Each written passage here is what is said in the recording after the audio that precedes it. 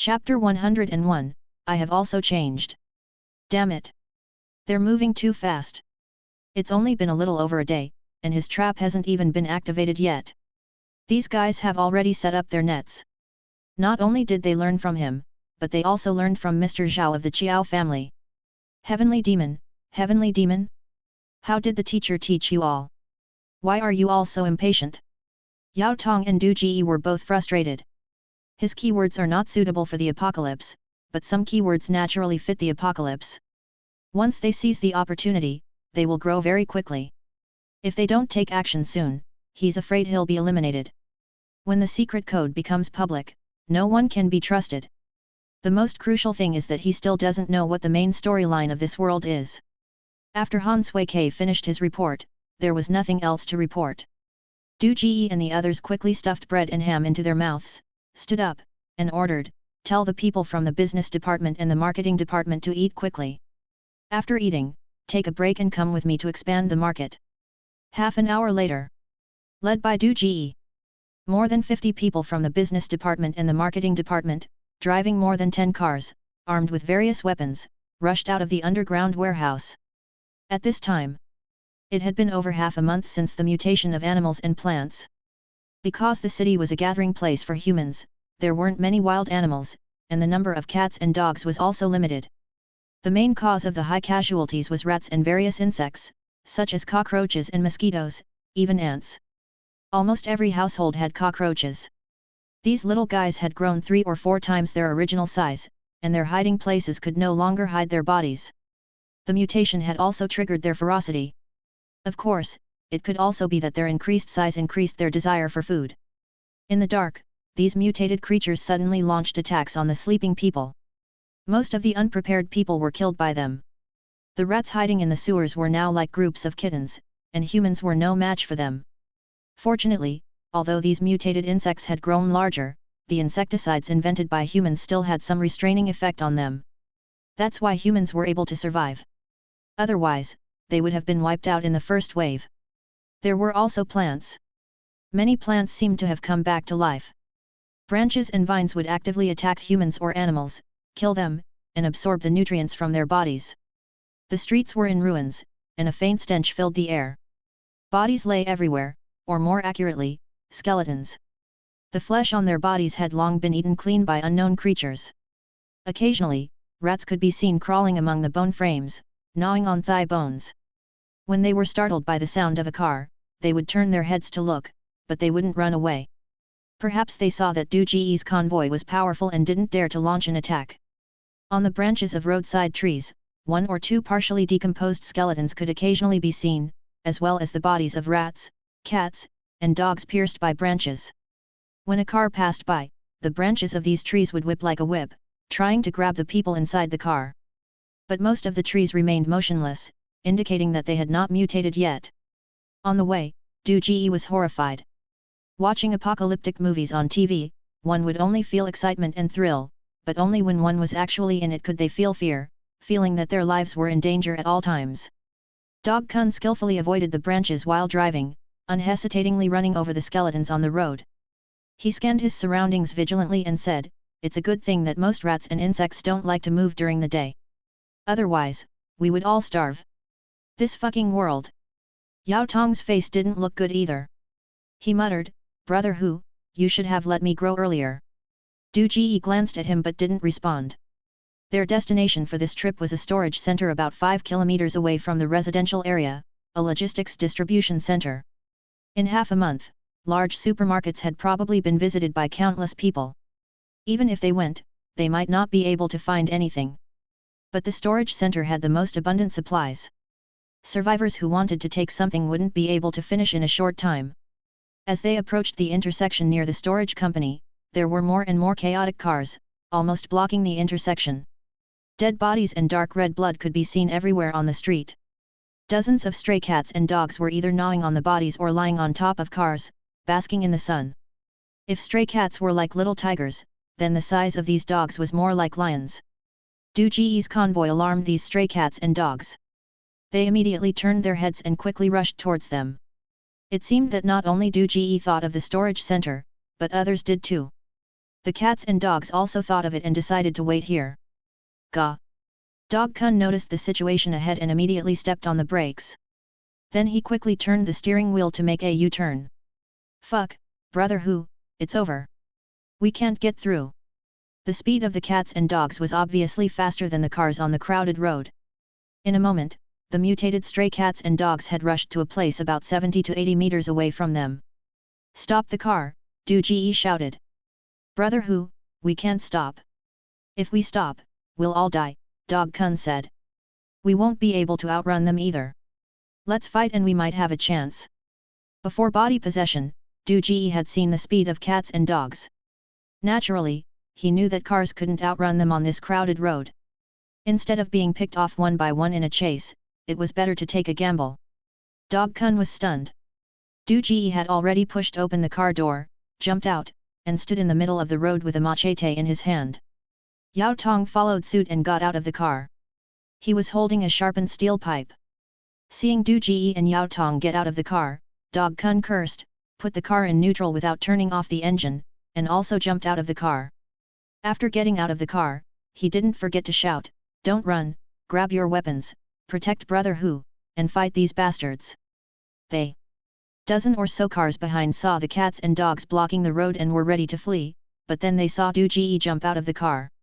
Perhaps it was Du Ji's courage that inspired them, or perhaps they felt they couldn't be worse than a thug.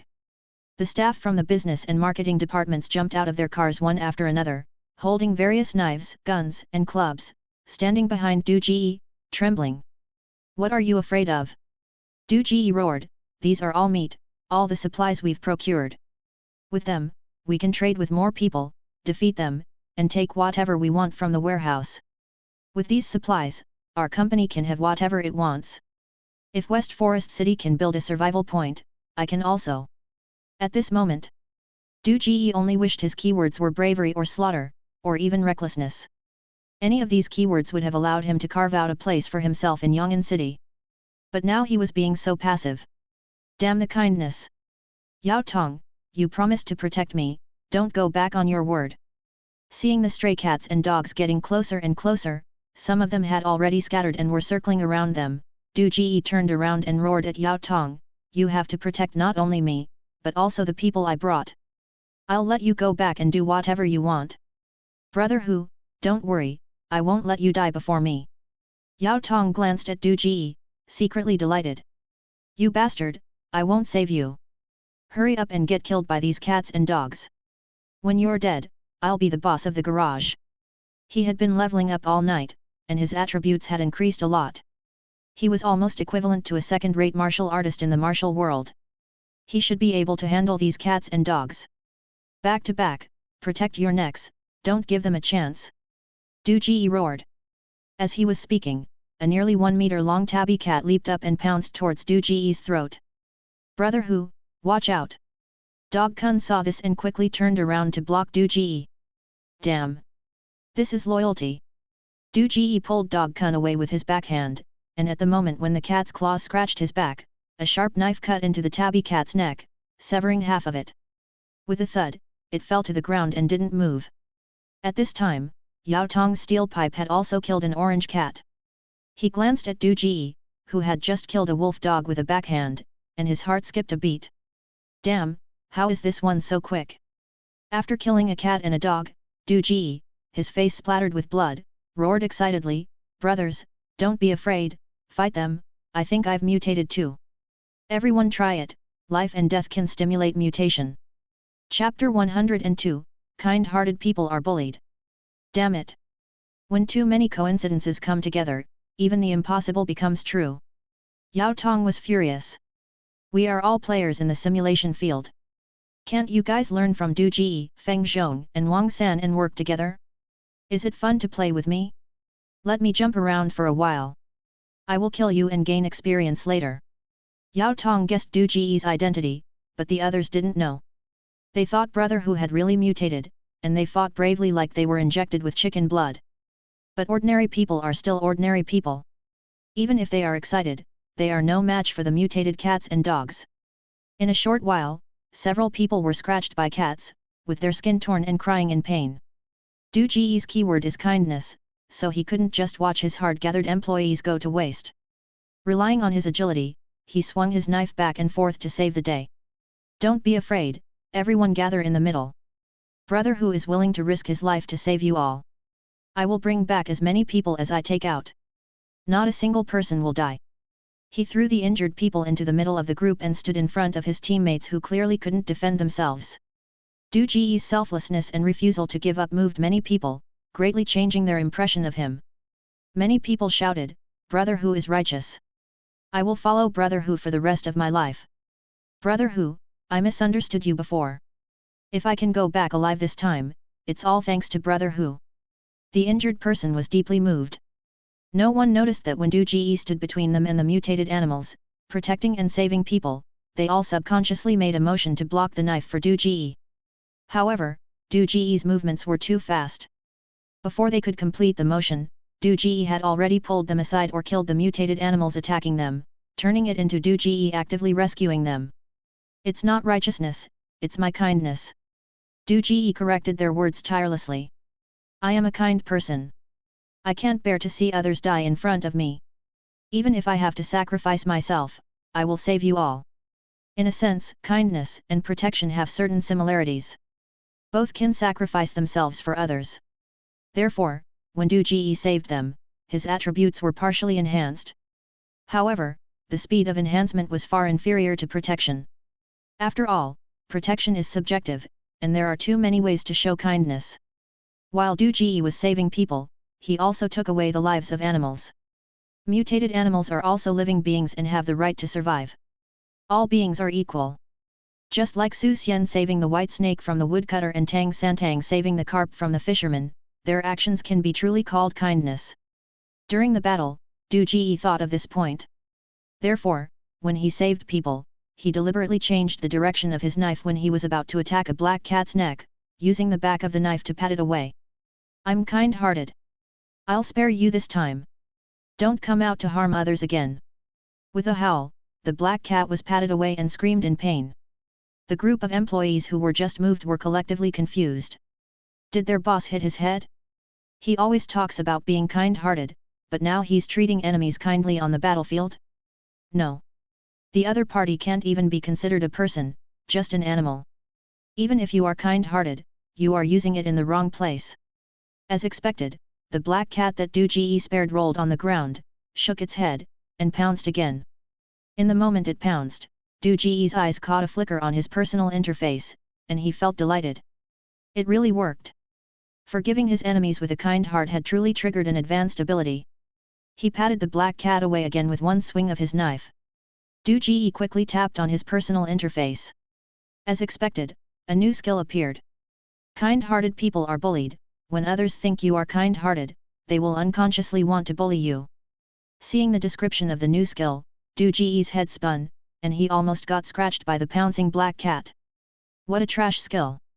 Can advanced skills have negative effects? He was angry, especially when he thought that the skill of the second keyword would also be brought into reality. He was clearly a kind-hearted person. Did everyone want to bully him when they saw him? Why is it so difficult to be a kind-hearted person? Anger filled Du Ji's mind. Looking at the black cat pouncing at him again without gratitude, he felt a surge of evil. He swung his knife and split it in half. "I spared you out of kindness. Did you really think I'm easy to bully?" After killing the black cat, Du Ji inexplicably felt a sense of relief. Then, the still open interface flickered again, and a new skill appeared. The wrath of an honest person. When someone bullies you, you can burst out 10 times the combat power to counterattack. Damn it! Combo skill. Du Ji was stunned for a moment, then ecstatic. Kind-hearted people are bullied plus the wrath of an honest person, it's taunting plus counterattack. This is a shield warrior, and every swing of his knife is a critical hit. Unlike the skill that is proportional to attributes like backstab, the wrath of an honest person is a real 10-fold explosive power. If someone dares to bully him in reality, it will be a lot of fun. You see, there are no keywords in reality, and there is no concept of weakened attributes. 10 times the combat power will only become stronger as his strength grows. As they say, good people will always have good rewards. Kindness also has its sharpness. With the addition of 2 new skills, Du Ji no longer went back and forth to save people. After all, there were over 50 people on the scene, dozens of cats and dogs. His attributes were not at their highest, and no matter how powerful he was, he couldn't save everyone. In the time he spent testing his new skills, 4 or 5 people had been bitten to death by the cats and dogs. He changed his strategy. He started using the back of his knife to hit the mutated cats and dogs while demonstrating his kindness. Human lives and animal lives are both lives. I'll let you go, but after you go home, switch to a vegetarian diet and don't come out to harm others again. Brother Hu, stop messing around, kill them quickly, we can't hold on any longer. Dog Kun shouted anxiously. His arm had been bitten, blood dripping down. If he hadn't dodged quickly, that dog could have bitten his arm off. Buddha feeds the eagles with his own flesh, I am trying to enlighten them with a kind heart. Du Ji said. With each release, Du Ji's attributes were gradually increasing. He seemed to be enveloped in a halo of the Holy Mother. Whether it was the mutated cats and dogs that Du Ji had released, or those attacking Dog Kun and others, they gradually gave up their attacks on others and all gathered towards Du Ji. Seeing that all the cats and dogs were attracted by him, Du Ji turned and ran, with dozens of mutated cats and dogs chasing after him. In the eyes of the cats, he was a delicious fish, and in the eyes of the dogs, he was a moving bone.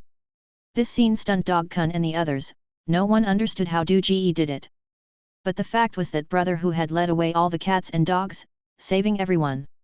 Under the influence of loyalty, the eyes of Dog Kun and others turned red. Brothers, save Brother Hu. A group of people chased after the cats and dogs. Don't fucking care about me, was it easy for me to lead them away? Save the wounded first.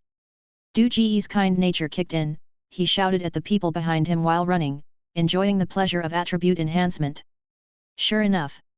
Kindness is not spoken, it is acted upon. What could be more kind than sacrificing oneself to save others? All the mutated cats and dogs went to chase Du Ji. Yao Tong was originally planning to watch the show. But for some reason, seeing Chi Fihu being chased, he involuntarily rushed up, at a speed 10 times faster than usual, surpassing Dog Kun and others, and started to kill those mutated cats and dogs chasing Du Ji. In the moment of killing the cats and dogs, Yao Tong came to his senses, full of doubt. Why didn't I just finish them off? Why did I save him? Let him die. But no matter how reluctant, he couldn't stop his actions. Suddenly, the scene of Du Ji buying his loyalty with a meal yesterday surged into Yao Tong's mind. Combined with Du Ji's identity as a candidate, a terrifying thought came to Yao Tong's mind: advanced skills. He woke up abruptly, his face turning pale in an instant. Damn! He had sold himself for a meal. Chapter 103, Those who recognize the current situation are the wise ones. Chi Fihu, you bastard, don't let me find a chance to kill you. Realizing his own fate, Yao Tong cursed loudly while killing the cats and dogs chasing Du Ji. Being forced to become someone else's bodyguard in the simulation field meant that he could never surpass Du Ji no matter how hard he tried. This tragic fact was enough to make people despair. Yao Tong, how dare you insult Brother Hu, I'll kill you later. Huang Mao, biting tightly behind Yao Tong, defended Brother Hu's dignity. You idiots, Chi Fihu is just like me, a heavenly demon. He bought your loyalty with a meal, and you still speak up for him. In the end, you don't even know how you died. Yao Tong angrily laughed, trying to awaken Huang Mao and others who were deceived by Du Ji. You're talking nonsense. Brother Hu just risked his life to save us. We are willing to be loyal to him. Go Kun said. Yao Tong, you are a petty person. Brother Hu spared you multiple times, but you backstabbed him and instigated a rift between us and Brother Hu. Go Kun said. Fool, look at those injured people. They didn't stay in place to bandage their wounds, but ran over to save you, good Brother Hu. Do you think this is normal? Yao Tong sneered. Go Kun paused, looked at his still bleeding wound, and then looked at those who were clearly seriously injured but still insisted on running over to help Brother Hu kill the mutated cats and dogs. Suddenly, they fell into silence. Several people were seriously injured, and running like this would lead to death. Can you stop? Yao Tong asked. Go Kun and the injured people tried to stop their footsteps, but found that no matter what, they couldn't do it. It was as if they had lost control of their bodies. In an instant, everyone's hearts turned cold. So Brother Hu was really possessed by the heavenly demon? No wonder. No wonder Brother Hu's behavior had been so abnormal since yesterday.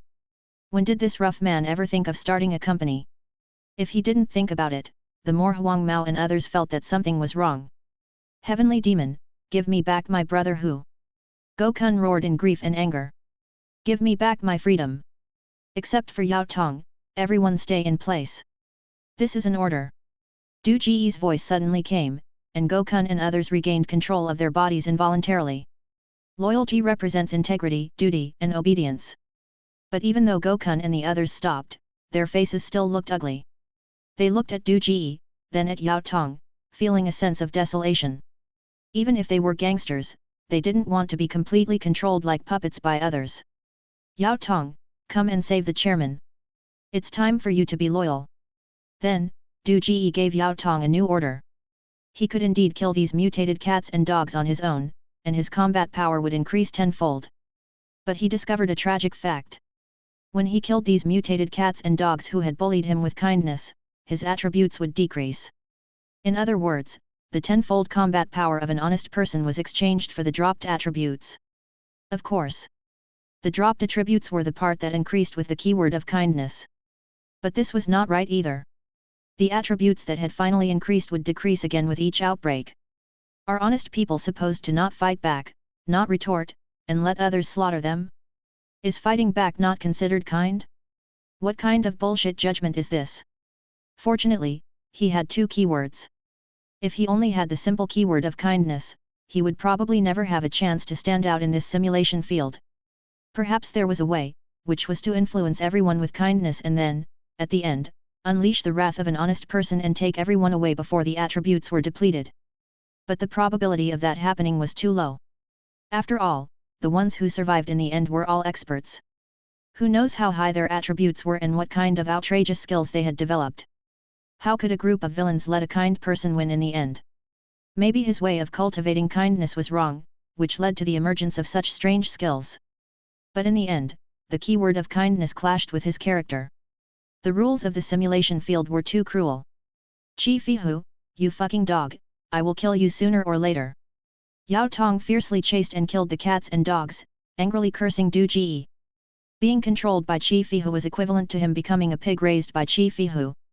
His future was gone, so why bother caring about anything else? Yao Tong, when the ruler wants the subject to die, the subject has no choice but to die. Du Ji laughed, have you heard this saying? I'll die if I have to.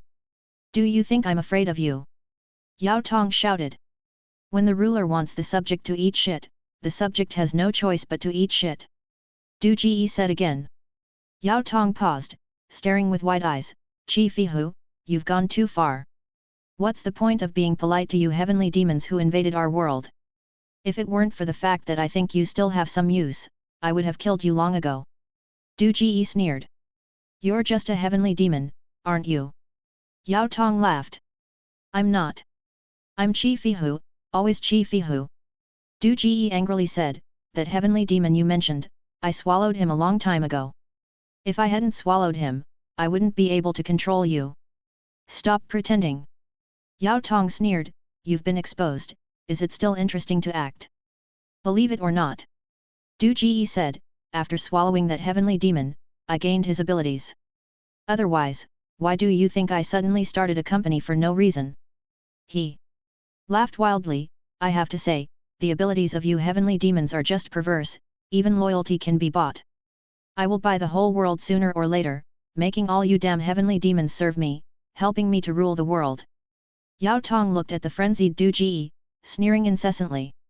If he was fooled again at this point, he would be a complete idiot. Dog Kun, yellow hair, don't be afraid, I'm still your brother Hu. Du Ji looked at yellow hair and the others, what can be bought can be sold. When brother Hu catches other heavenly demons, I'll buy their abilities and sell them to you. We'll conquer the world together. By then, I'll be the chairman controlling the world, and you'll be the big managers under me. You won't miss out on any benefits. What's wrong with selling your loyalty to me? If you're not loyal, do you think I would promote you? Brother Hu, are you really not possessed? Yellow hair asked. Bullshit, if I were possessed, would I care who you guys are? Du Ji said, just like this Yao Tong, does he care about you? Without me protecting you, you would have been killed by Yao Tong long ago. Just look at his speed, which one of you can beat him? Yellow Hair was stunned for a moment. Brother Hu, do you remember how we met? Yellow Hair, since when is it your turn to question me? If you don't want to follow me, just get lost. Du Ji's words choked him off. Brother Hu, I was wrong. Yellow Hair gave a sheepish smile and stopped talking. He suddenly woke up. Was it really important whether the other party was Chi Fi Hu? He had sold his loyalty, and he was not his own master. The other party had also made a promise, willing to continue playing with them. Wasn't that enough? In this apocalyptic world, if his boss was still Chi Fi Hu, that would be the real tragedy. He couldn't see a glimmer of hope, and maybe they would be killed by the starving people in the underground garage when the food ran out tomorrow. Heavenly Demon, quite good. Trade? Yao Tong believed Du Ji's keywords at that time. After all, his loyalty had indeed been sold. Even if it wasn't a trade, it must have something to do with control. He just didn't know what advanced skills this one had developed that were so terrifying. If he could really strip other players of their abilities, it seemed not bad to follow him. His loyalty had already been sold to him, and Chi Fi Hu had more use for him alive than dead. Moreover, now that he knew his keywords, he would never sell him anything valuable again. He could help him eliminate other players. Even if he couldn't be the first, it would be fine to be the second or third. Weren't Feng Zhong and Wang San just following Du Ji? Why bother being the leader? Since Chi Fi Hu was willing to pretend to be a native, let him pretend. Damn! Directly possessing Chi Fi Hu, could this one really be Du Ji? It was said that the first place in the simulation field had a mental power reward.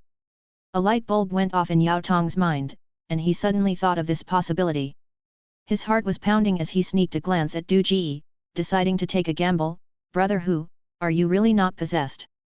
Du Ji glanced at him, giving him a thumbs up for his timely understanding. As you said, heavenly demons can only possess the old, weak, sick, and disabled. I'm so strong, how could I be possessed? I'm the one who swallows them. Chapter 104, Counterkill. Brother Hu, I was wrong. Please don't take away my abilities. I am willing to serve you and together we can drive out the heavenly demons. Our interests are aligned, Yao Tong quickly declared. You know that I am acting, and I know that you know that I am acting. But for the sake of our interests, you are still willing to cooperate with me in this act. That's maturity. Du Ji smiled and glanced at Yao Tong. Is that right? Du Ji continued. I will not mistreat anyone who is loyal to me. If we unite as brothers and work together, our benefits will be immeasurable. Let's expand our company and eventually drive out the heavenly demons, dominating the world. Yes, Brother Hu, the underlings echoed in unison. Bang! A gunshot rang out. Du Ji instinctively dodged to the side, narrowly avoiding a bullet grazing his ear, which startled him. Then, bang! Bang! 2 more gunshots followed. Du Ji dodged again. But the bullets were too fast, and he only managed to dodge one. The second bullet pierced through his shoulder, causing a sharp, agonizing pain. His machete fell to the ground with a clang. Damn it! My attributes are too low. I didn't even notice the enemy approaching, Du Ji cursed inwardly. He quickly changed his route and walked among a group of mutated cats and dogs, taking small steps. However, the mutated cats and dogs did not walk in small steps. They took the opportunity to pounce on him. Without his machete, Du Ji had no choice but to use his fists to fight them off one by one. Wow, I'm really touched.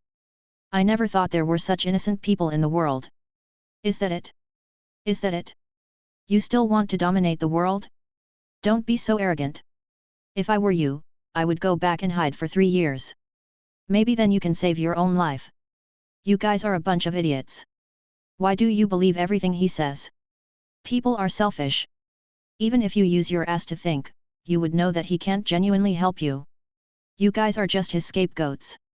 Sorry, I said the wrong thing. I shouldn't have compared you guys to pigs. That's an insult to pigs. Amidst the sound of gunshots, an old man in a jacket emerged from behind an overturned car. He held a handgun in one hand and leisurely shot at Du Ji and Yao Tong, all the while spewing various insults. The insults annoyed Du Ji, causing him to hesitate, and he was shot in the arm again. As his machete fell, Du Ji found himself engaged in a fierce battle with the mutated cats and dogs. The fight had devolved into a brawl, with no regard for sparing lives. The wound on his arm refused to heal, hindering his movements. He even received a few scratches from a British shorthair on his arm. Seeing the situation becoming increasingly dangerous, Du Ji suppressed his annoyance and tried to think of another solution. Yao Tong, Go Kun, shout brother who is a great person. You can have all the dead cats and dogs on the ground. Yao Tong, also disturbed by the insults, began making frequent mistakes in his actions. And he had to save Du Ji, but he couldn't dodge the bullets at all. In just a moment, he had already been shot twice. If it weren't for Du Ji attracting the mutated cats and dogs, and if his movements weren't fast enough, the bullets might have hit vital spots, and he might have been eliminated. The opponent clearly had no intention of leaving anyone alive. At this moment, cooperating with Du Ji to survive was the most correct choice. Enduring the piercing pain from the bullet wounds, Yao Tong shouted, "Brother who is a great person! Brother who is a great person! Brother who is a great person!" With each shout of "Brother who is a great person," deals were quickly made. Du Ji's injuries rapidly healed. But now, he was helpless against the opponent. His attributes were too low, and there was a distance of more than 40 meters between them. Moreover, a group of cats and dogs blocked his way, making it impossible for him to break through. Not to mention, the insults from the opponent made it impossible for him to concentrate. Since entering the simulation field, Du Ji had finally encountered the most critical moment in his life, completely suppressed by the opponent. In the time it took to exchange a few words, he was shot in the arm again. "Oh, selling things to your own people. You really are a great person, hey. Shady businessman, shady businessman. No business without being shady. To achieve what you have in business, you must be as rare as a scorpion's shit. Only skills can counter skills." Enduring his frustration, Du Ji shouted at the old man, "Old man, kill me and let Yao Tong go. Spare them." Yes, he planned to sacrifice himself, using the saying goodness is always taken advantage of to divert all the old man's firepower onto himself. Only then would they have a chance to counterattack. "You call yourself a great person just because I called you that a few times? I won't fulfill your wish. If I don't have enough fun, how can I bear to kill you? I'll start by killing that idiot." The old man smirked and aimed both guns at Yao Tong. But when he pulled the trigger, his arm subconsciously turned, and he aimed at Du Ji instead. He couldn't help but pause. At this moment, the old man stepped into the area where Gokun and the others were regrouping. Because of the delay, he stopped spewing insults.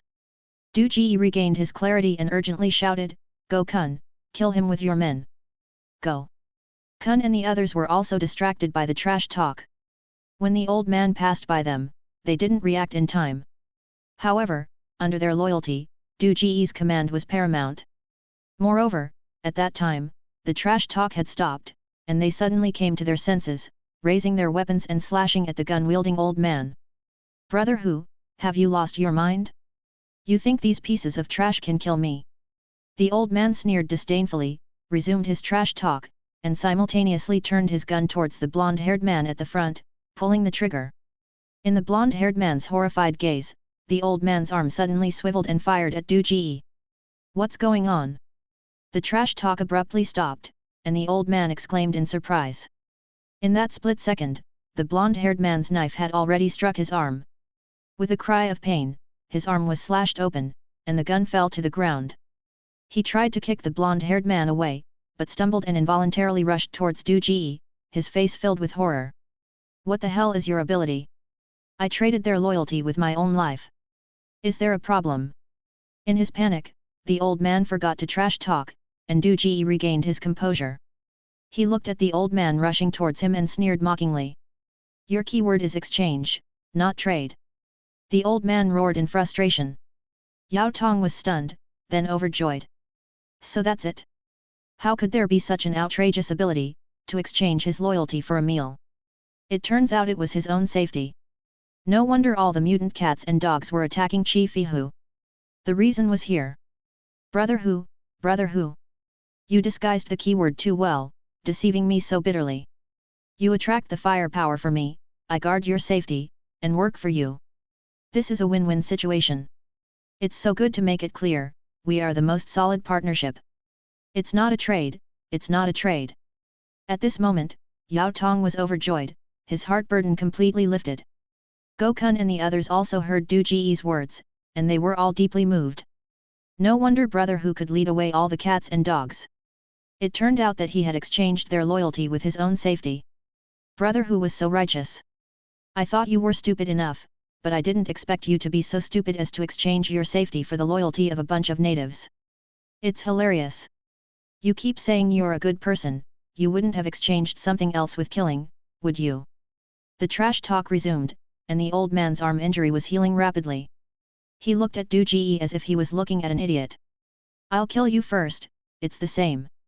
At such a close distance, I want to see how these loyal people protect you.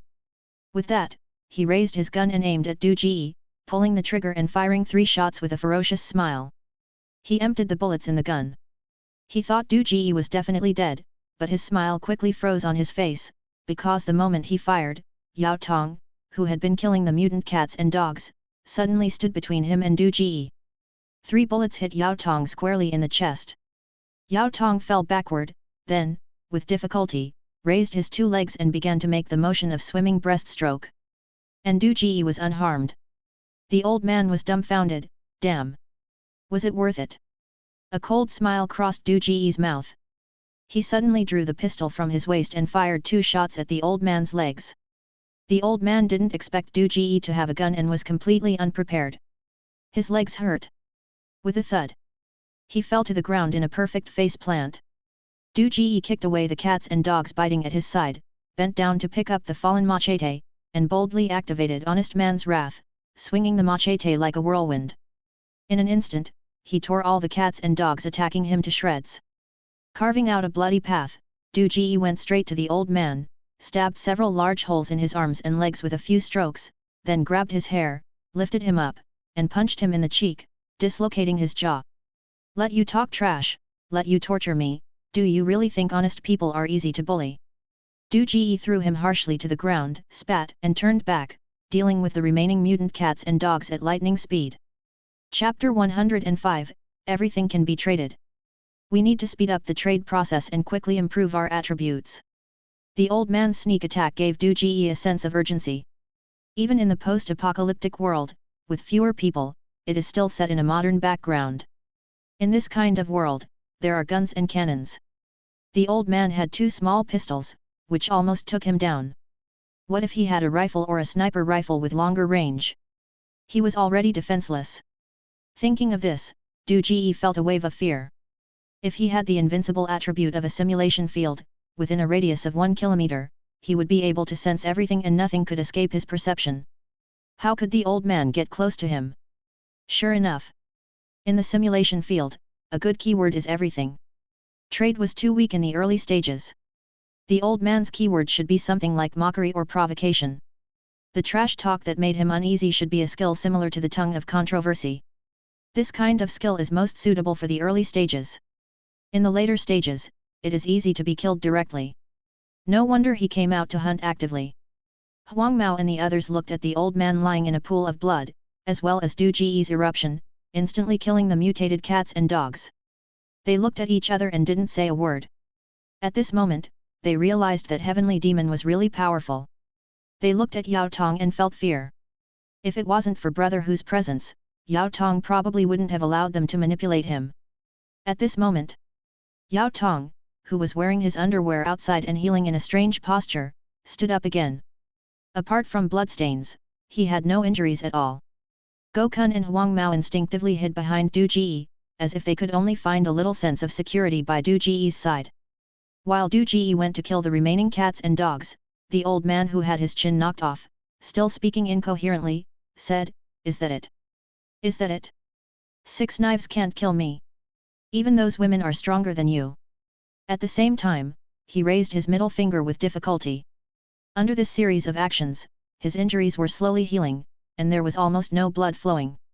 Du Ji looked at the old man struggling to survive on the ground, squatted down, and accidentally stepped on his raised middle finger, then grabbed his cheek. "What did you say? Speak louder, I can't hear you." His finger was stepped on. The old man let out a scream of pain. With his cheek being held, he couldn't make a sound, and his healing injuries immediately stopped. Du Ji smiled, released his cheek, and said, "Old man, I'm a businessman. Let's discuss it. How about selling me your keyword? The price is your life. Sell me your keyword, and I'll let you go. Dream on." The old man said, drooling, "Without the keyword, what's the point of me playing? Don't think like that. Even if I kill you, you still won't be able to play, right?" Du Ji laughed, "Why not leave yourself a glimmer of hope? You also know that the keyword is the foundation. What if you can't trade it? Brother who is kind-hearted and has given you a chance to survive. Don't you know how to cherish it? Only by staying alive can you have a chance. There aren't many people as kind-hearted as me." Yao Tong's pupils suddenly contracted as he looked at Du Ji and kept persuading himself in his heart. "It's impossible, it's impossible. Qi Fei Hu should only be conducting an experiment. How could the keyword be traded? If the keyword is traded, the examinee will be useless, and the simulation field will not allow it. Do you really want to let me go?" The old man asked incoherently. "I would risk my life to protect even these ordinary people, let alone you." Du Ji smiled, "Besides, do you have any other cards? Why not take a gamble on my kindness? What do you have to offer?" The old man remained silent for a moment and asked. "Of course, it's your life. Your life is in my hands, and you can trade your keyword with your life." Du Ji corrected, "It's not an exchange, it's a trade. Isn't that the same? Only those with low IQ would be fooled by you." The old man took the opportunity to be sarcastic and recovered from his injuries. "Using my life to trade for my keyword, what good thing are you thinking of?" Du Ji exerted a little force on the foot that was stepping on his finger. "If you continue to be clever, this deal will be cancelled. Don't you want to be eliminated in less than 2 days? 10 fingers connected to the heart." The old man was in pain and broke out in a cold sweat. He quickly said, I'll sell, I'll sell." As soon as he finished speaking, his injuries suddenly healed. Du Ji's attributes also increased significantly, and his personal interface flickered before his eyes. He stood up, opened his personal interface, and saw Du Ji's actions. Yao Tong sneered, pretending to be a native. How could a native have a personal interface? But when he saw the old man's injuries suddenly healed, he was also curious if the keyword had been successfully traded. "Brother Hu, did it work?" Du Ji didn't say anything. The old man, who also opened his personal interface, screamed in astonishment, "Damn it, how did I become a blank slate? What kind of advanced skill do you have that can even take away the keyword?" Yao Tong suddenly froze. In an instant, his face turned very ugly, and he instinctively took a step back. Du Ji ignored Yao Tong. He looked at his personal interface in a daze. He didn't gain an extra keyword, but he gained a new advanced skill. Everything is tradable, as big as one's courage, as big as one's gains. There is nothing that cannot be bought or sold, as long as it makes money. You can even sell your own noose. Under this skill, there was a note, special commodity, keyword mockery, tradable, not for personal use. I didn't expect to actually buy the keyword. Du Ji was shocked and regretful at the same time. What a pity. Such a good keyword, and he couldn't sell it to himself? Brother Hu, what's his keyword? Yao Tong still couldn't believe that Du Ji had actually bought the keyword, so he asked tentatively. Mockery. Du Ji shook his head and laughed, mocking and playing tricks. This guy deliberately avoided our vital points just now. He was intentionally trying to toy with us to increase his attributes. But his plan to steal a chicken ended up losing his rice. He really bought it. Yao Tong swallowed hard, frozen in place. Bastard, give me back my keyword. The old man's eyes were bloodshot. He lunged at Du Ji, trying to strangle him, but Du Ji kicked him away. Old man, the deal has already been made. If I catch you again, it will be another transaction. Du Ji kindly reminded him. Without the keyword, I'm already finished. What do I care about another transaction? The old man panted heavily, glaring at Du Ji, give me back my keyword, and I'll become your subordinate. Dream on, I don't do business at a loss. Du Ji glanced at him and laughed, but you can sell me your advanced skills. The price is you becoming my subordinate. Dream on, I'd rather die than make another deal with you. The old man roared angrily. Don't be so impulsive. Du Ji shook his head and laughed, without the keyword, your advanced skills are useless. Sell them to me, make a good karma. Maybe if I find another keyword in the future, I'd be willing to sell it to you. After all, you were my first keyword customer. I can even give you a title of lucky customer for free. Screw your lucky customer, do you think I'm as stupid as him?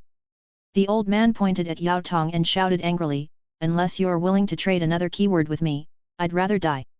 Sorry, I'm the only one who can set the price. Du Ji shook his head, are you sure you don't want to sell? As my subordinate, you can stay by my side and watch me trade other people's keywords.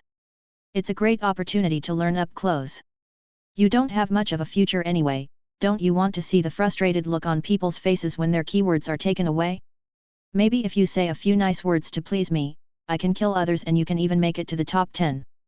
The old man paused, suddenly falling silent. Brother Hu, can't you keep the keyword for yourself? Yao Tong asked timidly. I only need one keyword, what do I need so many for? Du Ji said. So he couldn't use it himself. Yao Tong breathed a sigh of relief, a flattering smile appeared on his face, and he asked tentatively, Brother Hu, can you sell his keyword to me? 2 keywords, a freak among freaks. He wouldn't have to do anything else, his attributes would skyrocket. Hearing Yao Tong's question, the old man instantly changed his mind. He looked at Du Ji and gritted his teeth, I'll sell, but you have to guarantee my survival. As long as you live, I have to live. Chapter 106, Du Ji's character weaknesses.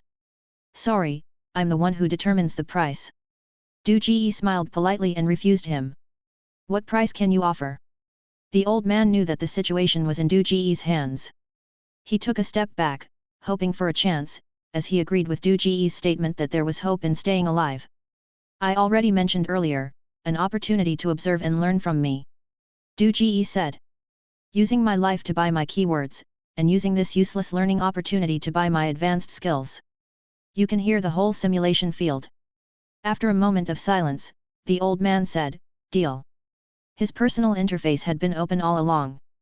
As soon as the words fell, the transaction was completed. Apart from the keywords, all the remaining derived skills disappeared. Now, on his personal interface, only the name, number, and a series of data such as mental power and simulation field ranking remained. After selling the keywords and derived skills, his ranking plummeted to the bottom. Fortunately, the attributes that were previously enhanced by the keywords remained, and the old man's body was still strong. Be grateful. You don't know how rare it is to learn from an excellent person. Many people would pay a lot of money just to have a meal with me when I become the most successful businessman in this world. Du Ji laughed, maybe someone would be willing to spend a large sum just for the opportunity to dine with me. The old man sneered. Gossip tongue, continuously using mocking language will make the target annoyed and restless. This was the old man's advanced skill, displayed on Du Ji's personal interface. It could also be traded, but not used by oneself. But Du Ji no longer cared about these. After completing 2 special transactions, he directly killed a competitor. His attributes soared again, and he jumped to 78th place. Although his mental power did not increase, his perception range expanded to about 50 meters, which could be considered sharp senses. All of this was not important. What made Du Ji happy was that after awakening the skill of trading everything, his dim future suddenly became clear. Old man, what's your name? Du Ji asked. Bao Benwei. The old man glanced at Du Ji, feeling gloomy. He knew that pleasing Du Ji at this time would help him survive better, but losing the keywords and skills one after another, he couldn't adjust his emotions no matter what. Why not sell your loyalty to me too? Du Ji looked him up and down, continuing, I'll offer a piece of chocolate. Don't push your luck. Bao Benwei frowned, I'm already miserable enough. Can't you stop bullying me alone? The more things you sell to me, the more trust you can gain from me. Du Ji reminded with a smile. Every word Du Ji said hit his psychology accurately. Bao Benwei hesitated for a moment, then took the chocolate from Du Ji with a dark face. Deal. He unwrapped the packaging and stuffed the chocolate into his mouth. Who are you exactly? Let me know who I fell into the hands of, so I can die with a clear understanding. Well, how should I put it, Heavenly Demon was my idea from the beginning. Du Ji said tactfully. His goal was to be in the top 10, and the names of the top 10 would be made public outside the simulation field. He straightforwardly revealed his identity, which could also boost the confidence of those around him. "It's really you." Yao Tong widened his eyes and exclaimed. Encountering the previous first place in the simulation field at the beginning of the game, he suddenly felt that losing to him was not unjust. Immediately after, he was filled with excitement. In the previous round, Feng Zhong and Wang San had relied on Du Ji's support and soared to second and third place respectively. This time, Du Ji went even further. He could even strip others of their keywords. It was truly a heaven-defying advanced skill. By becoming Du Ji's accessory, he could also soar in place. Everyone knew that Du Ji treated those around him extremely well and never gave up on them until the end. Loyalty. It sells well. After confirming Du Ji's identity, Yao Tong was so excited that he almost jumped in place. His hands involuntarily rubbed against each other. "Boss, you're my idol." "Cough, what idol? I'm not the heavenly demon. I am Qi Fihu. The heavenly demon who possessed me was swallowed by me. Sooner or later, I will drive all of you heavenly demons out." Du Ji glared at him, reconfirming his character. Gokun and the others pretended not to hear Du Ji's true identity, observing the sky, the earth, and the air. Yes, brother Hu, you are brother Hu." Yao Tong grinned, immersed in the dream of becoming Du Ji's accessory, completely losing himself. "Brother Hu, I didn't recognize your worth before. From now on, I will do whatever you ask me to do, without any hesitation." "Yao Tong, you need to stop being so gullible," Du Ji said, shaking his head. "I'm probably the only kind-hearted person who would warn you. Anyone else would have taken advantage of you by now." "I'll change, I promise, brother Hu," Yao Tong replied with a forced smile. "Change? No way. Whether you're the real Du Ji or not, I've pledged my loyalty to you. If I don't cling to you, who else should I turn to?" While they were talking, Bao Benwei was staring at Du Ji with a mix of despair, anger, and a complex emotion that couldn't be named. Du Ji looked at Bao Benwei curiously. "Old Bao, you've got nothing left to lose. Why are you still so angry? Here's a free piece of advice: if you want to grow, you need to learn to control your emotions." The moment Du Ji mentioned this, Bao Benwei broke down. Tears streamed down his face as he roared, "Control what? Feng Qi, you can't just leave me in the lurch. Last time it was Feng Zhu." The identity of Qi Fihu was the last straw that broke him. He squatted on the ground and started crying. "Why am I so unlucky? I run into you every time." Du Ji and Yao Tong were both taken aback. Yao Tong remembered what happened to Feng Zhu last time and glanced at his buttocks subconsciously. "You really are unlucky. Brother Zhu, didn't you almost take my life just now?" Du Ji was speechless. He bent down and patted Bao Benwei's shoulder. "You've improved a lot since the last time. Cheer up. Setbacks are a person's most valuable asset. Maybe in the next round, you'll surpass me. Heaven will put great responsibility on those who can shoulder it. It will make them suffer in spirit and body, exhaust their strength, starve their bodies, and increase their abilities. Brother Zhu, this is God's way of training you." "Training my ass." Bao Benwei's emotions gradually stabilized. He looked up, his eyes filled with tears, and choked out, "Brother Hu, considering our old friendship, could you sell me the keywords back?" Seeing an old man crying like a little girl, Du Ji couldn't help but shudder. He took a step back and shook his head decisively. "No can do. Business is business. Even if you're handsome, you still have to pay for the night. I didn't charge you for the lesson just now, which is already a loss for me. If you want the keywords, you can exchange them for something valuable, like mental power or personal attributes. I don't mind." "Mental power? Dream on. A soldier returning from the alien star battlefield, if he loses his mental power, he's done for. Who knows if the mental power lost in the simulation field will be returned after leaving. You can keep the keywords. I won't sell you my mental power even if I die." Bao Benwei took a deep breath, looked at Du Ji, and said seriously, "I understand, Brother Qi. It's my fortune to be taught by Brother Qi. I will follow Brother Qi, learn more, see more, and listen more. I hope I won't be tricked by Brother Qi in the next simulation field." After venting his emotions, he had completely calmed down and suddenly felt that following Du Ji was a good choice. He had randomly obtained such an excellent keyword as glutton, but he died so miserably and became the laughingstock of everyone. Feng Zhu had never dared to reveal his identity in the simulation field. In order to wash away the humiliation, he had watched the replay of the last round countless times, analyzing his and Feng Qi's psychology frame by frame.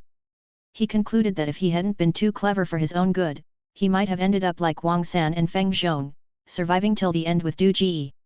He even summarized Du Ji's character traits, making extreme use of the people or things around him, unless they were directly against him or affected what he was doing. Otherwise, Du Ji generally wouldn't kill the people around him. This was Du Ji's weakness. This was his confidence, and his arrogance.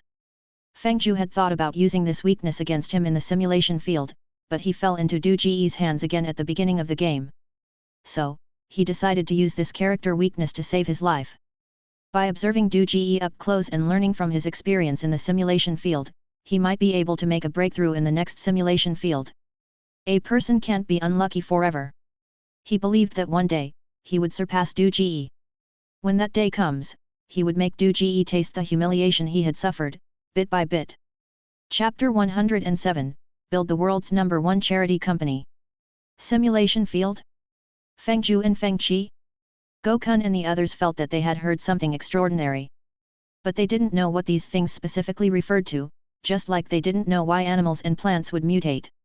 At this time, simply being alive was already a luxury, and no one would bother to inquire about the secrets behind these things. Brother Hu was already dead, and inside his body was an extremely dangerous person. They didn't want to follow in Brother Hu's footsteps. Gokun, do you still believe me? Du Ji looked at Gokun and asked. I do.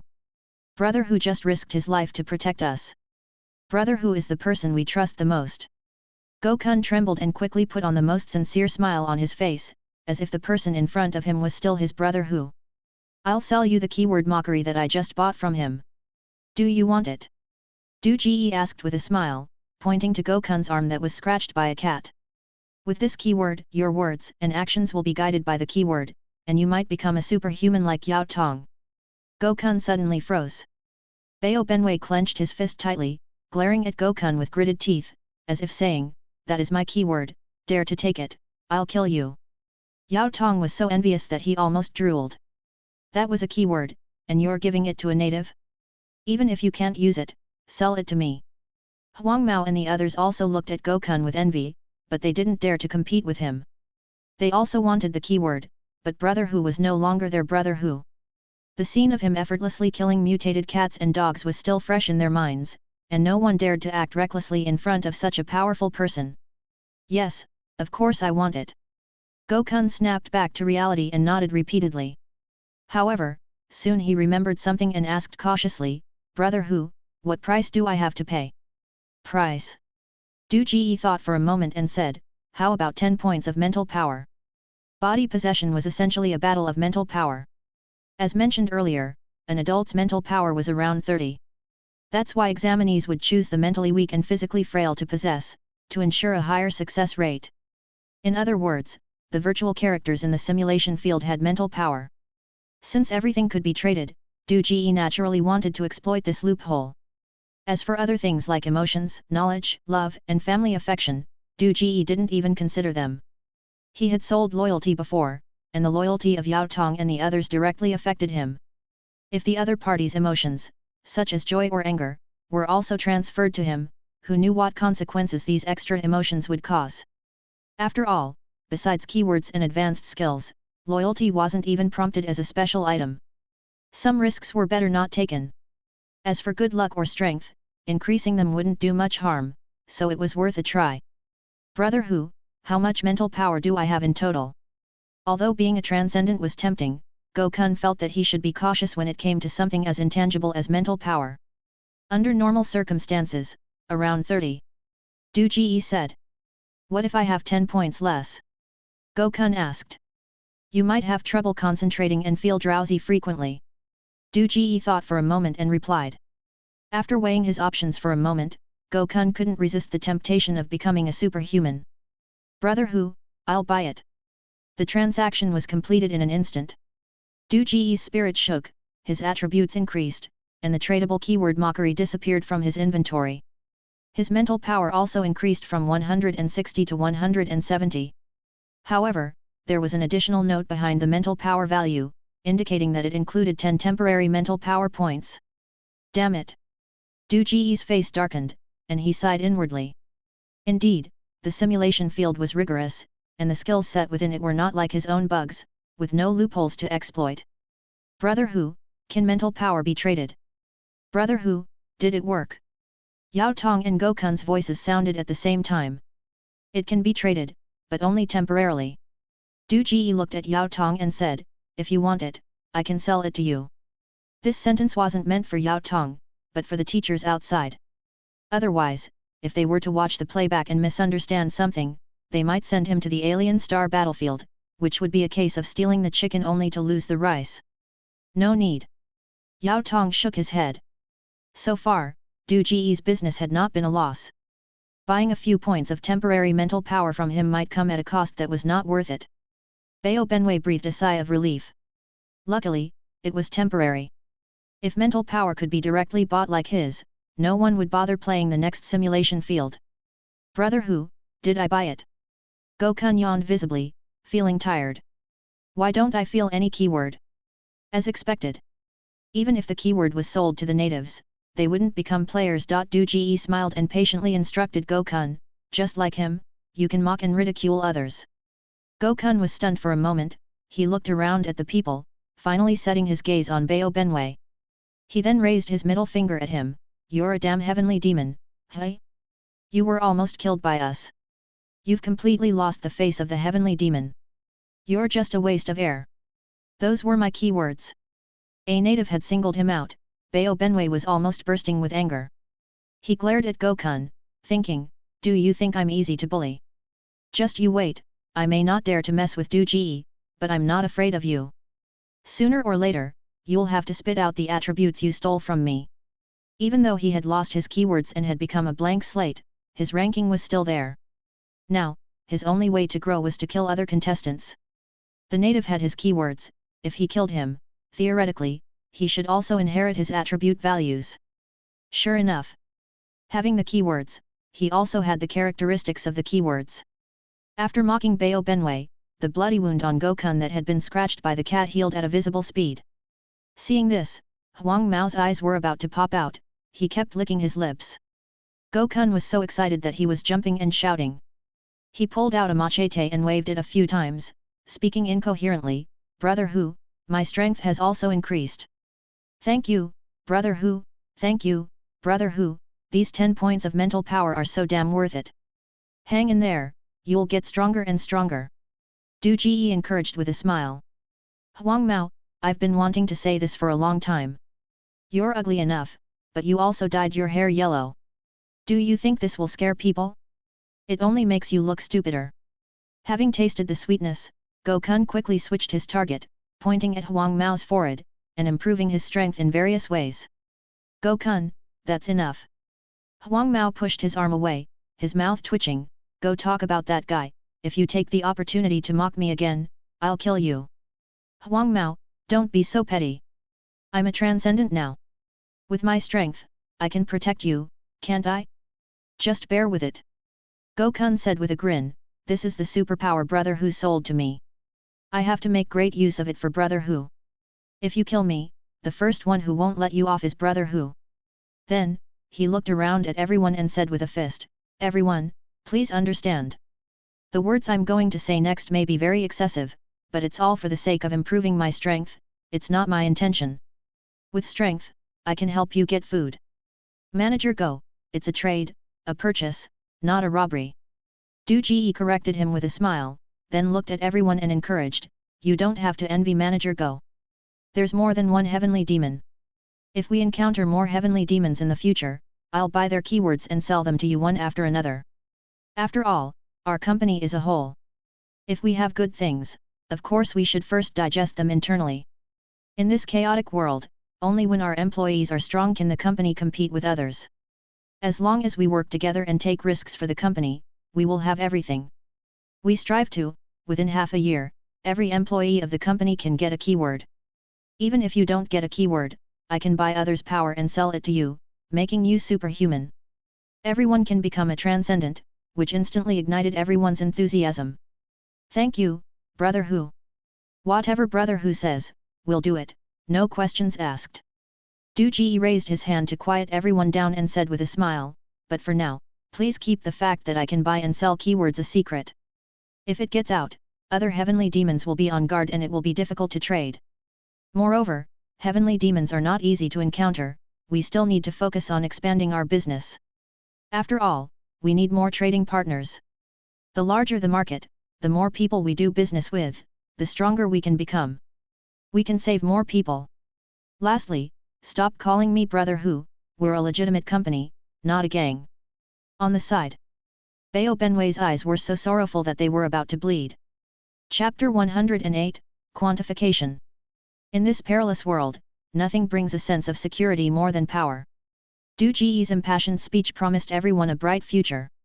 The employees of the business and marketing departments were all inspired and didn't care about Du Ji's identity as the heavenly demon. In fact, most people would rather have Qi Fei Hu as the heavenly demon than the original gangster. After all, the original Qi Fei Hu only oppressed them and brought them no benefits. In front of Qi Dong, everyone had an equal opportunity. If they performed well, they would naturally gain the favor of the chairman. Huang Mao and Dog Kun didn't care that the real Brother Hu had passed away. His appearance and demeanor were still there, and he could still bring them power and benefits. That was the real Brother Hu. Outside the simulation field, every candidate who analyzed Du Ji in depth knew that Du Ji had excellent eloquence and was skilled at swaying people's hearts. Therefore, after this short and persuasive speech, Yao Tong and Bao Benwei quickly confirmed that the person in front of them was Du Ji, not an impostor.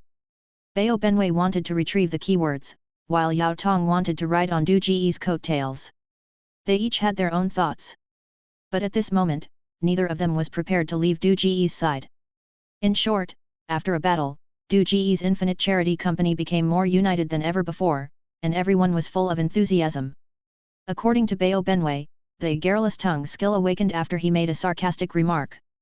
On the other hand, Dog Kun persistently mocked others but only improved his personal attributes without awakening any advanced skills.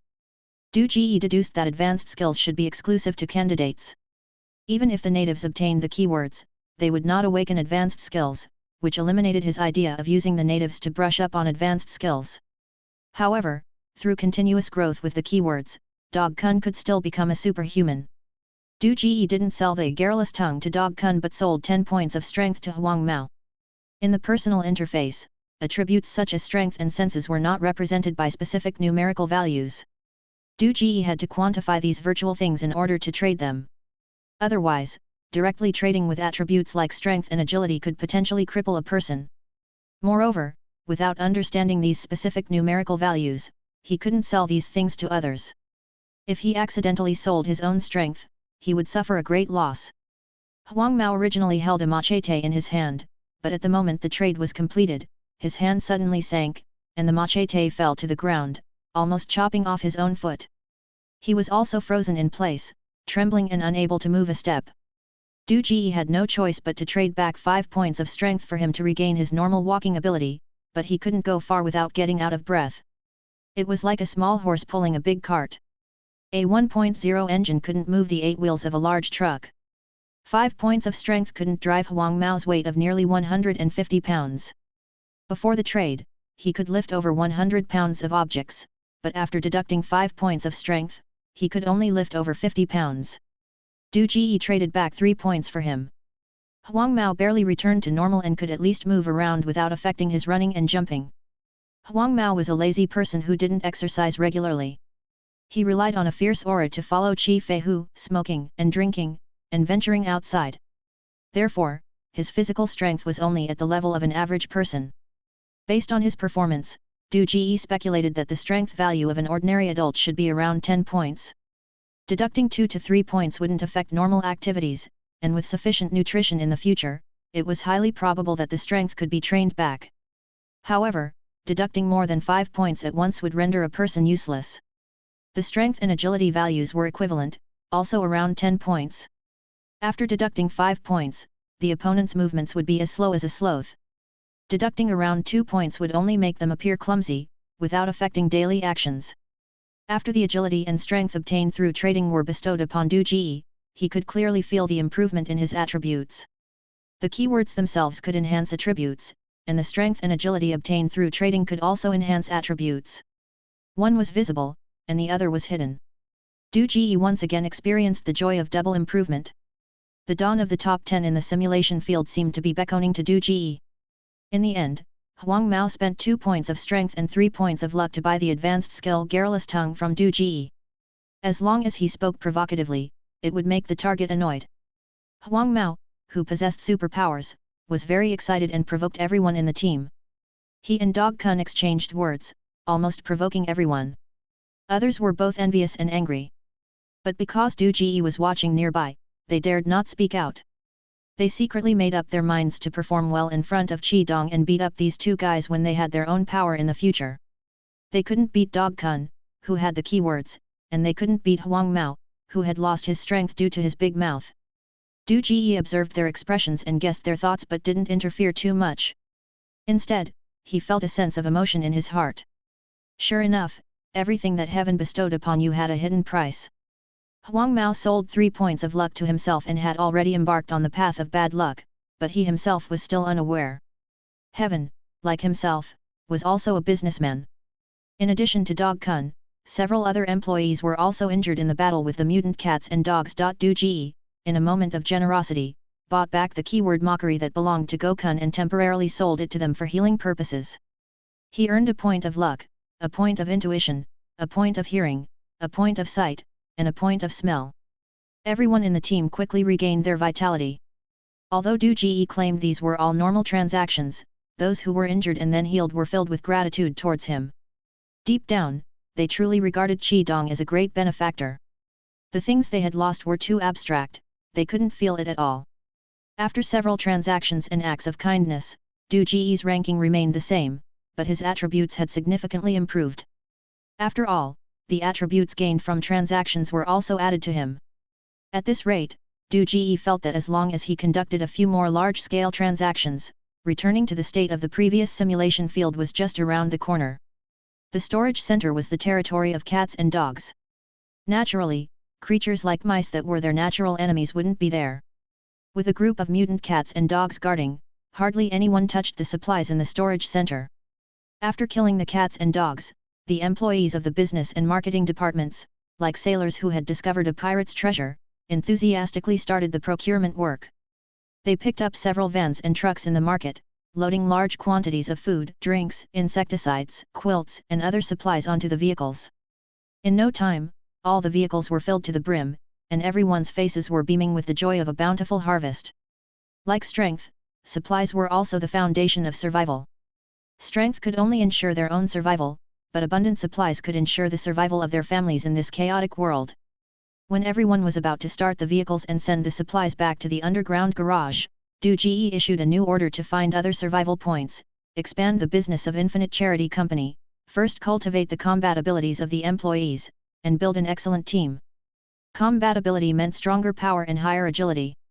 The employees of the business and marketing departments who had already tasted the benefits naturally had no objections. Following the chairman meant having food to eat, not having to pay anything, and having the mockery that could heal injuries by just mocking others. There was basically no danger. Given this, who wouldn't want to quickly become a superhero in this post-apocalyptic world? Chapter 109, A Ray of Light in the End of the World. There is everything in the storage center. Soon, more than 10 trucks filled with supplies were repainted and labeled with the name of the Infinite Charity Company. Several dozen charging speakers were also found, and the promotional advertisements were recorded in advance. They set off in a grand manner. Dear surviving residents, in this difficult doomsday, are you worried about survival? In a world where mutant beasts roam, are you afraid to go out and find food? Are you sick and unable to find medicine, and can only rely on fate? Good luck is here. The Infinite Charity Company is offering a grand opening promotion. Chairman Chi Fihu is offering great benefits to the whole city. We have all kinds of food, drinks, medicine, insecticides, and bedding. We don't want your gold, your jewelry, or your women.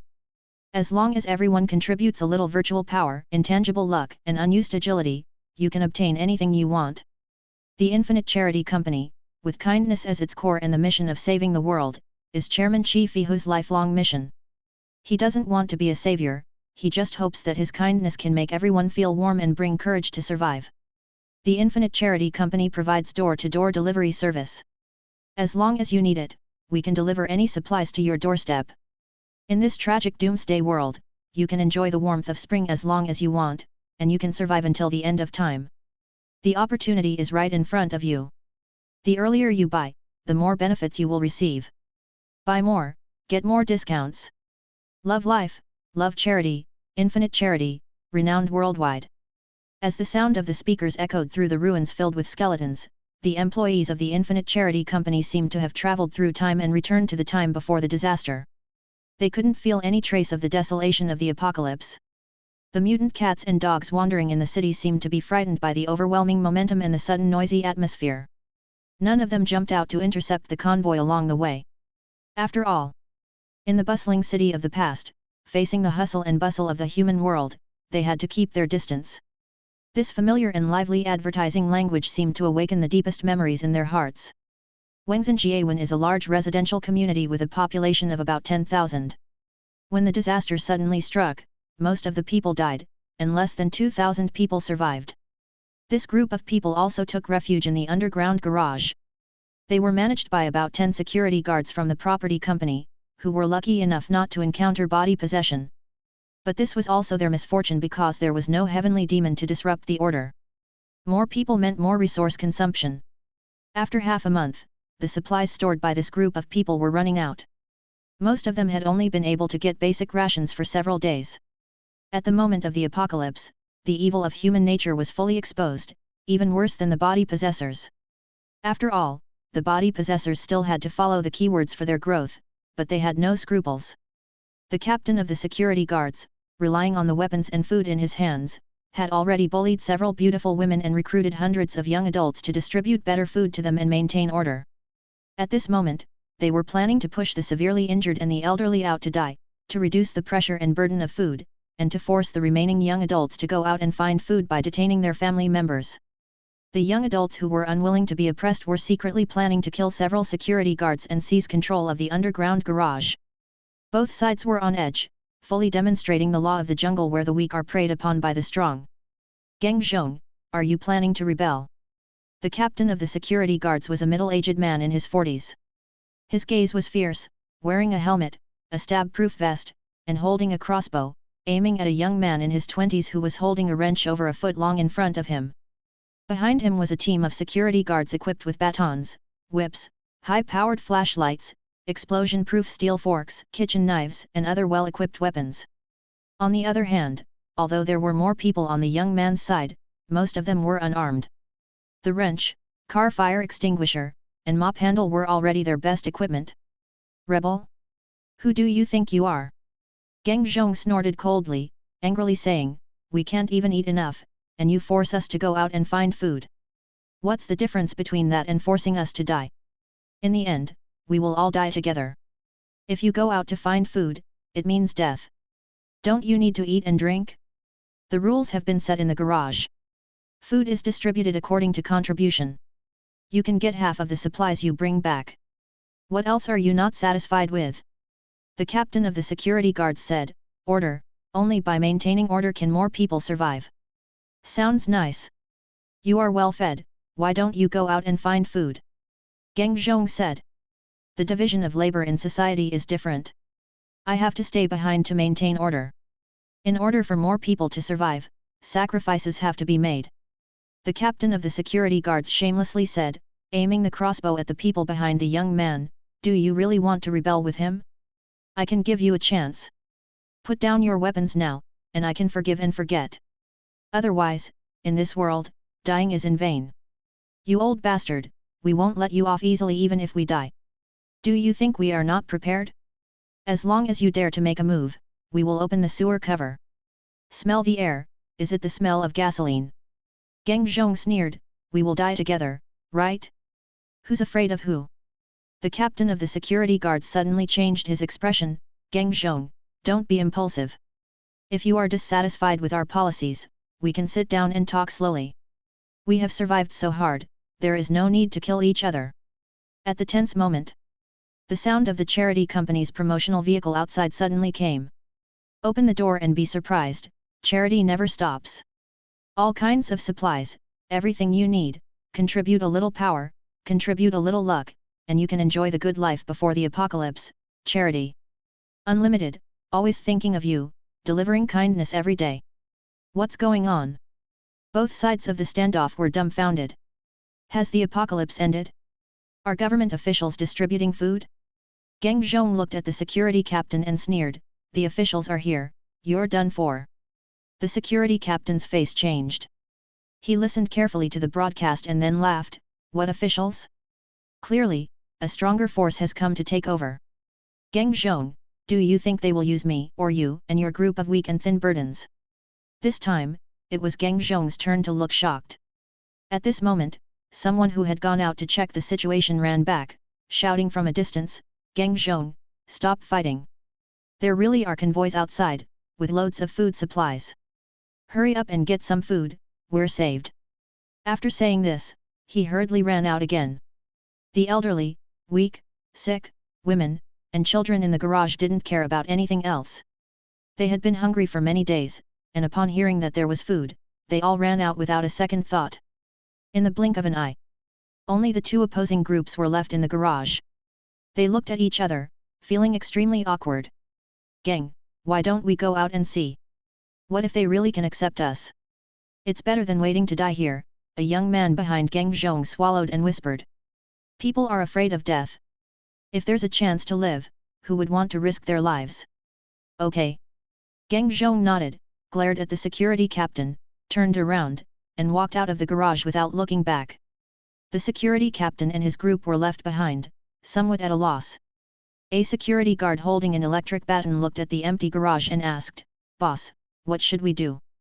Should we go out and get some food too? Get what? Check the situation first. If we can grab it, we grab it. If we can't, we join them. The security captain was silent for a moment, then said, in this chaotic world, people are everything. We, a group of strong men, are welcome everywhere. As long as we stick together, we can have a place in any force. No one can bully us. Boss is right, we'll follow your lead. The security guards had tasted the sweetness of power in the garage, naturally looking up to the security captain. Let's go, let's see who's causing trouble outside. The security captain waved his hand and led the way outside.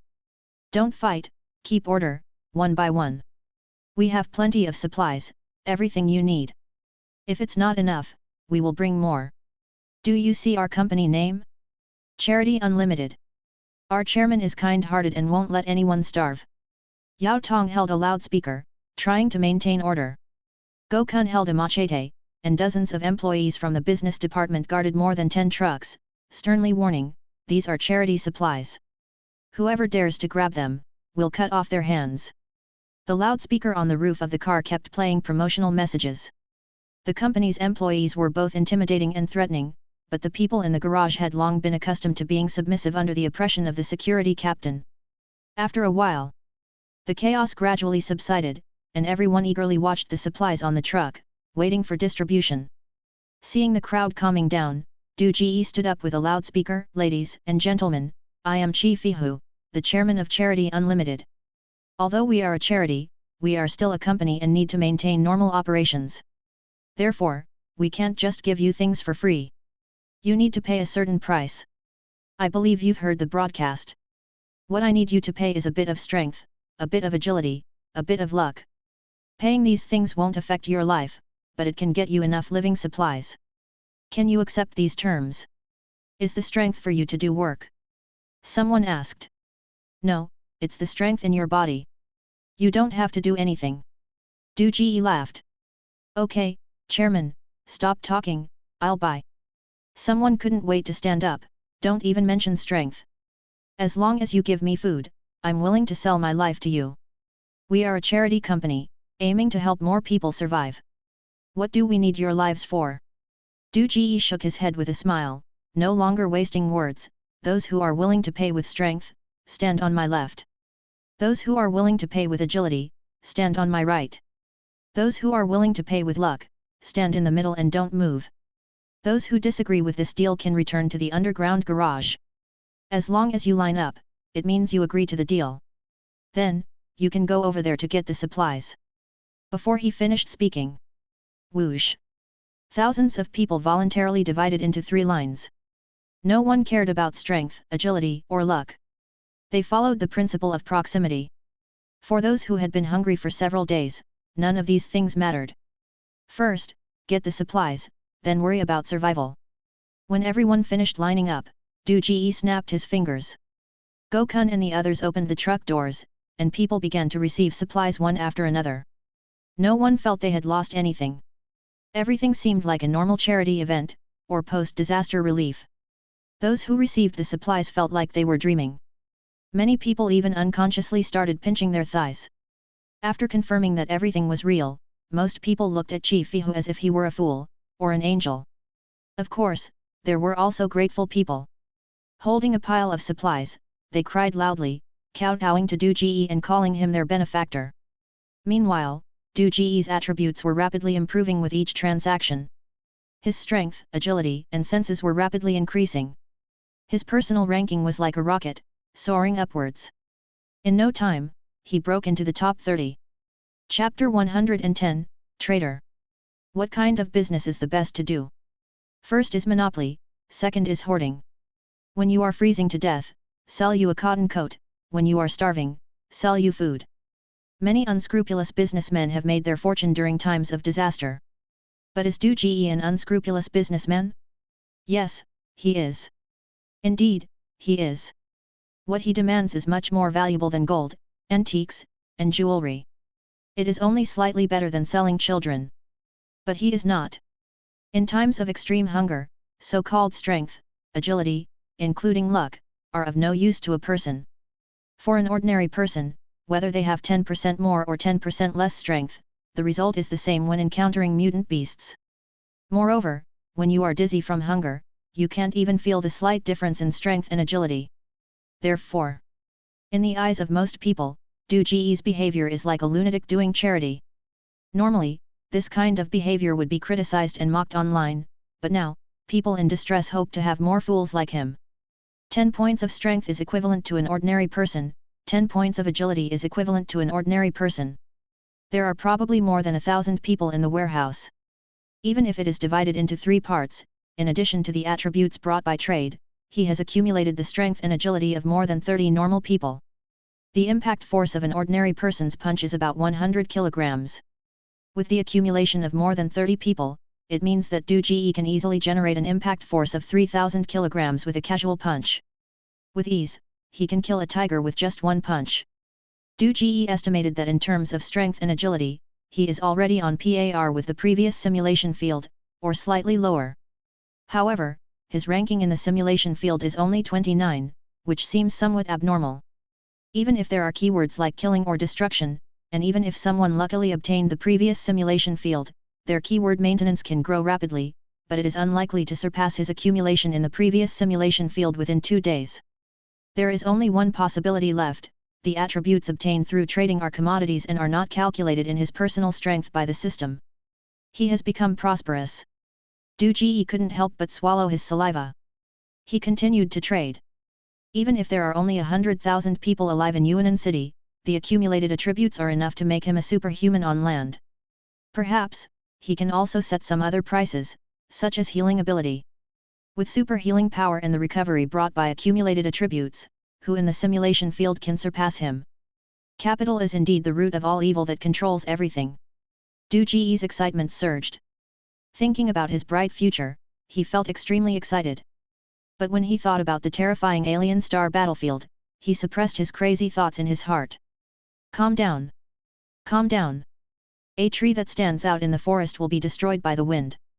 In this simulation field, it is enough to have 7 or 8 inconspicuous people. He must not attract attention like last time and become the center of attention. Anyway, the attributes in the simulation field cannot be taken out. Whoever he finds pleasing to the eye, he can simply trade with them. With loyalty, he doesn't have to worry about them turning against him. In this simulation field, he might as well be a behind-the-scenes manipulator controlling the rankings. Realizing that he is likely invincible now, Du Ji quickly set a new goal for himself. Of course, before becoming a behind-the-scenes manipulator, he must first understand the main storyline of the world. Otherwise, in the end, while he is still dreaming, someone else will complete the main storyline, steal his home, and that would be a great joke. Also, if he continues to trade, his ranking will rise quickly enough. It seems unnecessary to keep brushing the keyword of kindness. He needs to step on the brakes a bit. While Du Ji was planning for the future, Geng Zhong and the others rushed out of the underground garage. They were prepared for battle, even being exploited by another group of people. But what they saw was a scene of joy and harmony. Goods were being distributed from car to car, and the oppressed people in the garage were now enjoying their meals with happy and satisfied smiles on their faces. Geng Zhong hadn't seen such smiles on people's faces for a long time since the disaster happened. Geng Zhong learned about the trading rules from the conversations of the people around him. He took a step forward and asked, Du Ji, can we also get things? It's not getting, it's more accurate to say buying. After deciding to no longer brush the keyword of kindness, Du Ji restored his suppressed nature. I am a businessman. If you want to get things from me, you must pay the corresponding price. Strength, agility, or luck? Geng Zhong looked puzzled. Of course, now I have decided to add a recovery ability. Du Ji smiled, I am doing long-term business. If each person pays 10% of their recovery ability, you can get the necessary living supplies from me. Of course, I am very generous, you can also choose to trade for strength, agility, or luck. Behind Du Ji, Yao Tong and Bao Benwei exchanged glances, and they both saw the shock in each other's eyes. Du Ji changed the trading content, which only proved one thing, the strength and agility obtained through trading are useful to him. It seems that they are different from keywords and mental power, and are not temporary. Damn it! How is it possible to have such a ridiculous advanced skill? This completely breaks the rules of the simulation field. At this rate of development, it won't be long before he becomes the undisputed number one in the simulation field. I sell strength. I sell luck. I guess I'll sell strength too. Strength is like a servant, it comes back when used up. Although this guy sounds like he's babbling nonsense, what if it's true? The people behind Geng Zhong were starving. Seeing the abundant food, they eagerly joined the trading queue without a second thought. Geng Zhong looked at Du Ji's group. Yao Tong, who wore his underwear outside his clothes, Bao Benwei, who was covered in blood, and others like Go Kun. Even Du Ji, although he looked energetic, was covered in patches of fresh blood. The tears in his clothes were clearly caused by mutant cats and dogs. The truck they arrived in still reeked of fresh paint. The so-called Charity Unlimited company was obviously a recent addition. He was somewhat moved and couldn't help but ask, why? Why are you doing this? It seems that you've paid a hefty price to get these supplies. Why are you distributing them so freely? I don't believe that you are really harvesting strength and agility, these intangible things. I've seen too much darkness and misfortune these days. Just now, I was ready to die with the local tyrant. Can you tell me the real reason? Let me believe that there is still light and hope in this world. I can't hold on much longer. Looking at the young man in front of him, with tears in his eyes and chapped lips, and the longing in his eyes, Du Ji felt a slight tremor in his heart. He couldn't help but curse, damn simulation field, why make it so realistic? Why is there such an innocent young man in this post-apocalyptic world? Could his keywords be innocence? But Du Ji knew that the young man in front of him was just an ordinary person. If he were a candidate, a slight increase in attributes would have healed his chapped lips and minor wounds. Sighing, Du Ji asked, "What's your name?" "Geng Zhong," he replied. "Can you receive broadcasts in your warehouse?" Du Ji asked. Geng Zhong nodded. "Have you heard the term heavenly demon from the broadcasts?" Du Ji asked again. Geng Zhong hesitated, "I've heard it, but I think it's a lie." "No, it's not a lie." Du Ji smiled and shook his head, "I got some power from the heavenly demon. The virtual things in the trade are actually real, including strength, agility, even luck. They really paid for those." As he spoke, he took the wrench from the young man's hand, easily bent it into a ball, and handed it back to him. "Geng Zhong, this is the truth. Isn't it cruel? Now, do you still believe in light? In this morally decayed post-apocalyptic world, everyone is selfish, including me." Geng Zhong looked at the iron ball in his palm, then at Du Ji.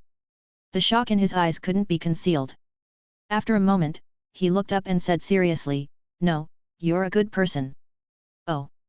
Du Ji laughed, "I've taken your strength and agility, which are worth more than gold. Do you still think I'm a good person? Without you, everyone here would be dead in half an hour." Geng Zhong looked at Du Ji, his gaze gradually firming, "I don't care if you're the heavenly demon or if you got your power from the heavenly demon. But you didn't abuse these powers, you didn't forcibly take everything from us. You could get these supplies, it must have been easy for you. But you only asked for a little insignificant strength and gave us so much food in return. What you asked for doesn't even affect their normal activities, and you provided them with necessary supplies. You're a good person. Your thinking is quite unique." Du Ji laughed. "I just see things clearer than they do."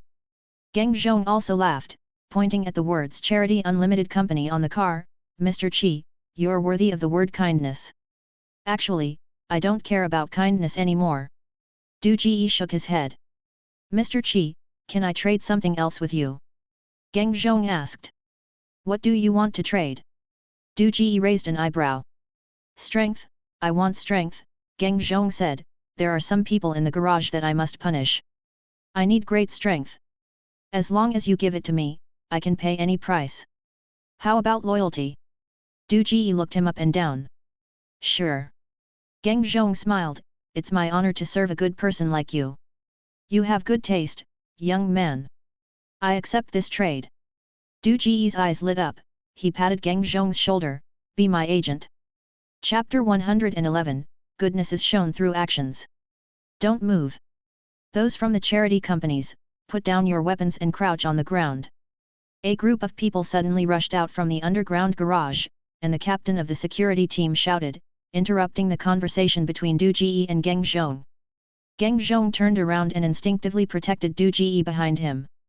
People wearing security uniforms began to snatch food from the crowd, threatening them as they did so, "Eat, don't you know how precious resources are? If they are not distributed reasonably, everyone will go hungry in the future. Didn't you hear? Put down your knives and crouch down." The captain of the security team pointed his crossbow at Du Ji. Because of the distance and the loudspeaker noise, he did not hear the conversation between Du Ji and Geng Zhong. Geng Zhong, with his back turned to him, did not see the scene where Du Ji crushed the wrench with his bare hands. He only saw the employees of the Charity Limited Company, which numbered less than 50, while he had over 100 thugs under his command.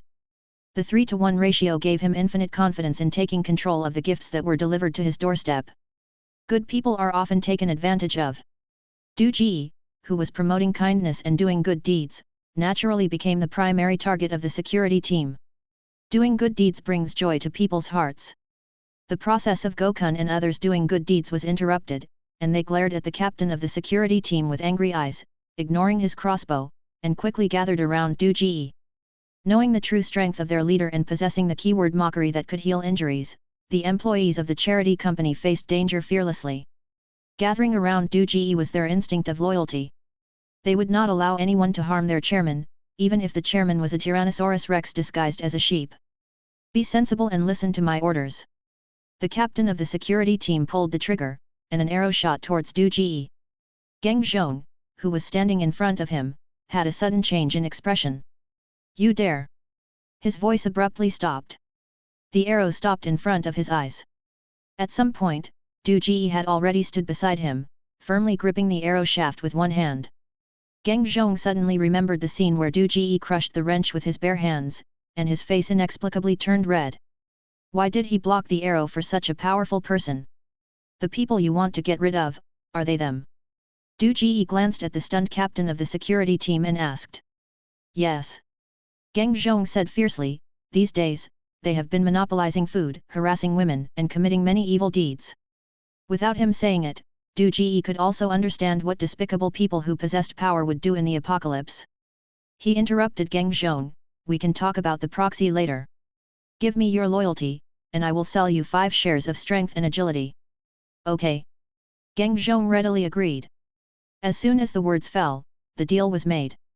In an instant, Geng Zhong felt his body filled with strength. Du Ji smiled, "Go, young man, go and uphold justice.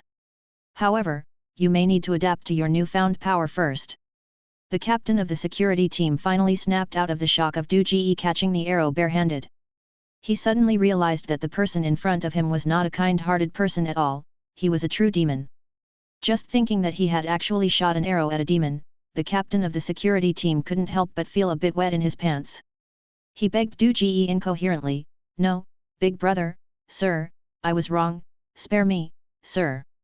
I'm stronger than him, I can sell my loyalty to you, no, I can even sell my soul to you. It's too late. When you were abusing those women, I wanted to kill you." Geng Zhong clenched his fist, feeling the immense power within his body, and looked coldly at the captain of the security team. "You." The captain of the security team looked at Du Ji's indifferent attitude and felt the evil rising in his heart. He fiercely pulled the trigger, and in an instant, more than 10 arrows were shot out. Some were aimed at Du Ji, and some were aimed at Geng Zhong. Realizing that Du Ji was not kind-hearted, the effect of good people being taken advantage of naturally disappeared. Du Ji no longer attracted all the firepower. When he pulled the trigger, Du Ji's figure flashed and left the original spot. With a swoosh, Geng Zhong also darted to the side. His body was not accustomed to the increased agility, and he stumbled and ran out, looking somewhat embarrassed. However, fortunately, he also avoided all the arrows.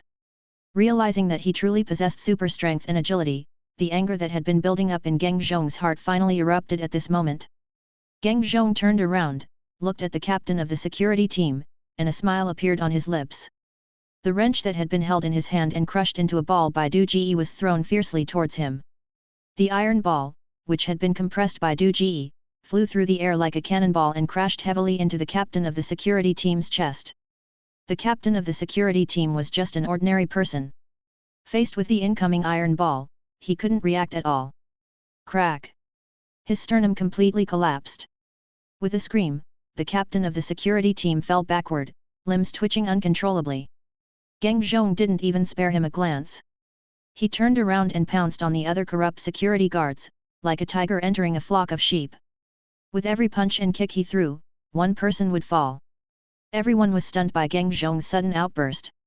The people who had sold their strength and agility to others looked at Geng Zhong, who was killing everyone, with their mouths agape. They even forgot to chew the bread in their mouths. One by one, they stared in disbelief. It turned out that their power had really been taken away by the other side.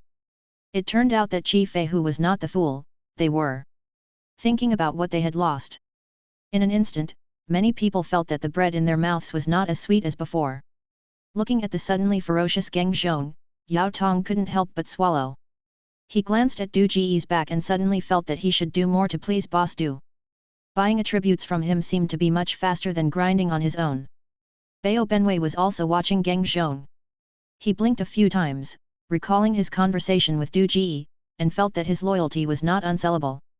After all, Feng Qi was a man who could create miracles. At least, he should first become one of Du Ji's people, so he could buy more from him. After all, the body in the simulation field was virtual, and everything except mental power seemed to be sellable. "Spare me, don't kill me, I was forced. Spare me, I was wrong. Don't kill me, I had no choice." Geng Zhong had suddenly become a Superman and was actually killing people. The remaining followers of the security captain were terrified, dropping their weapons and scattering in all directions. But after running a few steps, they remembered that the outside was full of mutated beasts, so they ran back. Thump, thump, they knelt on the ground, crying and begging Geng Zhong for mercy. Geng Zhong knocked down a few people, venting his anger. He glanced at the people begging for mercy on the ground, then at the familiar faces filled with fear. He sighed, stopped, and slowly walked back to Du Ji's side. Du Ji looked at him. Geng Zhong's hands were covered in blood, the skin on the back of his hand was torn, and his arms were trembling non-stop, probably due to muscle bruising. Obviously, his physical fitness had not kept up with his sudden increase in strength. He had severely injured his enemies, but he himself had also suffered serious injuries. As expected, the attributes gained through trading were too singular, far from the comprehensive enhancement of the keywords. If he wanted to turn Geng Zhong into a Superman, he would at least need to equip him with corresponding mental power, recovery ability, physical strength, and senses. Du Ji shook his head, walked over to the security captain, squatted down, and looked at him, who was on his last breath, "Do you want to recover? Save me." Seeing Du Ji come to his side, the security captain spat out blood, struggling to squeeze out a few words from his mouth. "Okay, wait for me." Du Ji smiled, stood up, and said loudly, "Those villains kneeling on the ground, do you want to regain your freedom? Do you want me to pardon your sins?" "We do." The people were shivering, but they still agreed to Du Ji's deal. "Are you willing to trade 1/3 of your strength, agility, recovery ability, physical strength, and mental power to buy your freedom and life from me?" Du Ji continued to ask. This time, everyone was silent. Du Ji had proven to them with ironclad facts that those intangible things could indeed be traded.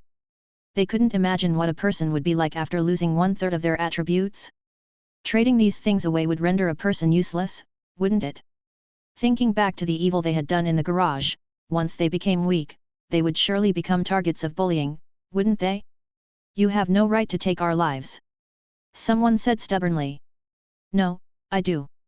Du Ji always had reasons for his actions. Facing the questioning of the evil ones, he picked up his kindness without hesitation. "Listen to what the broadcast says, Charity Unlimited Company, with kindness as its core, aims to save the world. I'm not a pedantic hero. Punishing evil is promoting good. Your existence has seriously disturbed their lives, so I have the right to represent the majority and execute you. And, most importantly, you can't beat me, can you? Buying only 1/3 of your attributes, I have already shown my kindness to you." The last sentence was the key point. Those who regretted using a bit of their strength to buy Chi Fihu's food, after witnessing Chi Fihu's dominance, their slight reluctance vanished in an instant. Yes, he could have robbed them, but he still gave them plenty of supplies. If such a person is not kind, what is kindness? It takes 81 trials for a good person to become a Buddha, but an evil person only needs to put down his butcher knife. Kindness is not made, it is compared. Although Du Ji was doing something evil, the over 1,000 people present unanimously recognized his kindness. In just an instant, his attributes skyrocketed. Chapter 112, The simulation field is full of Du Ji. "Qi Dong, you want too much. If we give you 1/3 of the attributes, we will become useless." "Yes. We will die. They won't spare us. Can we have 1/10 of the attributes? We haven't done anything too excessive. It's not fair to punish us with death." A group of bullies tasted the feeling of being bullied, their hearts filled with shock and fear as they tried to defend themselves. "You fools, you don't even know who you're dealing with. Can you change the price set by Qi Dong?" Du Ji timely brushed up on his attributes. "No one will bully you." Geng Zhong said impatiently, "Do you think everyone is like you? You made a mistake, but didn't receive any punishment. That is the biggest injustice to the victims. Qi Dong weakened you to prevent you from doing evil again and to protect more people." Whoosh! Geng Zhong's words had a profound impact. Those who were relieved to have only lost a few attributes once again realized Du Ji's good intentions and understood his great kindness. As a result, Du Ji's attributes jumped up again. Feeling the changes in his body, he silently opened his personal interface. In just a short while, his personal ranking had jumped to 21. Wow! Was this considered being forced to be kind? Du Ji glanced at Geng Zhong, who turned out to be a divine assistant. Although he didn't plan to increase his kindness, he didn't mind improving his ranking a bit more. Not to mention being in the top 20, it was still within a controllable range. Just the skill, the wrath of an honest man that came with kindness. Once he went on a killing spree, the loss of attribute points would be rapid. "Qi Dong, these people won't repent. Let me kill them. Why waste time with them when we still have other business to attend to?" Huang Mao naturally understood Du Ji's true intentions. He pulled out a machete and took the initiative to play the villain, coordinating with Du Ji. This was their usual routine when collecting debts with high interest rates. "Yes, kill them. We can easily earn back their attribute points in another place." Gokun pulled out a pistol and loaded the bullets. Seeing even a pistol being revealed, some people were immediately frightened. "I'll sell. I'll sell too. I'll sell too." Someone took the lead and immediately broke through everyone's psychological defense. They didn't dare to gamble on Chi Feihu's kindness, but they were willing to gamble on the kindness of the people in the underground garage. Therefore, they chose to sell their attributes to save their lives one after another. Congratulations on making the right choice.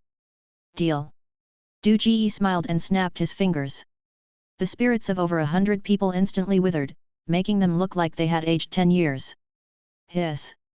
Seeing this scene, a group of people gasped in fear. They looked at Du Ji with horror, their mouths dry. This was the legendary deal with the devil. I'll sell you 20 points of recovery power. How about selling me half of your body's attributes? Du Ji squatted in front of the captain of the security team again, smiling and asking. Deal. The captain of the security team, who was on the verge of death, agreed to Du Ji's conditions without hesitation. It was better to be alive than dead. Although his chest was still sunken, his breathing became much steadier. However, because he lost half of his attributes, he remained weak and lay motionless on the ground, except for his eyes and mouth. 20 points of recovery power were not enough to quickly heal his injuries. But Du Ji no longer paid attention to him. Instead, he turned around and came to Geng Zhong's side. Did you see the trading process? I saw it, Geng Zhong replied. Do you want to be my agent? Du Ji asked with a smile. The price is that if you betray me, you will die. I'm willing. Geng Zhong nodded without hesitation. The content of our transaction this time is that as my agent, you can use my power to obtain basic attributes such as strength, agility, recovery ability, and mental power from others through trading. However, you can only keep 50% of the profits you gain, and the remaining 50% must be handed over to me unconditionally. Du Ji looked at him and smiled slightly. Of course, to support our cause even more, I allow you to continue developing agents below you. You can freely determine the profit-sharing ratio with them. But no matter how many agents you develop, I will deduct 50% from your earnings. And the price for becoming an agent is loyalty to me. If you betray me, you will die. Do you agree? Do you have no requirements regarding conscience? Geng Zhong asked. No. Du Ji shook his head. I agree. Geng Zhong thought for a moment and nodded. Behind Du Ji, Gokun and the others looked at Geng Zhong, their eyes almost bleeding with jealousy. Du Ji actually allowed him to develop agents, this was simply a fast track to success. Why him? He was just a stranger. After hearing Du Ji's agent conditions, Yao Tong and Bao Benwei were completely stunned. How could the other contestants in the simulation field play if Du Ji did this? Agents had the same abilities as Du Ji, and they could become stronger through transactions. Even if they didn't match the keywords, they wouldn't be weakened.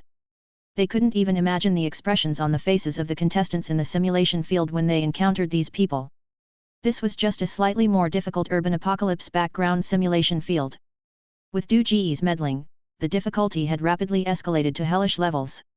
In the past, there were people who randomly got transaction-related keywords, but no one could play with this word as brilliantly as Du Ji. Those who had the transaction keywords had never even made it into the top 10 of the simulation field. But Du Ji? He was indeed a powerful man who could end the simulation field in just 30 days. Why would such a person play in the simulation field with them? It would be better to send him directly to the alien star battlefield to fight for the world. Alright, I'll leave this mess for you to clean up. Du Ji patted Geng Zhong's shoulder with a smile, then turned to the group of people collecting supplies outside the garage, asking, is there anyone proficient in radio communication who would like to join Charity Unlimited Company? The benefits may not be that great, but there's a chance to become a superhero. As soon as he finished speaking, 3 middle-aged men stepped forward, eagerly applying and successfully joining Du Ji's company. After leaving enough supplies, Du Ji led the employees of Charity Unlimited Company back and forth between the storage company and various residential areas, completing several transactions, developing several agents, and recruiting many communication talents.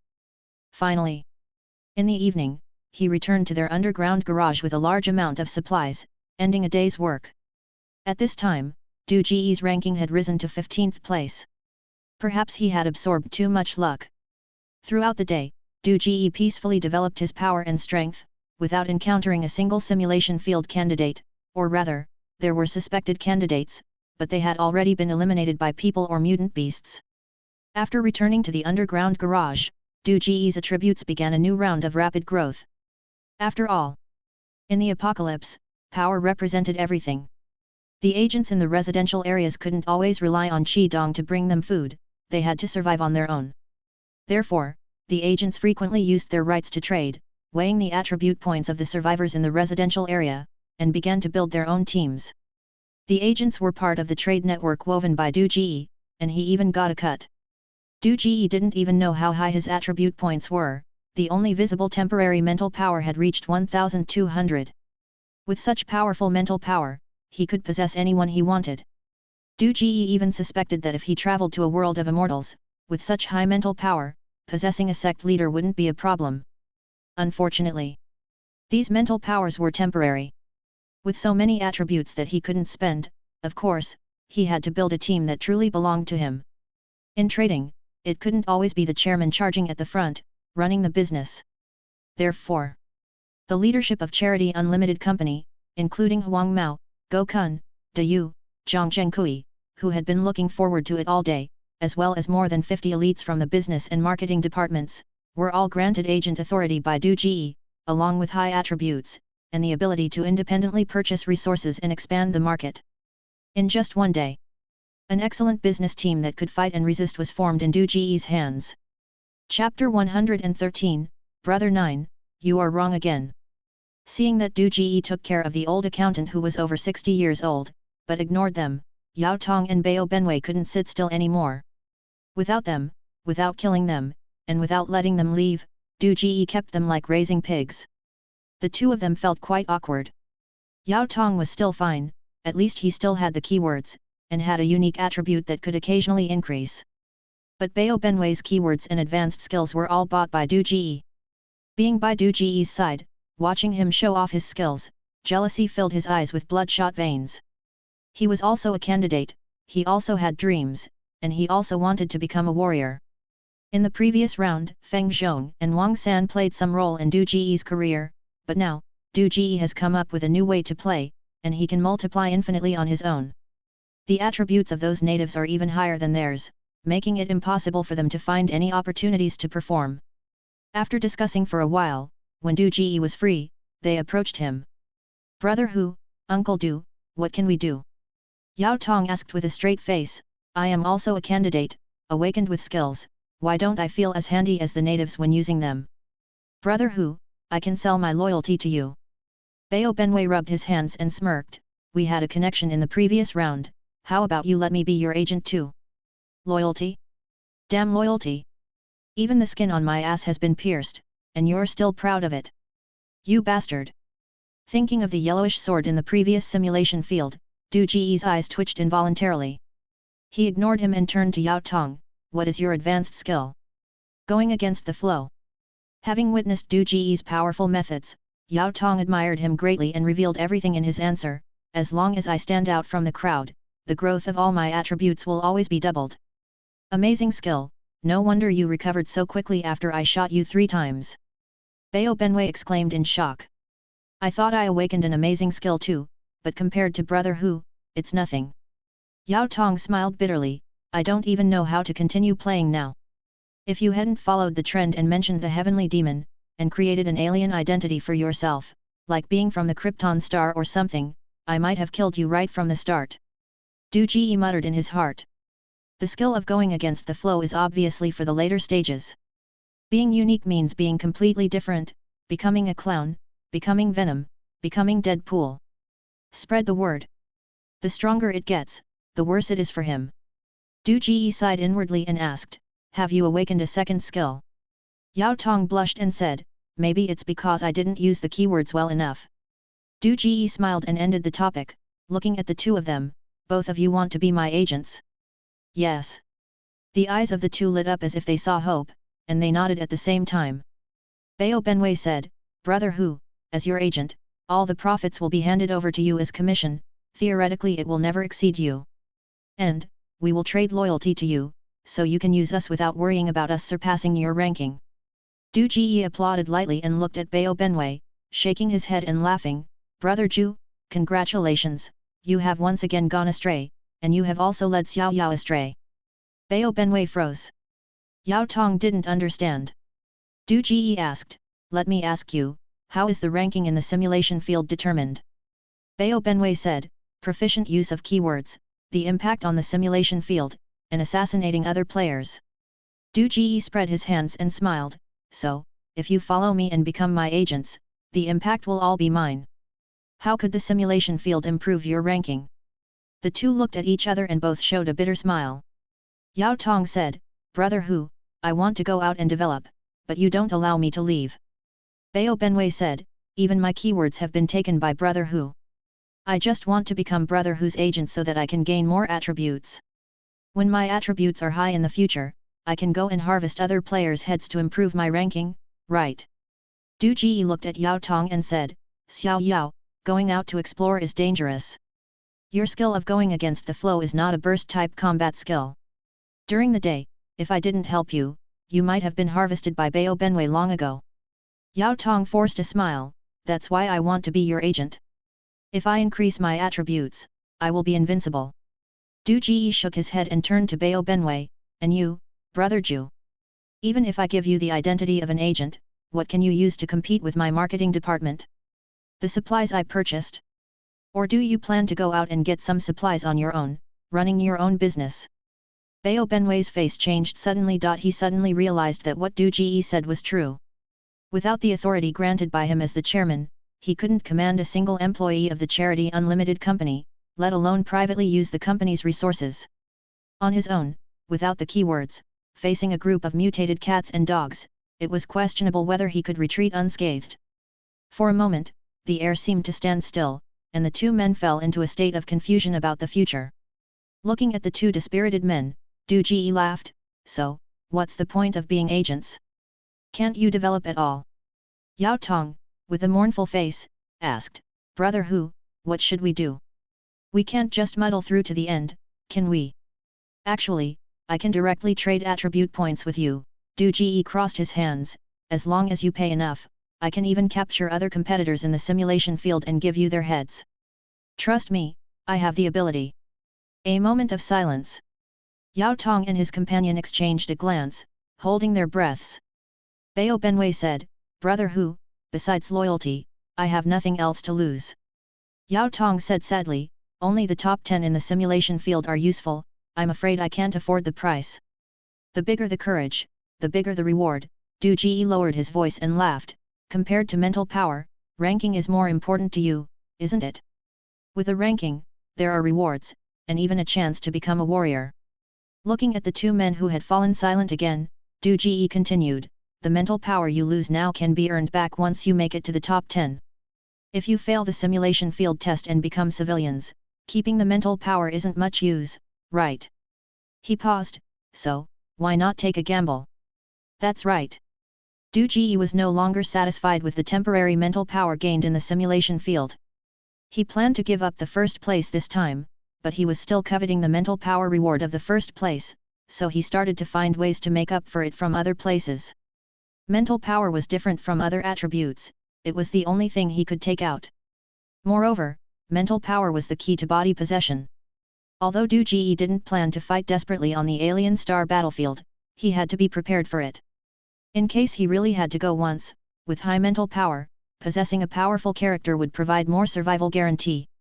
Exchanging mental power with virtual characters in the simulation field was temporary, it made no sense that the mental power traded from the candidates was also temporary, right? If it was temporary, then he would accept it. After a moment of silence, Yao Tong swallowed and asked, Brother Hu, if we sell you our mental power, can you guarantee us a place in the top 10? Du Ji shook his head and held out his palm, 5 points of mental power, I guarantee to sell you 5 heads, but I can't guarantee you'll make it to the top 10. You know, my business will get bigger and bigger, what if someone offers a higher price than you? Of course, there are benefits to trading now. As the number of people in the simulation field decreases, the price of heads will definitely increase. Yao Tong kept licking his lips, once again falling into a struggle. 5 points of mental power were the result of his years of training. If he didn't achieve a ranking this time, the next simulation field would be even harder to start. But a voice in his mind was tempting him, trade, this is Du Ji, the first place in the last round, and what if the mental power traded over was also temporary? Once out of the simulation field, if he returns the mental power to you, it's a profit. Yao Tong was still hesitating. Bao Benwei took a deep breath, having made up his mind, Brother Hu, I'll give 5 points of mental power for 5 candidates' heads. If possible, I also want your agency rights. Yao Tong looked at Bao Benwei in surprise, his eyes wide open. Du Ji said, agency rights need to be exchanged for loyalty. Bao Benwei nodded, no problem. Du Ji asked, are you sure? I'm sure. Having made the decision, Bao Benwei let out a long sigh of relief and laughed, last round, I made the wrong choice. This round, I won't make the same mistake. I trust Brother Key character. Bao Benwei's action seemed to have made up Yao Tong's mind. He also raised his hand, Brother Hu, I'll sell too. I'll give 6 points for 6 heads. Chapter 114, Without a mainline, we create a mainline. All three of them opened their personal interfaces. At the moment the transaction was completed, Yao Tong felt a pang of pain as he saw his spirit power decrease by 6 points. With a hint of luck, he asked, Brother Hu, is spirit power temporary? Bao Benwei also looked over, secretly hoping for some luck. In the previous simulation field, he was kicked out early and hardly gained any spirit power. If he didn't make any profit this time, it would be like going back to his 12-year-old level. The next time he entered the simulation field, he could only possess weaker individuals. No, it's not. Du Ji looked at his spirit power value, which had increased to 171, and breathed a sigh of relief. It's not temporary. Yao Tong couldn't wait to ask. No, it's not temporary. Du Ji glanced at the two of them and reassured them with a smile, don't worry, Brother Hu is here, and we will make a profit. Bao Benwei became excited and forced a smile, Brother Hu, we've given you everything this time. You can't disappoint us. Of course not, Du Ji nodded with a smile, they are just agents, and you are investors. I won't let the investors lose. Under normal circumstances, an average person's spirit power is 30. Candidates start training at the age of 12 and continue until they are 18. There is a slight increase of 1 or 2 points per year, and most candidates' spirit power will be between 35 and 40. After the age of 18, they participate in the simulation field. Depending on the candidate's influence, duration of stay, and ranking in the simulation field, they can gain an increase of 3 to 5 points in spirit power after each simulation. If they don't make it into the top 10, even if they participate in the simulation field 3 times in a row and gain spirit power, they can only increase their spirit power by a maximum of 15 points during the final assessment. The rewards for the top 10 are the highest. Not counting hidden values, Du Ji directly increased his spirit power by 45 points in the previous round, which was higher than the combined total of the two adults and surpassed the basic value of the graduating candidates. Otherwise, the principal and teacher who wouldn't be so ecstatic. Feng Zhong, who came in third place, had a spirit power of 58, an increase of about 20 points. Wang San's value was unknown, but it shouldn't be too low. Du Ji's price of 5 points of spirit power was actually within everyone's tolerance. After confirming that the trading of spirit power was real, Du Ji didn't plan to be too high profile. He planned to trade with 7 or 8 people and then stop. He was also worried that if he raised his spirit power too high, he would be sent directly to the alien star battlefield. Moreover, with 7 or 8 people, each with 5 or 6 heads, he would have to kill 40 or 50 people. If there were more, there wouldn't be enough players in the simulation field for him to sell. The survival environment in the simulation field during the apocalypse was harsh, and now there were only 453 people left in the simulation field. Once the transaction was completed, it was time to leave. Du Ji would never do the thing of taking the money and running. Brother Hu, you have arranged the business department and agents. Do we need to consider expanding our business to other cities in Yong'an City? Yao Tong quickly adjusted his mindset and asked with a playful smile. Are you in a hurry? Afraid that I won't be able to repay the heads you lent me? Du Ji glanced at him and asked with a smile. It's not that we're in a hurry. Isn't this not the main storyline yet? Yao Tong said, now there are several people in the simulation field pretending to be you. If they recruit enough players and end the simulation field early, wouldn't we be wasting our time? That's right, Brother Whose ranking is not in the top 10 yet, right? Bao Benwei chimed in. It's only been 2 days since the simulation field started. The traffic is almost paralyzed now. It would take at least 3 to 5 days to go to another city and come back. What's the rush? Du Ji said, and as time goes on, the quality of the players will be higher. You should understand this, right? In the past, we really weren't in a hurry, Yao Tong sighed and said, it would take at least 5 to 6 months for the simulation field to end. But now, you've opened up the fast track. Who knows what the future of the simulation field will be like? Don't worry. I've already thought about it. Du Ji smiled. Why do you think I recruited so many radio communication talents? If we don't know the main storyline, do you think others do? Without a main storyline, we will create one. Create a main storyline. Yao Tong and Bao Benwei were stunned. We have cultivated so many superhumans. Isn't our infinite charity company indirectly solving the problem of mutant beasts? Du Ji said confidently, the infinite charity company has developed human evolution technology, starting from Yang'an City, to create a new home for humanity. This is the world's main storyline. I plan to take over the radio station tomorrow and announce this news on all channels. He smiled and looked at the two of them. Do you think when the candidates in the simulation field hear this news, they will come to me voluntarily to explore the truth? Those who have the qualifications to cross hundreds of miles to investigate the truth are definitely the top-ranked ones. At that time, we will open our pockets and kill them one by one. With 5 heads, you two will make a big profit. Gulp. Yao Tong and Bao Benwei swallowed their saliva again. It had to be said. Du Ji's plan really had a chance of success. After all, the agents he had created could be considered a new type of superhumans and could withstand scrutiny. The two of them put their hearts completely at ease. Yao Tong raised his thumb and praised, Uncle Du, you are indeed the ancestor of the fast track. Compared to you, they are just child's play. Bao Benwei smacked his lips and chuckled, if we bring everyone over, leaving only 10 people to kill, the simulation field will end early. It may not be the main storyline, but it will become the main storyline. Brother Qi is truly brilliant. This time, Brother Qi will definitely be the first in the simulation field. I'm afraid of nothing but being the first in the simulation field. Du Ji glanced at him and chuckled, don't get too excited too soon. Who knows what advanced skills might emerge in the simulation field. Don't end up capsizing in the gutter and getting your heads cut off by others. Right, right, Brother Seven's advice is sound. Yao Tong scratched his head, grinning foolishly, I'll remember, no matter what, always stay cautious. The night passed without incident. The next day, more than 50 people from the business and marketing departments went out together to explore new markets. Du Ji, along with Yao Tong and Bao Benwei, and more than a dozen talents in wireless communication, carrying generators, headed to the Yang'an City radio station. The journey was uneventful. Having developed so many agents, Du Ji's attributes had long surpassed those of the last simulation field.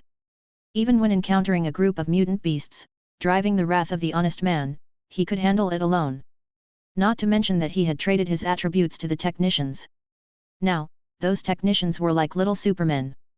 The occasional stray mutant beast that came their way was not even enough for them to practice on. The radio station was desolate.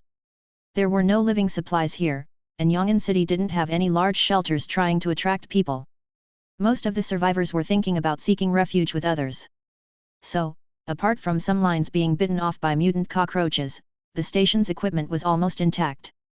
After repairing the lines and connecting the generator, the engineers took turns switching channels, broadcasting the message provided by Chairman Qi, New Hope for Mankind, Yang'an City Chaoyang Biological Research Institute, has cracked the secret of human evolution.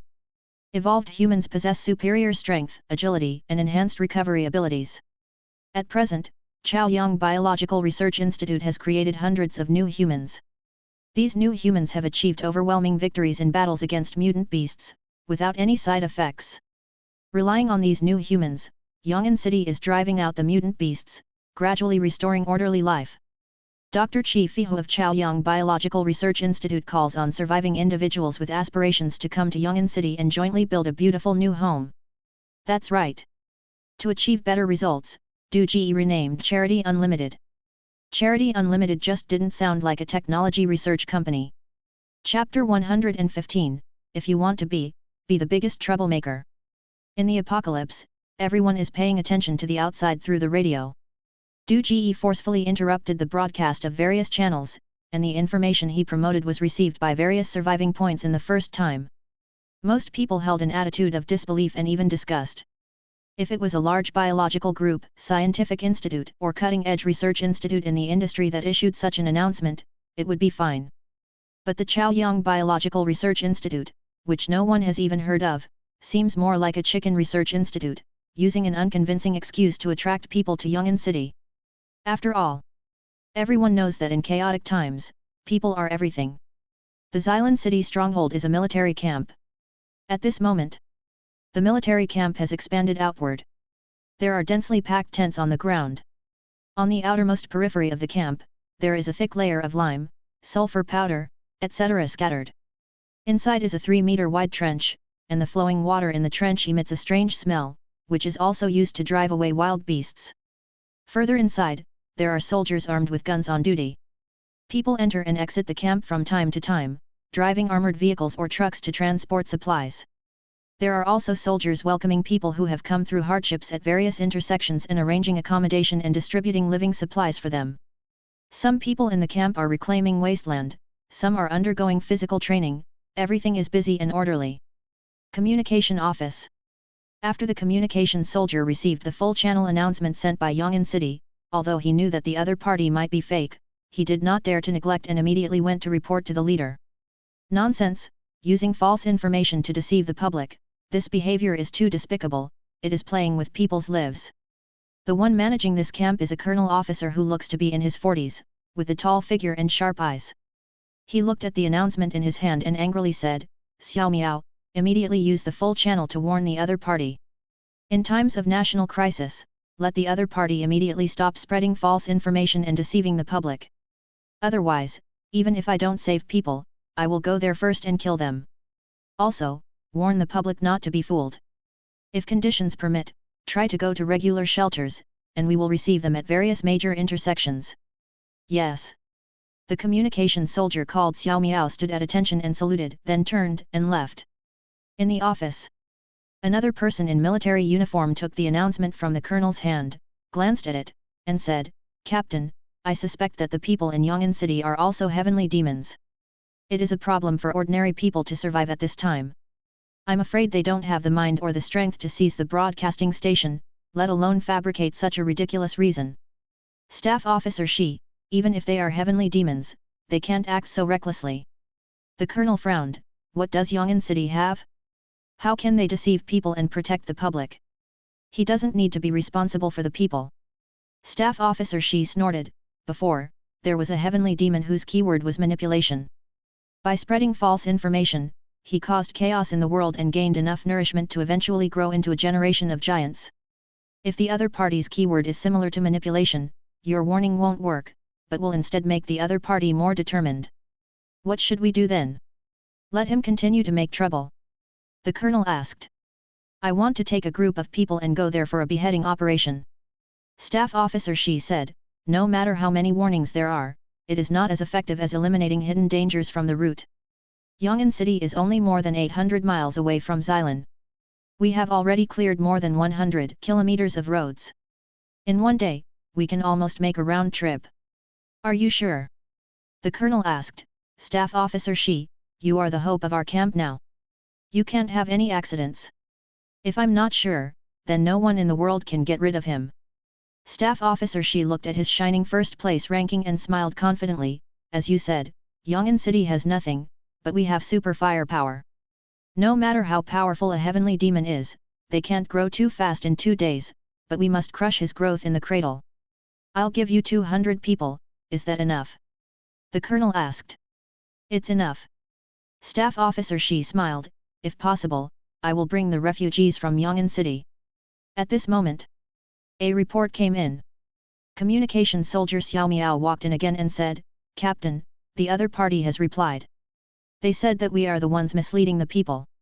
They said that they will clear the mutant beasts in Yongin City within 2 days and restore the electricity in Yongin City.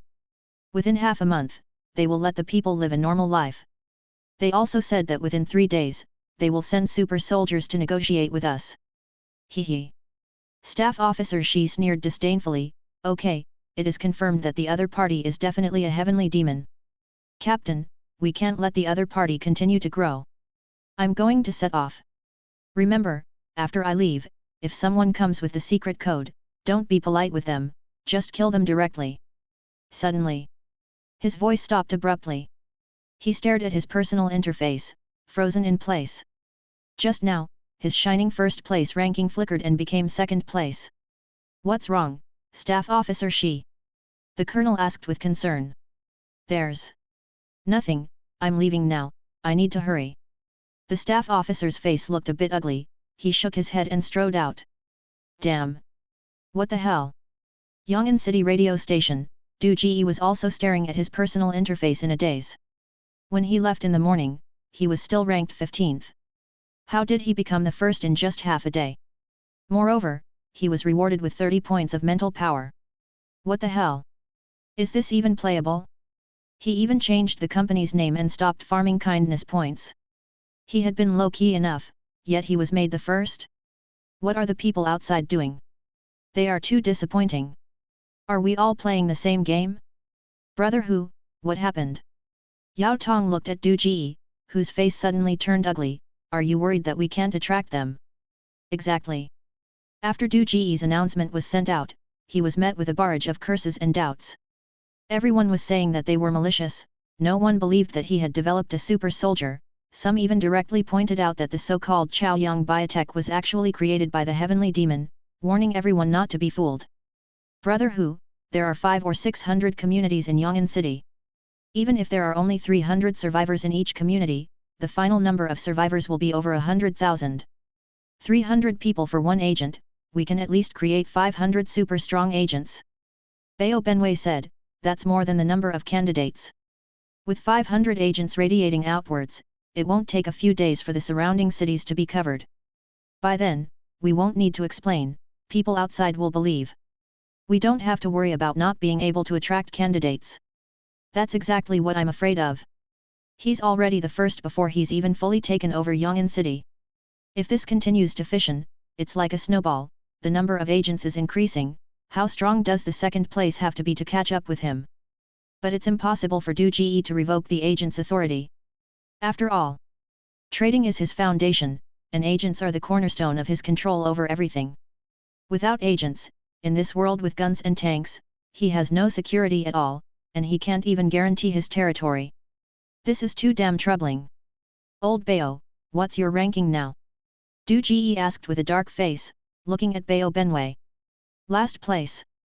Bao Benwei said. What about you? Du Ji asked Yao Tong again. 287. Yao Tong said.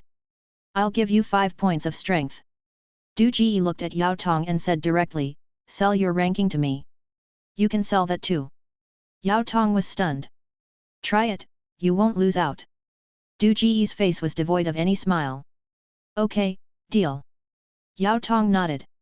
As soon as his voice fell, Yao Tong exclaimed, damn, my ranking is really gone. You can really buy it. Bao Benwei widened his eyes, incredulously said, did the simulation field bug out? Even rankings can be traded? How could there be such an outrageous skill? It's really gone, it's turned into a question mark, it doesn't show the ranking at all. Yao Tong swallowed his saliva continuously, his face full of excitement, doesn't this mean, brother who can directly get a top 10 ranking and sell it to me? But someone has to be willing to sell it. Bao Benwei said, if I were in the top 10, I would never sell my ranking. Du Ji looked at the special item in the trade, a new special item with a ranking of 287, and thought to himself, worthy of being able to trade everything, even rankings can be bought and sold. That being said, he can really sell his first place. But people outside can watch the replay, his blatant selling of rankings is simply a cover-up, it's not much different from him taking the first place. Maybe it's even more noticeable than directly taking the first place. Damn it! To sell or not to sell? So torn. It would be great if there was no replay. But after a moment of thought, Du Ji made up his mind. Sell. After all, he's already first, what else can he do? Trading rankings in the simulation field, openly challenging the order of the simulation field, this kind of provocative behavior should be more outrageous and uncontrollable than flipping the table. Moreover, it should seem very foolish. Chapter 116, If you become rich, do not forget me. The exam papers were not finished, but the students had already taken charge and sorted out the rankings.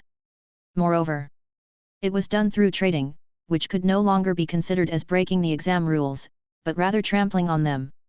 Yao Tong and the others were amazed that skills could be bought and sold to improve rankings. Du Ji's next words shocked them again. Yao Tong, give me 5 points of power, and I'll sell you the first place in the simulation field. At that moment, the air seemed to stop flowing.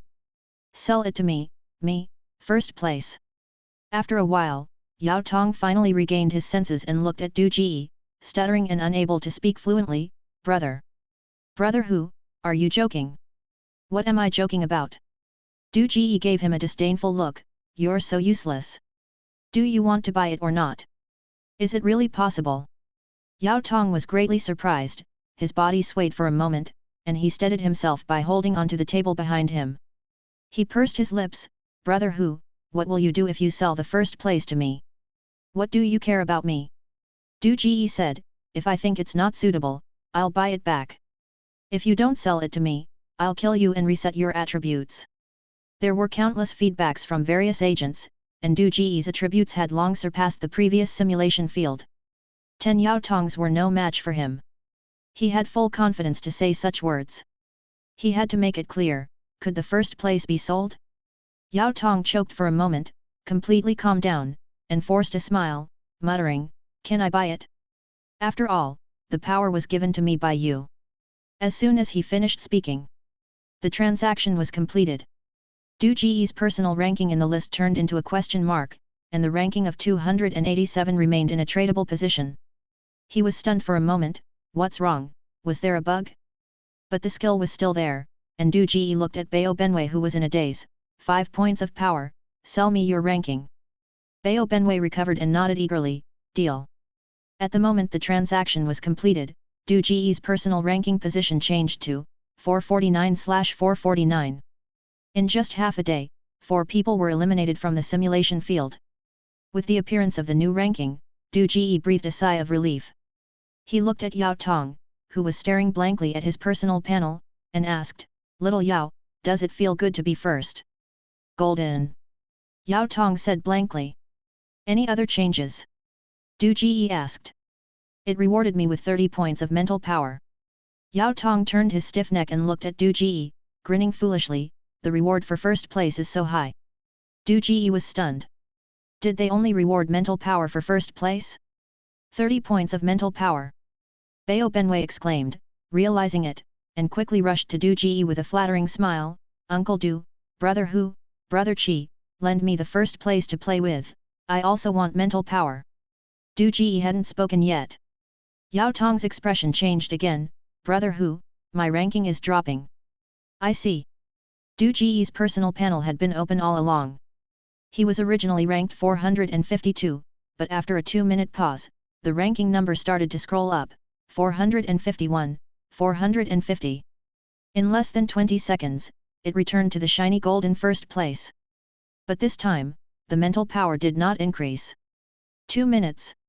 Du Ji looked at himself, who had returned to first place, and estimated the system's refresh time. The system's ranking was constantly refreshing, and even if he traded away the first place, the other party would not be able to maintain it.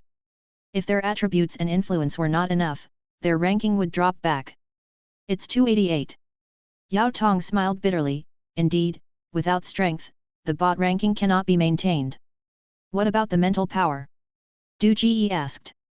Yao Tong was stunned for a moment, staring blankly at his personal panel, blinked, and joyfully said, the rewarded mental power is still there. Bao Benwei was stunned. Du Ji had already expected such an expression. He sneered, and said, indeed, the rewards given by the simulation field will not be taken back. This should be considered as data overflow. Brother Hu, did your mental power increase after returning to first place? Yao Tong asked. No, it's still the same as before the reward. Du Ji said. There's a loophole. Bao Benwei rubbed his hands and said, even alien technology has loopholes. Brother Hu, you've discovered a loophole in alien technology, you're amazing. Brother Hu, I now have 62 mental power. If I trade with you again, won't your mental power be infinitely stacked? Yao Tong said, let's find a few more candidates to trade with, and we can increase your mental power to hundreds or even thousands. With hundreds or thousands of mental power, you'll be invincible on the alien star battlefield. Maybe after this simulation field ends, you'll be directly promoted to a warrior. That's right, brother Hu, let's do it. Bao Benwei said, at this time, rankings no longer have any meaning. Let's use skills to create a warrior with extremely high mental power. The country should give us some special treatment. Even if there's no special treatment, brother Hu becoming a warrior and promoting us to be stewards or something, we won't have to worry for the rest of our lives. Yao Tong said excitedly, brother Hu, let's do it. I'm Wang Yunwei from class 5 of grade 1 in number 43 middle school. If you become a warrior, you must remember me.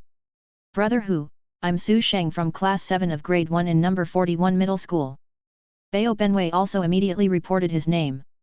After discovering the bug, their minds were no longer on the simulation field. They only wanted to pull connections and take the back door. I've tried every possible way to get rid of this first place, but you two insist on forcing me to go to the simulation field. You bastards! If I back down from something that benefits our race, what would those watching the replay think of me? I'm a native of your planet, so it's understandable. But I'm an outsider, at most a mercenary. I don't have that much of a sense of racial sentiment with you all. Looking at the two excited men, Du Ji was so annoyed that his teeth itched, but he dared not show too much of it. He said seriously, what good are you thinking? If the simulation field on Chi Yuan Star can have a bug, can't an alien civilization have one too? Maybe someone else has already done this. Moreover, can an alien star battlefield be won by one person? The alien star battlefield always relies on the power of the team. Instead of trading all your mental power to me, it's better to use this loophole to cultivate more high mental power soldiers for the country. But I think brother Hu alone can control the field. Yao Tong said. You're still talking. I've been so good to you, and you're trying to push me into the fire? When I'm dead, you'll step on my bones to enjoy the good life, won't you? You've got a good plan. Du Ji glared at him and passed the blame, Yao Tong, I know what you're thinking. You just want me to become a soldier, to give you a boost, to make you successful, right? Yao Tong smiled awkwardly and stopped talking. Have you ever thought that if I die on the alien star battlefield, even if I pull you up at that time, can you hold on to the family business I left behind? Du Ji asked. Brother Hu is so powerful, how could he die? Yao Tong scratched his head. I got first place in the last simulation field because I randomly got a good keyword. This time I got first place because the simulation field had a bug. You guys don't really think I'm that great, do you? In the end, I'm just like you, a first-year newbie. If there's one thing that's different, it's probably because I've had some dumb luck. Give me a useless keyword, and I won't be able to play. The country won't trust an 18-year-old kid on the battlefield, will they? Du Ji gave a bitter smile and smeared himself. As I said, if the simulation field can have a loophole on Chi Yuan Star, it can have one on other planets. Who can predict what will happen on the alien star battlefield? Only by cultivating more talents can the win rate on the alien star battlefield be higher. After all, more people mean more keywords, not just pinning hopes on me. And, if the simulation field's bug this time results in the scores being invalidated and the accumulated mental power being deducted. Yao Tong and Bao Benwei's excitement was suppressed by Du Ji's words. The two looked at each other and sighed in unison, brother Hu is more thoughtful. So, we can't put all our eggs in one basket. Since we've found the bug, the best thing to do is to let more people benefit. Du Ji looked at the two and smiled, Wang Yunwei, Su Cheng, since we're destined to be together, why don't we form a new alliance? In the future, no matter who becomes a soldier and succeeds, we should think of helping each other. What do you think? Of course, there's no problem. Brother Hu is generous. The invitation from the first person in the simulation field, the two naturally had no reason to refuse. After all, Du Ji's chances of becoming a soldier were much higher than theirs. Good. Du Ji extended his hand and smiled, if we become rich and honored, let's not forget each other. Slap. Slap. Two hands fell on the back of Du Ji's hand, if we become rich and honored, let's not forget each other. Chapter 117, Du Ji's Fate. Gao Ming, Yin Erchuan, Zhu Shijia, Wen Fei, Wang Feng, Yu Xia. I am Du Ji. I have found a method to rapidly enhance mental power. Everyone, gather around me. Everyone, listen to the broadcast and gather around me immediately. I repeat, Gao Ming, Yin Erchuan. After verifying it on Bao Benwei, Du Ji directly changed the content of the broadcast, even revealing his own identity. Shi Kansan, who was rushing from Xylan City to Yong'an, heard the news on the armored vehicle and couldn't help but frown. It's him again? What is he doing? It's only been 3 days, and he's already initiating a direct battle? What keywords did he randomly obtain to attract hundreds of people? Is he crazy? Indeed, if it was just Chi Fihu, the possibility of examinees going to Yong'an City was very low. A seemingly false mainline, obviously a trap, was not worth the risk for them. It was better to focus on their own development. You see, several strongholds have been continuously broadcasting Tianwang Gatahu. But it was different when Du Ji revealed his identity, especially when he mentioned 5 or 6 names, which significantly increased the authenticity. After all, unless they were absolutely certain, no one dared to do such a thing in the simulation field. Even if they had agreed on a secret code outside the simulation field, they wouldn't dare to do it because it would make them a living target. People who arrived at the destination randomly might not necessarily be friends, but enemies. Moreover, those who rushed over might be ambushed or intercepted along the way. Anything could happen, and the risks were too great. But when they thought that Du Ji was the one doing this, everyone felt it was only natural. In the previous simulation field, he was the first one to cause a commotion and make himself a target, and he succeeded. In the new simulation field, it was normal to replicate his previous success. Alright. It was also foolish. It had only been 2 days in the simulation field, and he already thought of himself as a peerless genius? So it's you. In the driver's seat of a truck, a blood-soaked young man listened to the broadcast on the car radio and leisurely blew a smoke ring, sneering disdainfully. You can't deceive people with the mainline, so you changed to revealing your identity? Fine, I wasn't interested in you to begin with. This time, I must meet you. I want to see what keywords you randomly obtained to be so arrogant. After saying that, he turned the steering wheel, ran over the corpse of a rat that had been burned by fire, and headed straight for Yong'an City. My brother, you're too impatient. Why did you reveal your real name? In a stronghold in a city 1,000 miles away, a middle-aged man in his 30s listened to the content of the broadcast with a bitter face. It's only been 3 days. Can't you let us develop a bit? My keyword is caution, and there are mutated beasts all the way. How can I possibly make it through? It's him again. This time, he directly revealed his identity and caused a commotion. Second brother, let's go and harvest him. All right. A voice hidden in the shadows responded in a muffled tone. Du Ji has a strong appeal. He can probably attract a lot of people. We can harvest more people. This is our opportunity. Maybe the keywords he randomly obtained are not good, and he wants to use this method to gather the team and take advantage of others.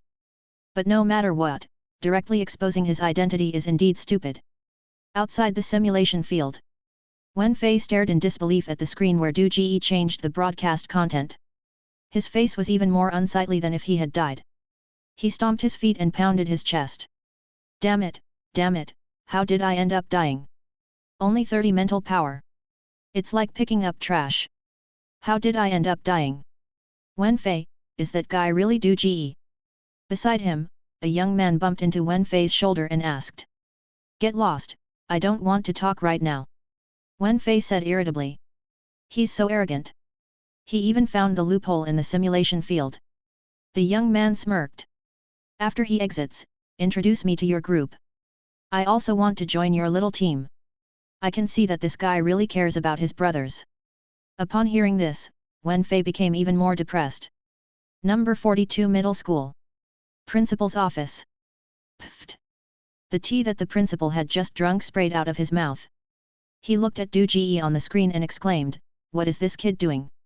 Du Ji, who became the first in the simulation field, had all the attention of the principal. During the second round of the simulation field, the principal's focus was on the assessment of the first-year students. Until the assessment was over, the simulation field would only broadcast the content of the top 10 to the outside world. Even the principal didn't know who the people in the simulation field were specifically, and he didn't have the authority to view the playback during the examination process. So when Du Ji became the first, when the camera focused on him, the principal didn't recognize him as Du Ji, but when he started buying and selling rankings and actually succeeded, the principal immediately confirmed his identity. Then, he remained in a state of shock. It was only after Du Ji changed the broadcast content and revealed his identity that the principal finally recovered. Maybe he wants to build his own core team. Teacher Hu said. He discovered the loophole in the simulation field and took this opportunity to enhance everyone's mental power. In the next simulation field, they can unite and secure a spot in the top 10. Stop! Defending him, he just wants to sell the first place. The principal slapped the table, saying, "Is the first place too hot to handle? Old Hu, have you heard what they said? Du Ji can clearly trade mental power, and the other party has already agreed. Du Ji could totally buy the mental power he earned and become the true number one in mental power. What nonsense is he talking about? The victory on the alien star battlefield can't depend on one person. Does he know that if he piles up his mental power, he could possibly become the second Huagu Yun?"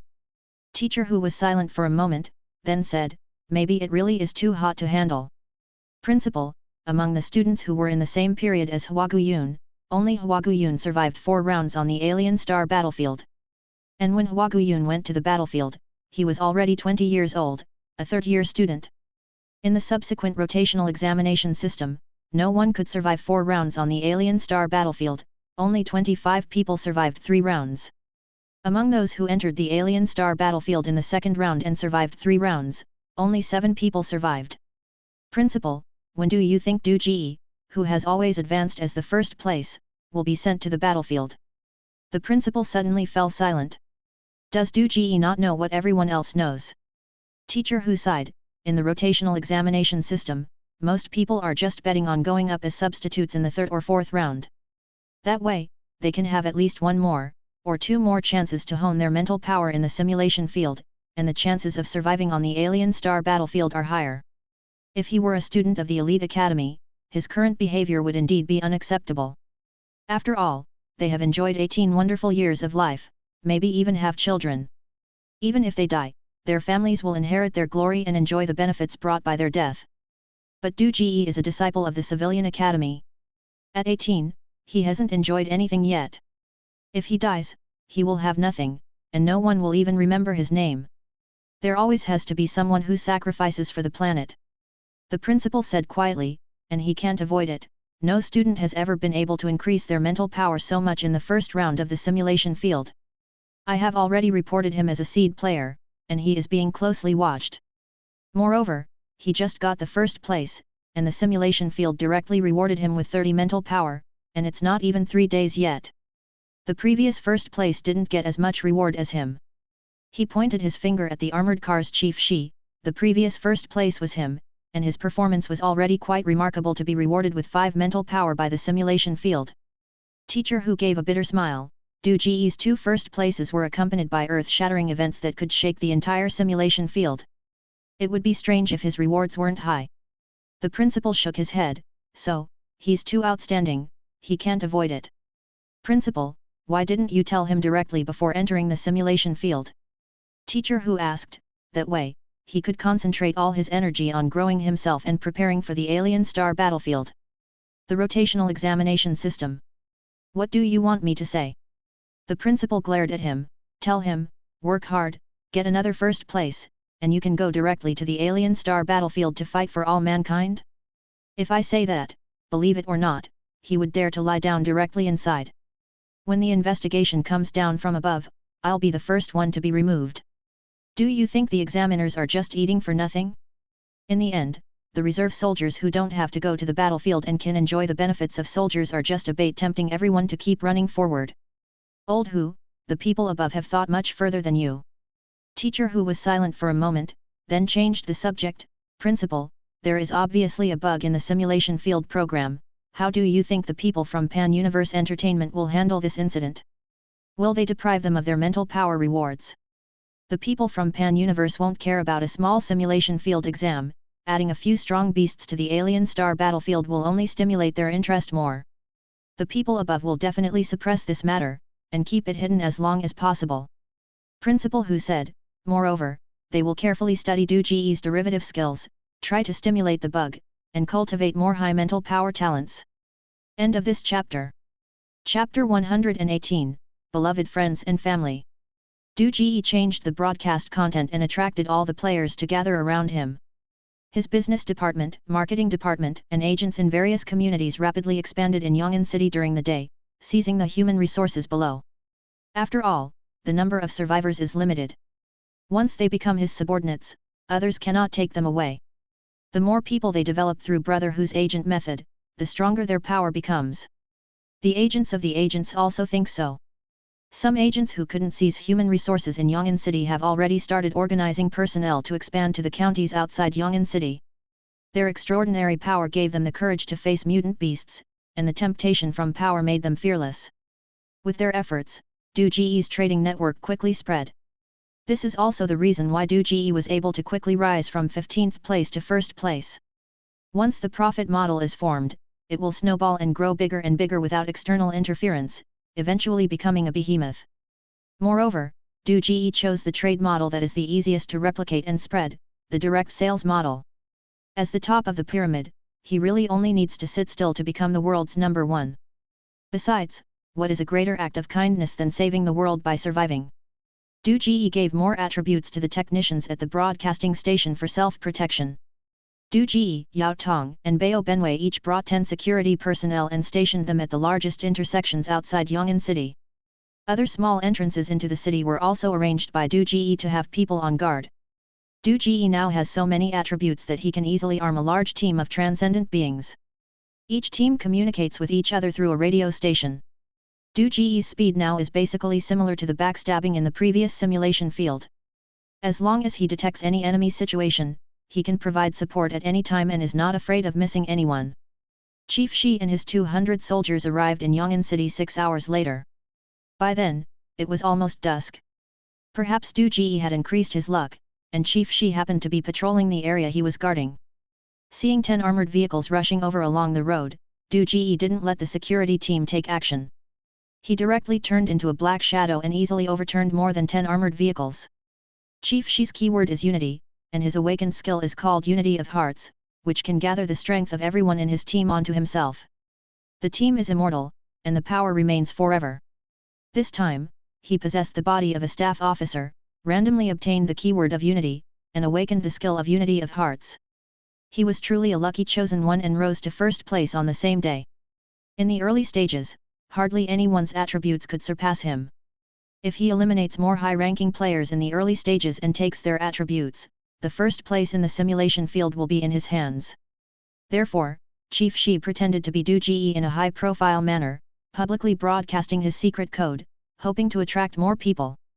He couldn't wait to come to Yong'an City to eliminate DoGe and increase his own attributes. The only attribute that Unity of Hearts enhances is strength, not all attributes. Therefore, Chief Shi's physical fitness can only withstand the strength of 30 people. Even if he gathers more people, his muscles would probably tear apart when he throws a punch. If he wants to bear more strength, he must improve his own attributes. This time, he brought 200 people with him, most of whom were backups. Chief Shi already regarded DoGe as his prey.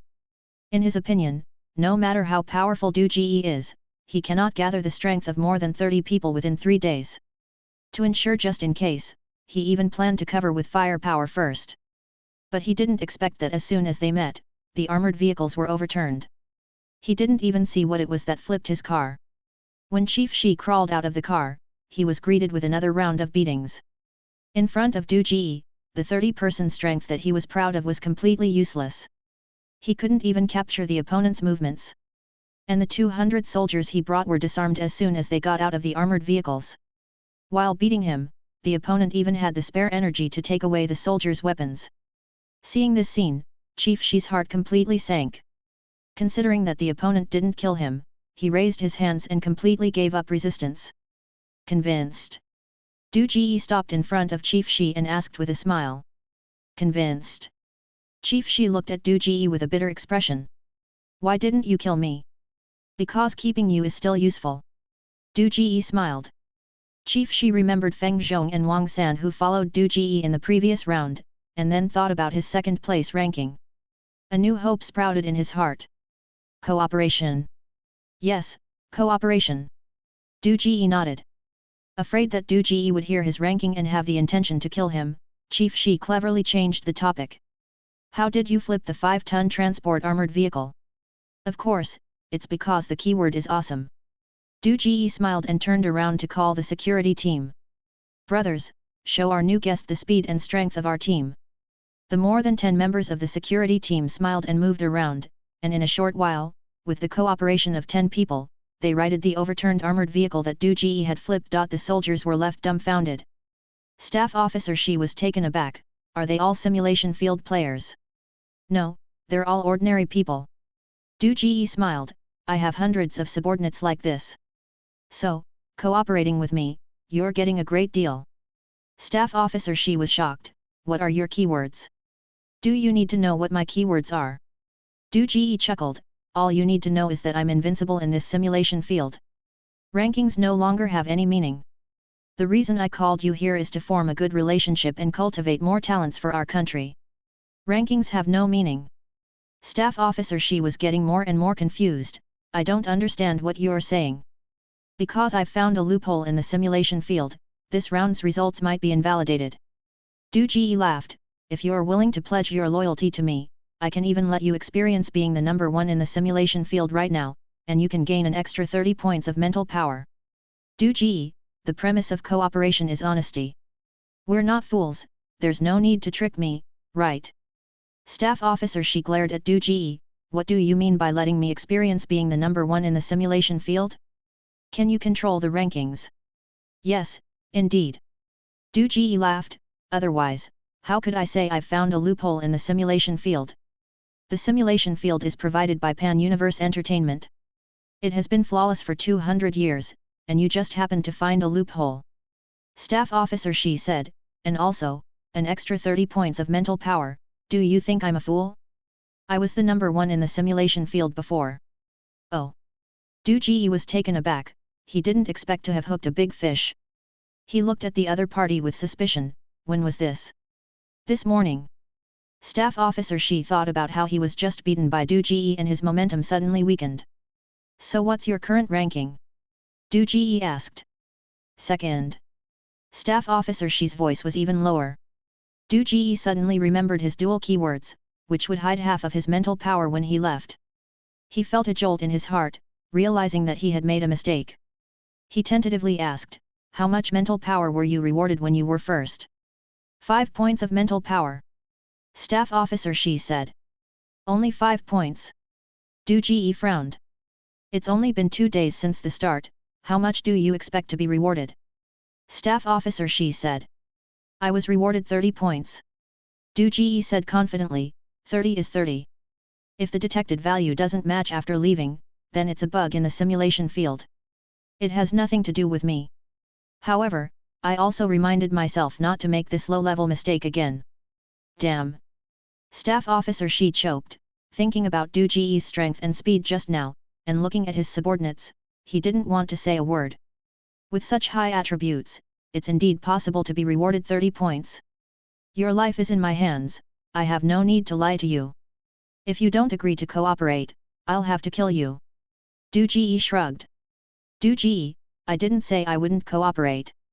Staff Officer Shi squeezed out a reluctant smile. Du Ji coughed.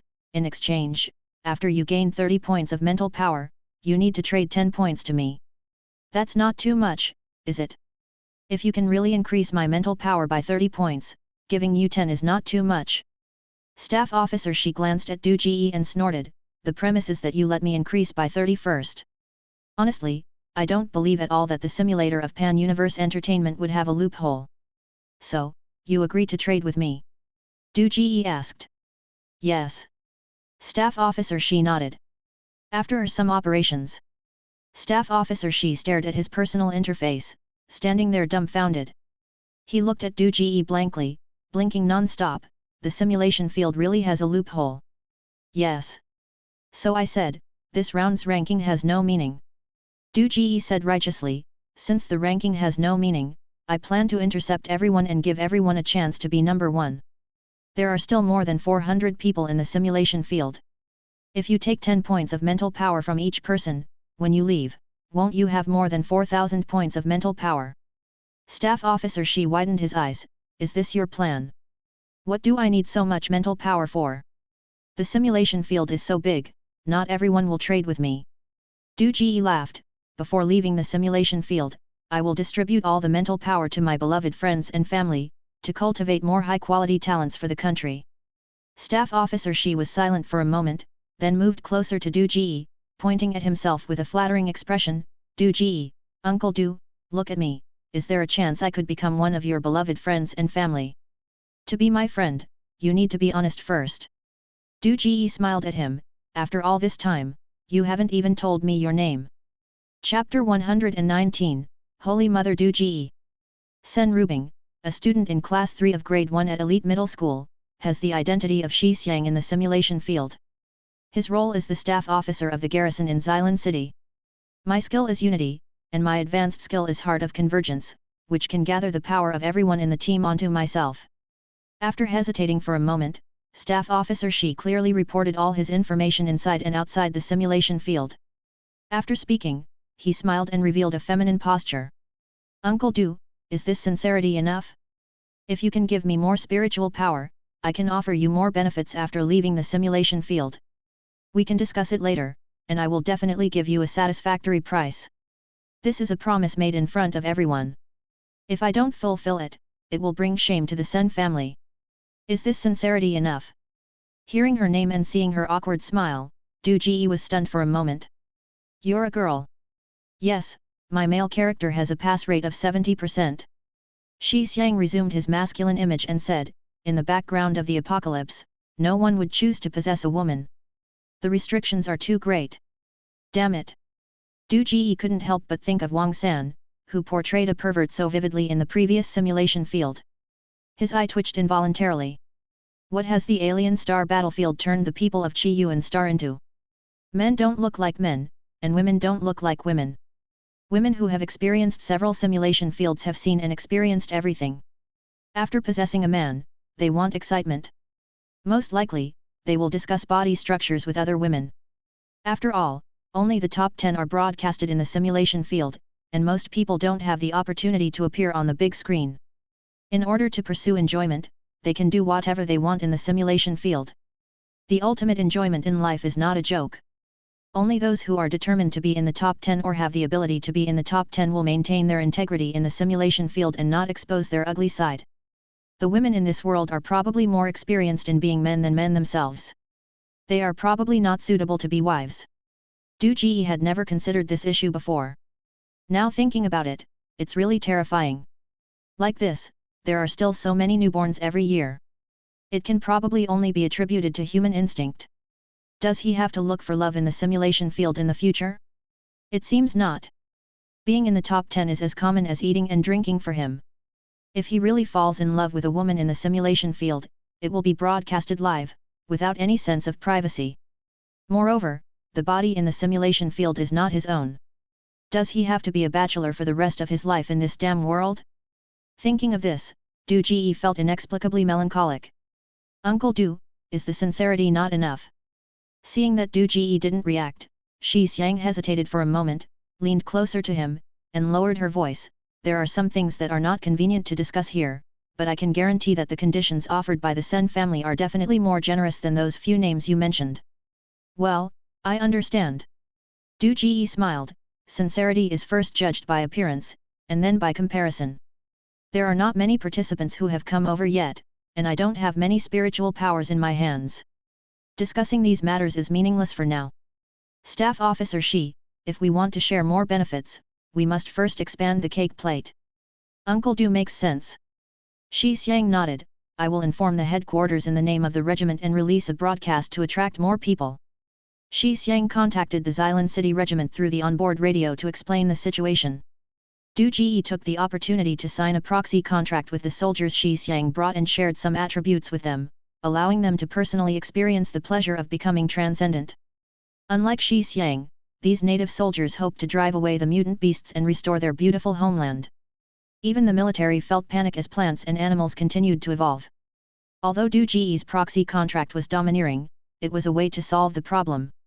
By concentrating everyone's power, cultivating transcendent beings to maintain social order, and allowing civilization to continue in a harsh environment, it definitely met the expectations of the majority. The worst result was making Du Ji an invincible god. But there can only be one such god. Compared to extinction, it was acceptable for humanity to have an additional god above their heads. Shi Xiang's report was sent back, but Colonel did not immediately respond. However, when all the soldiers who accepted the proxy contract endorsed Du Ji, the colonel had to believe that the so-called Chief Hu had indeed found a way to deal with the mutant beasts.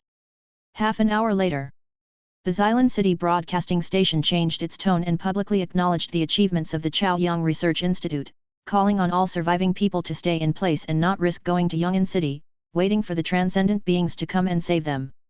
That day, regardless of the danger, the colonel led his troops to rush to Yong'an City overnight. The emergence of the transcendent meant the collapse of the existing social order once again.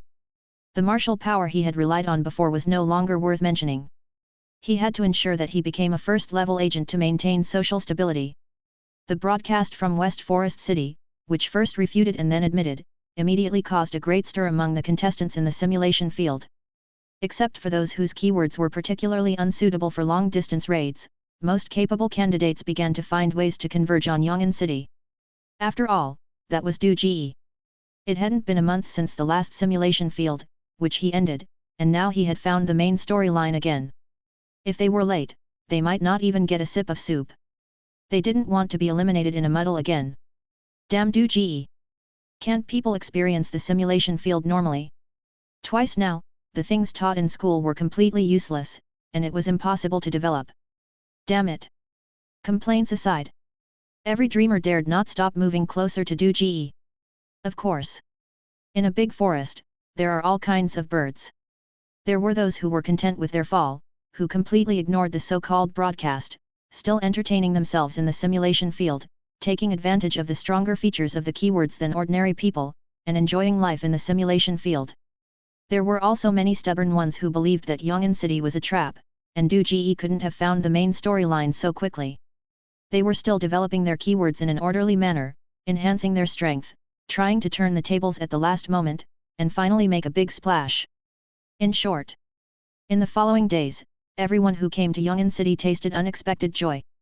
Over the days, Du Ji's trade network had a wider range, and the attributes from various agents were growing exponentially on him. Even if there were any slow, dizzy, chaotic advanced skills, they couldn't hurt Du Ji at all. After all, in addition to his own strength, Du Ji also had the loyalty of the agents. At critical moments, when he was injured, someone would jump out to take a bullet for him. Those bodyguards responsible for taking bullets were given super high agility by Du Ji, as well as stronger recovery ability. Plus their 360-degree protection for Du Ji, even the stealthy keywords couldn't break through such a protection circle. Moreover, even the most talented students couldn't catch up with Du Ji in just a few days. The gap between them and Du Ji was as wide as heaven and earth. Every candidate in the simulation field, without exception, couldn't escape Du Ji's clutches. Facing such a powerful Du Ji, the candidates were almost desperate. The last simulation field was just fine. Du Ji's growth was traceable, and Mr. Zhao and Qiao Pingzhang almost defeated him in the end. If it weren't for Mr. Zhao's cleverness in releasing the boss in advance, and relying on the strength of the Qiao family to fight steadily with Du Ji, they might have won. But in this round, Du Ji was almost an unsolvable existence, even more boss than the boss. Having such a person in the same examination room with them was simply to destroy their confidence. Fortunately, the result was good. This time Du Ji didn't kill anyone, and kindly let everyone enjoy a wave of benefits, allowing everyone to regain some balance and find reasons to comfort themselves.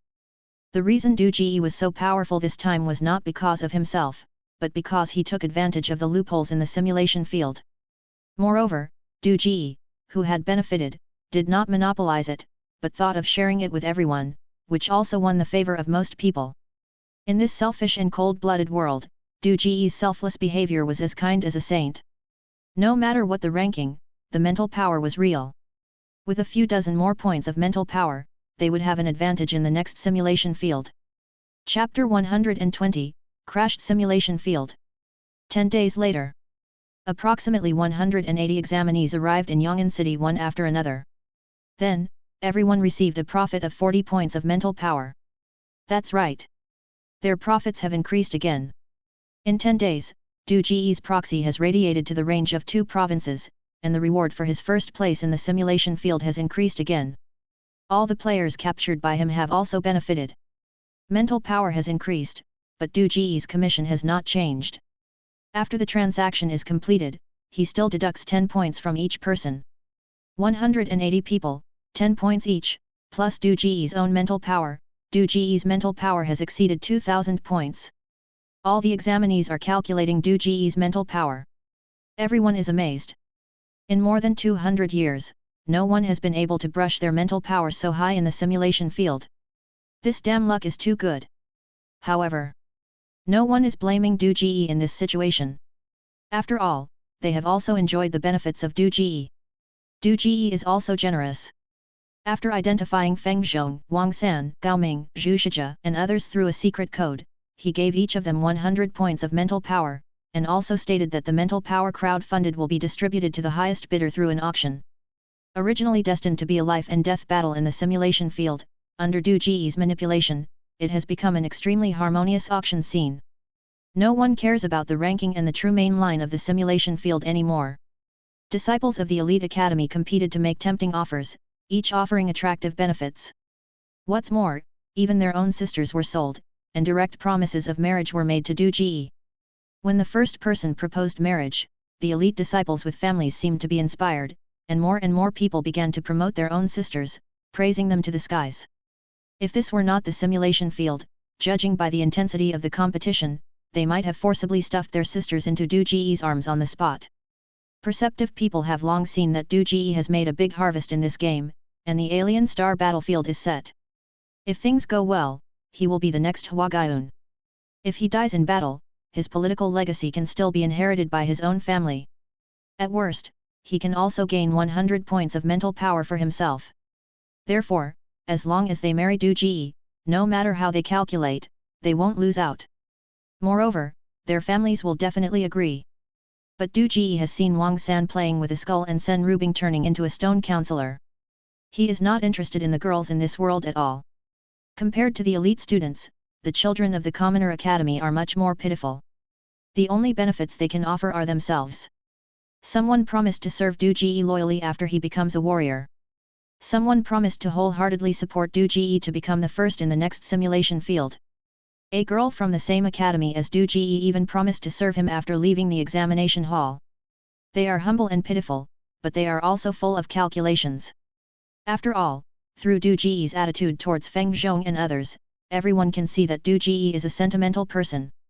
As long as they can become friends with him, they won't suffer any losses, let alone become his woman. Therefore, it is worth giving whatever it takes. But no one knows that Du Ji doesn't care about the things they offer at all. The so-called auction is just a formality. Du Ji is very clear that with more than 2,000 mental power points obtained from the simulation field, whatever martial arts, women, or even luxurious life he wants, the country will satisfy his requirements. How can the financial and material resources of an ordinary family in the simulation field compete with the country? From beginning to end, what Du Ji wants is to openly throw out his super high mental power. This super high mental power is like a hot potato and a life-threatening talisman to him. Only when the people in the simulation field have higher mental power than him can he ensure his own safety. Du Ji estimates that his damn excellence cannot be stopped, and the alien star battlefield is set. His worst plan is not to go to the battlefield in the first round, but preferably in the third or fourth round. In that case, the chance of survival is higher, and he can enjoy 2 more years in this world. Otherwise, he wouldn't have hesitated to trade his mental power to Feng Zhong and others after confirming their identities. It's just a simulation field. How could there be so much friendship? Even Yao Tong and Bao Benwei, he generously gave them mental power, with the reason being the previous promise. But no matter what Du Ji thinks, Feng Zhong, Wang San, Zhu Shijia, and all the other partners who received his mental power this time, truly regard Du Ji as a loyal friend. Especially Wang San, Yao Tong, Bao Benwei, Gao Ming, and several other civilian college students secretly vowed to protect Du Ji with their lives. In their hearts, Du Ji did not just give out more than 100 points of spiritual power, but also the opportunity to change their destiny. The auction was in full swing. Du Ji selected Sen Rubing and a disciple named Zhuang Yuhao from the elite college.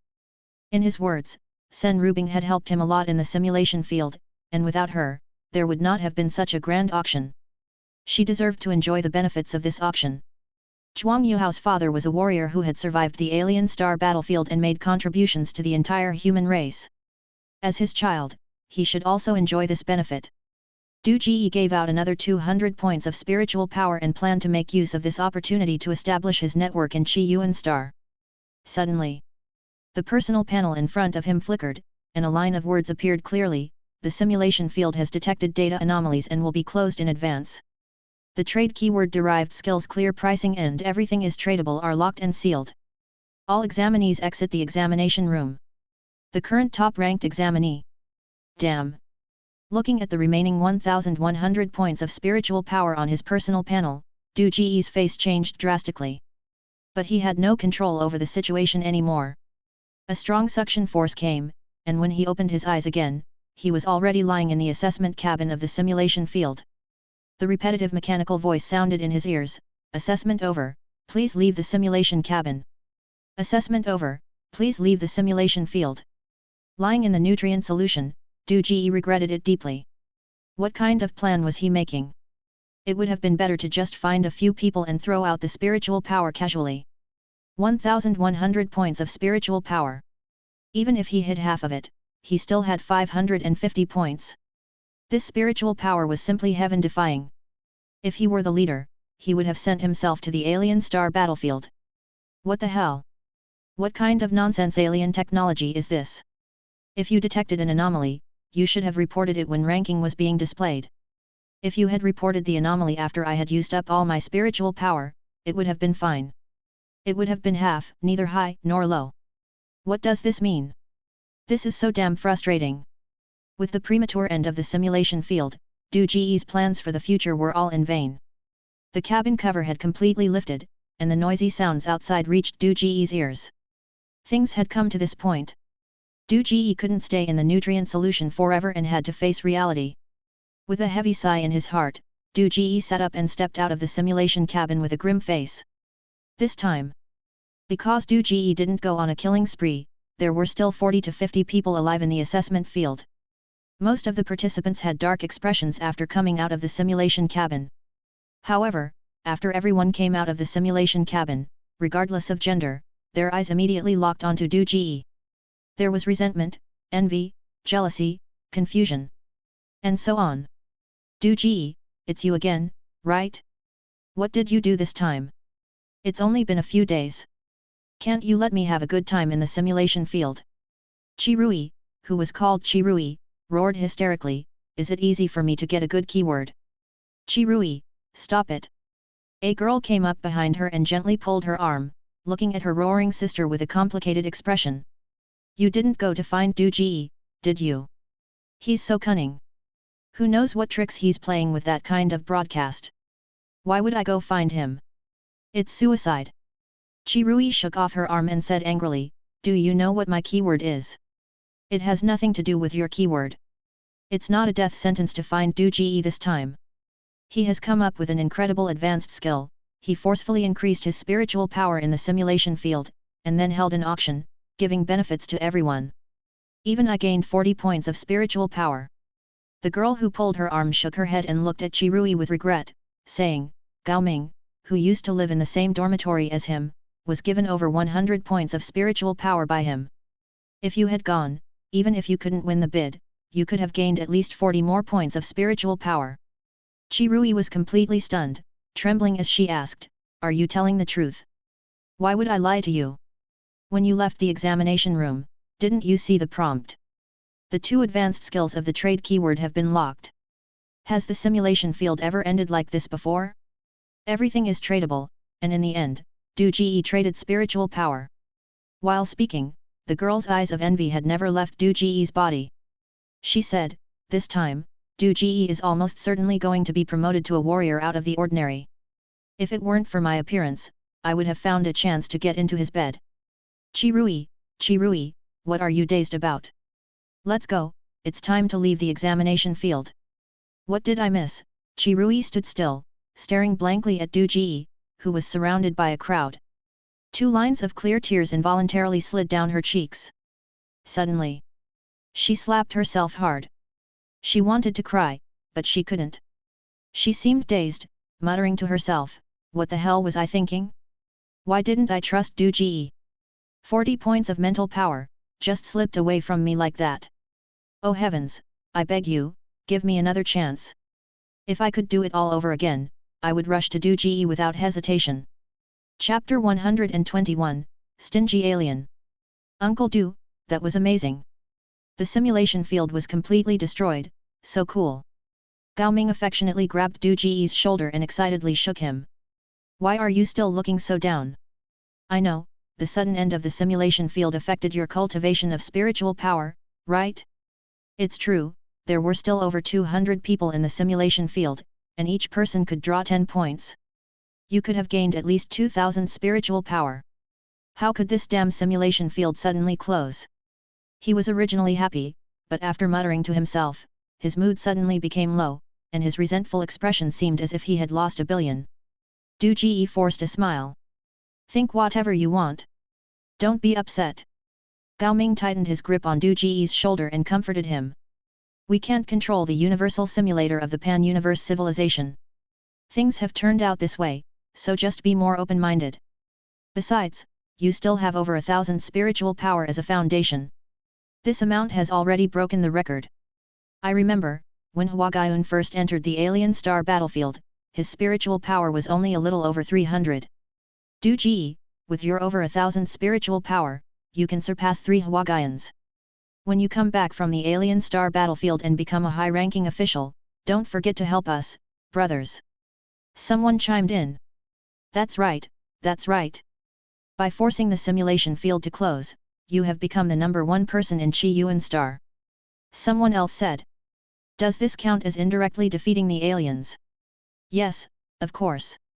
Their alien technology has been conquered, and the next step is to conquer their spaceships. A group of people surrounded Du Ji and happily walked out of the field. These people all enjoyed the benefits of the surge in spiritual power, and their faces were filled with excited smiles. The ones left with gloomy faces were the ones who didn't take advantage of the situation. However, unlike the previous simulation field, this time there were almost no people targeting or cursing Du Ji. After all, what Du Ji did was too righteous. Although he used all the examinees to crowdfund spiritual power, he also distributed a portion of the spiritual power to everyone present, allowing them to benefit as well. Put yourself in someone else's shoes. No one in the field could have made such a rational decision in the face of such a big bug. And he didn't continue the auction because the simulation field was forcibly terminated, not because he didn't want to auction anymore. Those who didn't get a chance had nothing to complain about. The most crucial point was that with such high spiritual power, Du Ji was definitely going to the alien star battlefield. Regardless of whether he could come back alive from the alien star battlefield, his status was already higher than everyone present. At this time, offending him would be seeking death. But when you think about it, in the history of the rotational examination system, except for Huagayun, no one has been able to complete all 4 rounds. The most up-to-date novellas are published on Fruitnoelo. In everyone's hearts, there was a hint of sympathy or schadenfreude. Sometimes, being too outstanding is not a good thing. Teacher Hu was waiting outside the examination room. When he saw Du Ji come out, he immediately rushed over and grabbed Du Ji and Gao Ming's hands. Come with me to test your spiritual power. The other teachers pushed away the crowd of students who had gathered around and helped maintain order. Soon, Teacher Hu and Du Ji squeezed out of the crowd and arrived at the room for testing spiritual power.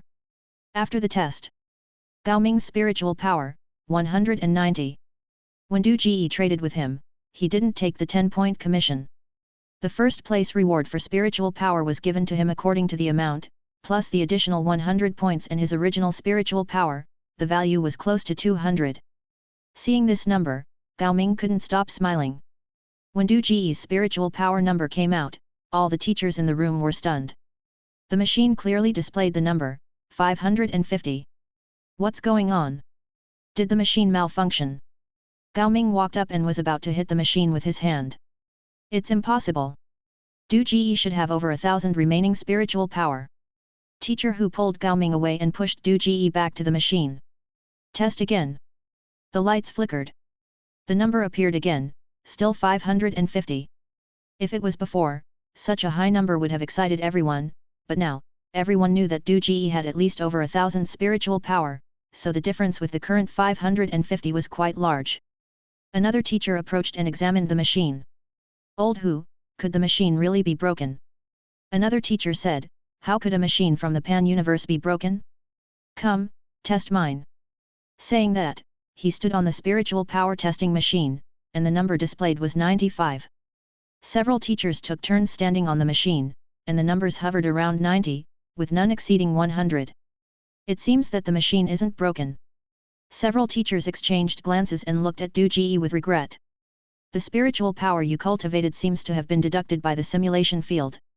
This pan-universe entertainment is too stingy. Can they really take back the distributed spiritual power? Teacher Hu complained discontentedly. Didn't they say that spiritual power directly affects the soul?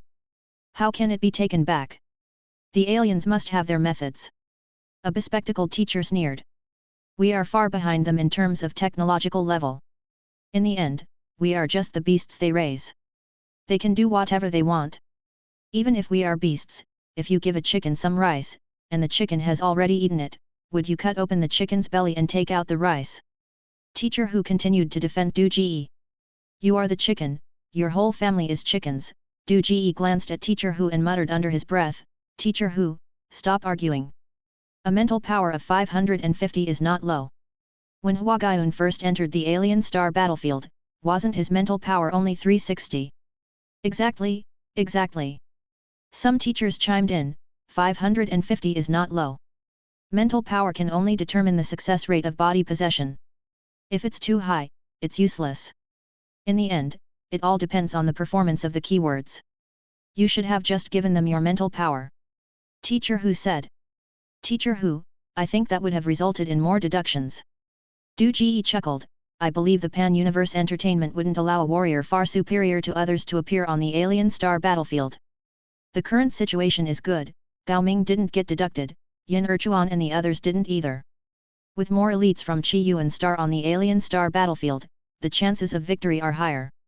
Do you really think so? Teacher Hu asked. Du Ji nodded, as Teacher Zhao just said, it's not the mental power that determines the final victory, but the keywords.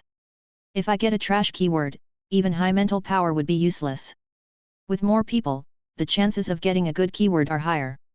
Teacher Hu looked at Du Ji and suddenly laughed. He shook his head, all right, from now on, whenever anyone asks you why you gave away your mental power, just say that. Du Ji was taken aback, Teacher Hu, that's genuinely what I think. Teacher Hu gave him a meaningful look and laughed, let's go, you two come with me to see the principal. Remember, demand the rewards you deserve, don't be modest.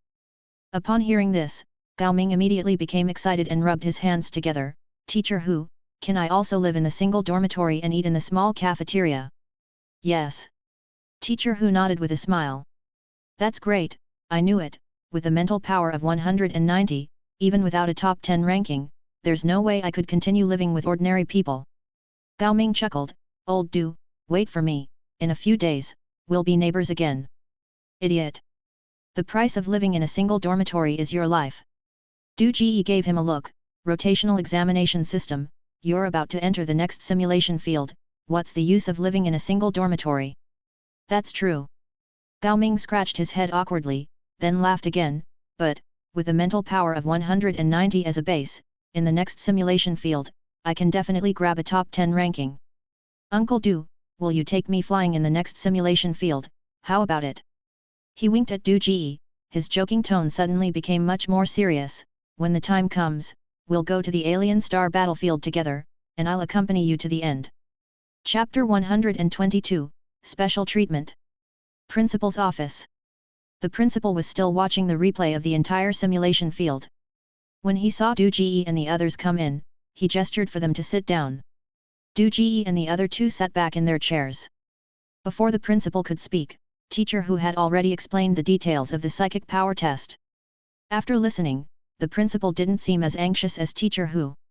He smiled faintly and said, 550 is not bad. Principal, don't you think this is abnormal? Teacher Hu asked in surprise. Even the simulation field, which has never had any problems before, has been closed due to data anomalies. Anything abnormal is normal. The principal stood up and poured a glass of water for Du Ji, handing it to him personally. Du Ji, you can't stay in the dormitory peacefully. Stay here with me for a while. The people from above will be here soon. If you have any needs, you can talk to them. I can't make decisions about your matters anymore, so I won't waste time talking to you. Okay. Du Ji nodded. He had anticipated this situation when the simulation field closed unexpectedly. Principal, can you take care of my benefits? Gao Ming asked discontentedly. My psychic power is also 190, stronger than the teacher's. I can indeed take care of your matters, but do you think I have the time and energy to deal with your affairs before Du Ji's problem is solved? The principal glanced at him and rewound the video to the beginning. If you want water, pour it yourself. If you don't want to drink, then quietly watch the replay here. TCH. Gao Ming snorted and poured himself a glass of water, sitting next to Du Ji to watch the replay together. To be honest, he was quite curious about what Du Ji had done before. The video was played at several times the normal speed. The principal manually skipped over unimportant parts. The simulation field didn't take much time, so the playback speed was fast, and it soon reached the end. Until the simulation field ended prematurely. Tisk tisk, old Du is really cool. He played the simulation field from beginning to end. I never thought that loyalty could be bought through trade. Gao Ming clicked his tongue. It's a pity that the simulation field ended early. Otherwise, we could have increased our psychic power. No one paid attention to him. Du Ji remained silent. The principal asked, Du Ji, what are your thoughts? I was too impatient. Du Ji said. Anything else? The principal asked again. I wanted to cover all bases, so I ended up neglecting some things. Du Ji said. What do you think are your shortcomings compared to the first round? The principal asked. Du Ji looked at the principal with a strange expression. You calculated too much, not as pure as the first round. The principal sighed. In the first round, even though you overturned the table, you were focused on competing for rankings, so you were able to control the situation and win quickly. In the second round, you clearly had concerns and wanted this and that. Although you still seem to be in control, the result is what it is now. Is this really what you wanted, Du Ji? Actually, sometimes being more pure can lead to a better life. Screw purity. So, you're the one who went to the alien star battlefield. What are you saying here, pretending to be a big shot? In the first round, I didn't understand the rules, and in the second round, I didn't want to go to the alien star battlefield. BD. Is the saying good people are always taken advantage of working? Du Ji looked at the principal's face that was asking to be beaten and suddenly felt a surge of power throughout his body. If he unleashed his anger as an honest person at this moment, he should be able to knock him down. Suddenly, a commotion came from outside, and Du Ji subconsciously looked out. Outside the window, a helicopter was slowly landing on the playground. Gao Ming also saw the helicopter and exclaimed, "Holy shit, a big shot is here." 3 armed personnel were the first to get off the helicopter. Then, a pair of beautiful twins got off. After that, a middle-aged man in his 40s got off. As soon as the middle-aged man got off the plane, he looked in the direction of the principal's office, smiled at the window, and nodded. Du Ji could clearly feel that the man's smile was directed at him. His heart trembled. This guy definitely brought the attributes of the alien star battlefield. Moreover, his psychic power and attributes must be extremely high, at least higher than Wang San's level in the first simulation field. In the first simulation field, Wang San and Feng Zhong's perception range was about 200 meters, while the distance between the landing position of the helicopter on the playground and the principal's office was at least 500 to 600 meters. Du Ji pursed his lips enviously, unable to help but miss the powerful perception in the simulation field. Although his psychic power was high enough in reality, his attributes were too weak. Even if he didn't have the attributes of the second simulation field, just being able to bring out the attributes of the first simulation field would make him ecstatic in the real world. Outside is the Chief of Staff of the Eastern Zone Pre-War Committee of the Federal Alien Star Battlefield, Nan Yalong, Du Ji. He is the one who can decide your fate. Whether you can seize the opportunity is up to you. The principal gave Du Ji a hint, straightened his clothes, and went out to greet him first. Teacher Hu gave Du Ji and the others a look, and they followed. But as soon as they stepped out of the classroom, a loud voice rang in their ears, "No need to come over, just wait there." The students on the playground were still pointing at the helicopter, seemingly oblivious to his voice. Du Ji quickly realized that the other party must have used a secret transmission method, and he couldn't help but be stunned. Damn! The intimidation came before they even met. Such a show-off! In a moment, Nan Yalong and his party who came down from the helicopter had already arrived at the principal's office. Outside the teaching building, there were special security personnel who had isolated the students. Chief of Staff Nan. The principal hurriedly greeted, pointing to Du Ji beside him, and introduced, "This is Du Ji." I know." Nan Yalong nodded at Du Ji. "Principal, you take people to avoid a bit, the conversation between me and Du Ji is top secret, not suitable for others to hear." "Yes." Facing Nan Yalong, the principal couldn't put on any airs, he bowed to him, then called Teacher Hu and Gao Ming to leave. Gao Ming kept looking back at Du Ji, but most of his gaze fell on the twins who came with Nan Yalong. He was reluctant to leave, but he didn't dare to act rashly in front of the big shots. After a while, he was dragged out of the teaching building. "Du Ji, I am Nan Yalong, the Chief of Staff of the Eastern Zone Pre-War Committee." After they left, Nan Yalong extended his hand to Du Ji. "Nice to meet you, Chief of Staff." Du Ji smiled modestly.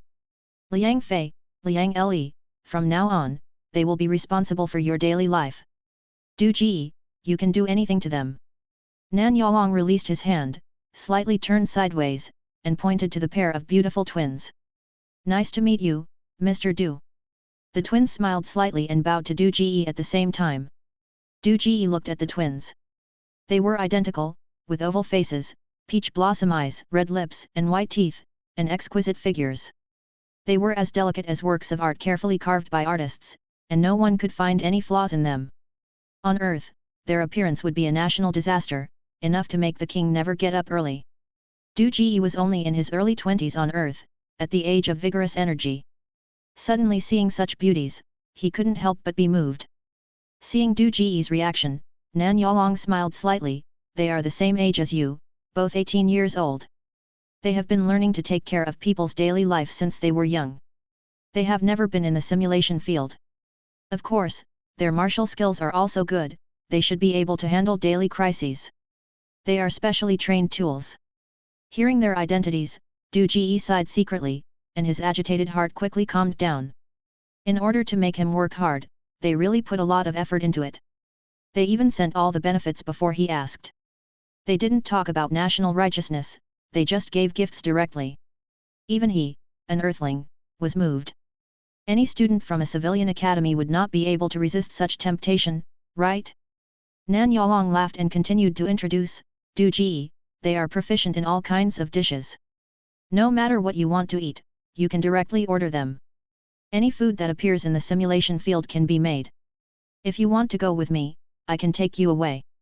If you want to stay here, all the ingredients can be airlifted here, but I personally do not recommend you to continue to stay here.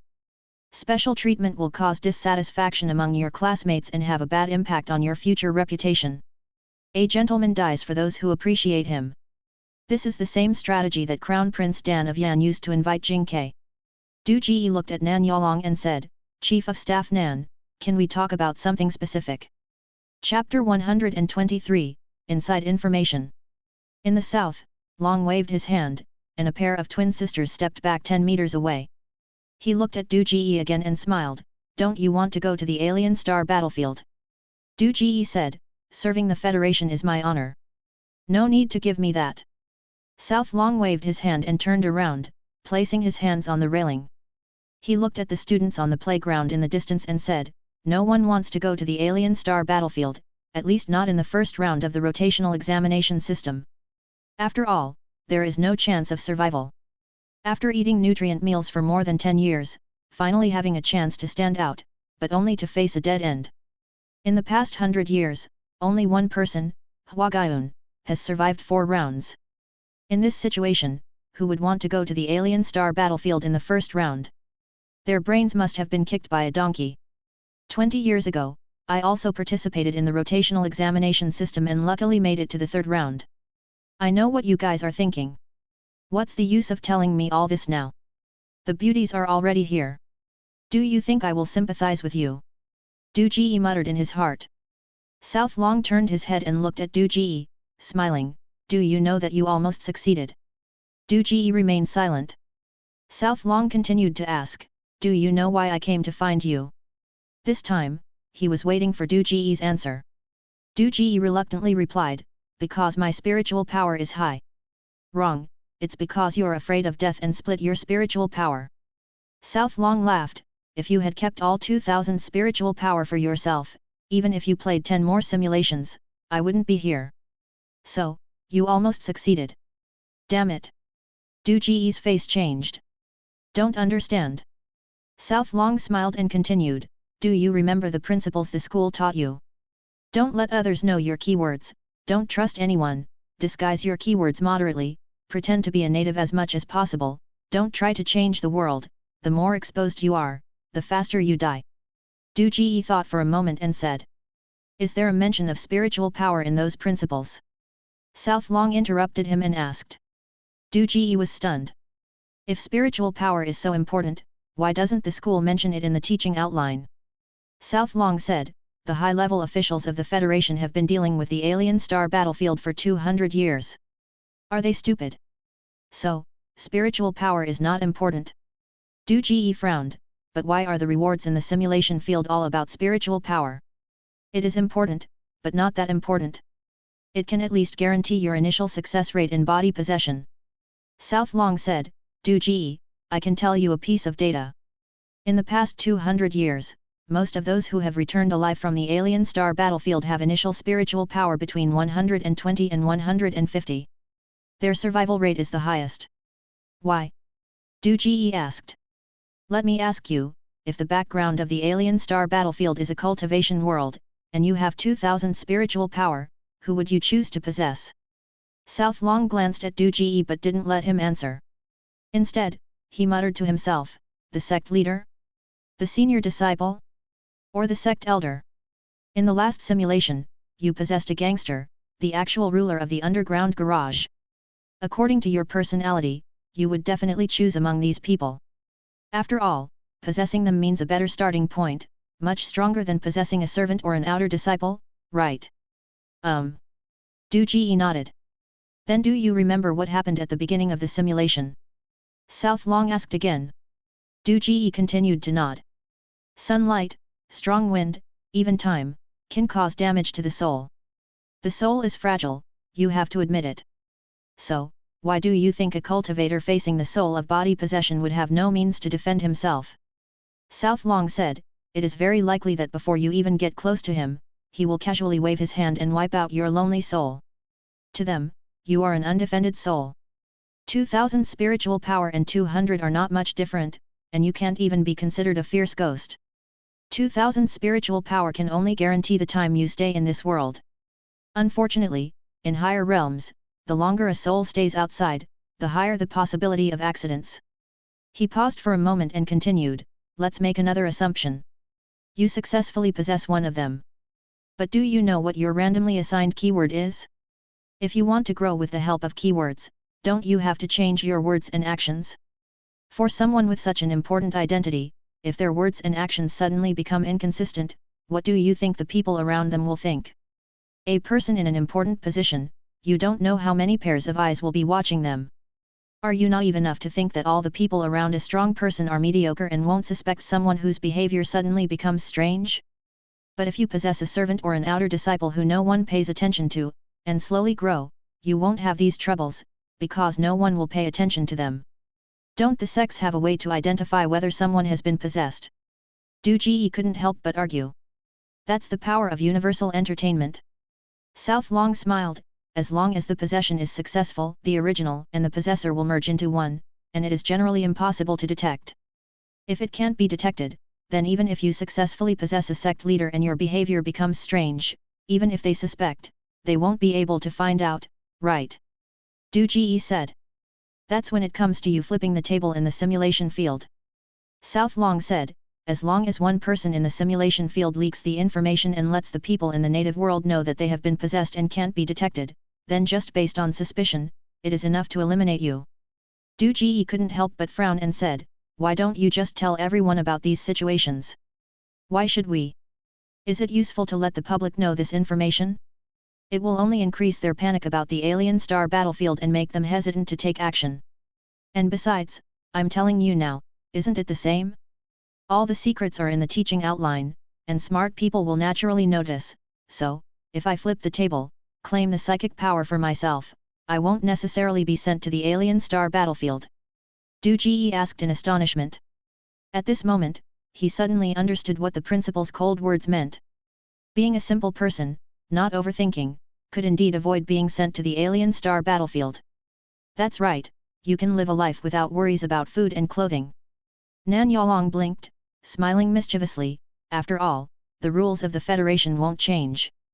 Du Ji, do you regret giving away your psychic power now? The more you distribute, the more it shows that you are afraid of death. You even quietly arranged for yourself by distributing psychic power, building your own team, all kinds of fear of death, all kinds of seeking stability. You are so outstanding that the higher-ups can't find an excuse not to choose you. Damn it! Du Ji cursed silently, suddenly thinking of a possibility. Chief of Staff Nan, if I really come out with 2000 psychic power, you might change your tune, right? No. Nan Yalong shook his head. Let me ask you, how many candidates are there each year? Nearly 10 million. Du Ji replied. How many people end up on the alien star battlefield? Nan Yalong asked. 1200. Du Ji replied. In the rotational examination system, how many candidates are gathered together in 4 years? Nan Yalong asked. 40 million people. Du Ji replied. Right, out of 40 million people, the same 1,200 are chosen. Wouldn't the proportion of geniuses be very high? Nan Yalong laughed. Sometimes, even the first place in the simulation field may not get a chance to go to the alien star battlefield, let alone you, an unstable factor. We analyze comprehensive abilities, no one would want to let an unstable factor like you onto the battlefield. After all, those who go to the battlefield are related to the resources of Chi Yuan Star for a year, we won't take such a big risk. I can also tell you a fact. Over the past 200 years, Chi Yuan Star has produced many monsters, many of whom have higher psychic power than Huagayun, but none of them survived after being sent to the battlefield. Chapter 124, Huaguyun's Conception. First, they give gifts, then they belittle, and finally, they act as if they don't care. So, you're trying to manipulate me. However, it's impressive that you can see through all the pretenses and recognize my excellence. Du Ji looked at Nan Yalong and asked, what if my nature is to flip tables? What if I can't control it? Just like in the last simulation field, the trade ended up in such a mess, it's hard not to cause a commotion. If you can turn every keyword into a trade like that, the world would be yours, and it wouldn't matter if you flipped the table. Nan Yalong laughed. Such a powerful keyword, if others want to stop your rise, they would have to destroy the world. If you still play safe in that situation, you're a complete fool. We're not that pedantic. However, I must remind you, the chance of randomly getting a keyword like trade and awakening such a powerful skill is very slim, it's not the norm. So, playing safe has already seeped into your bones. Du Ji muttered in his heart. Little guy, don't be resentful. Nan Yalong said, the alien star battlefield and the simulation field are different, its time flow is compressed. You will spend a long time in there, don't expect to find the main line in a month or two, there might not even be a main line. By then, you might not even be able to flip the table. Kinpan Universe Entertainment Control Time. Du Ji was stunned and asked in surprise. Still saying you don't want to go to the alien star battlefield? Nan Yalong looked at Du Ji and shook his head. Admit it, you're not a person who can settle down. If you really let you live a peaceful life on this hopeless Chi Yuan star, you would suffocate. Young man, the alien star battlefield is your stage to shine.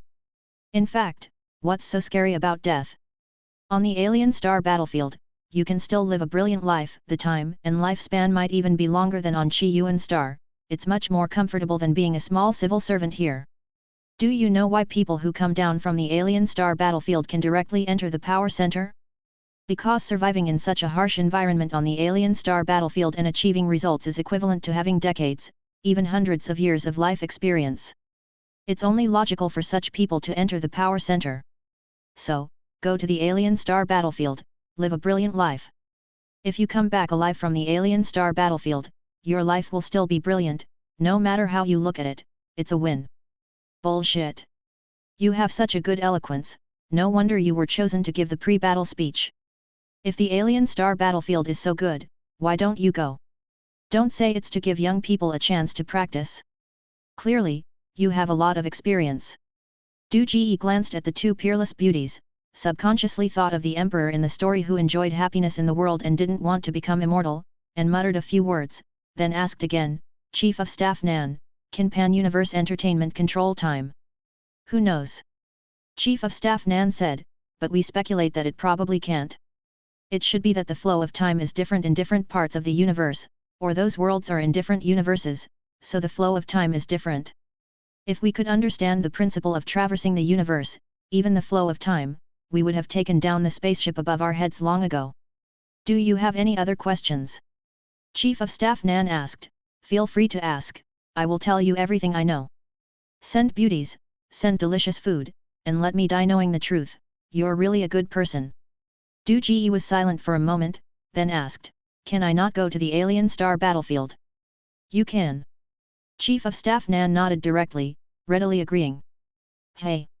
Du Ji looked at Nan Yalong in surprise. Refuse military service, directly enter the lowest level of labor. Nan Yalong glanced at him and continued. Damn! Du Ji's face turned black instantly. It's a very normal social rule, isn't it? Nan Yalong looked at the dejected Du Ji and laughed, whether on Chi Yuan Star or the alien star battlefield, no world will let people gain without working. He pointed to the twin beauties, if you want a good life, if you want to enjoy, you must pay the corresponding price. If you can come back alive from the alien star battlefield, I will bow to you, lick your shoes, and I won't have any complaints. But now, you don't have the qualifications to negotiate. Even if you have more than 1000 mental power, even if you really have 2000, or even 5000, you will still have to be a laborer. As I said, there are plenty of geniuses among 40 million people, if you don't go, others will. Bullshit. If there were so many geniuses, would you come to manipulate me? Du Ji muttered in his heart, but he had to admit that Nan Yalong made a lot of sense. At present, he indeed didn't have the qualifications to negotiate with the other party, but Du Ji was still not willing to give up. Do I have to go in the first round? I'm only 18. At 18, one has infinite possibilities. Nan Yalong glanced at Du Ji and laughed.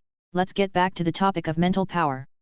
100 years ago, Hua Gaiyun proposed a hypothesis that if a person's mental power is high enough, and they find a way to protect their soul on the alien star battlefield, they should be able to break free from the constraints of their body. They could venture into the universe, find another civilization to possess, and completely escape the control of the Pan-Universe Entertainment. They might even achieve immortality through body possession. A profound civilization was pressing down on them, and the entire planet was helpless against it. Du Ji was actually in despair. After all, he was just an ordinary earthling, and he had never thought that he could defeat a super civilization on his own. All he could do was to find the most comfortable way for himself to live under these harsh rules. Saving the world was something for other impressive transmigrators to do. That's what he had always done. But Nan Yalong's remarks about mental power gave him hope. If there was no other way, who would want to live like a dog?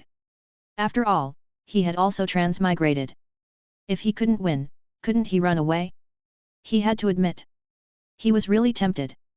Moreover, compared to the natives of this world, he seemed to have more hope of accumulating higher mental power, because of two keywords, he had double the growth.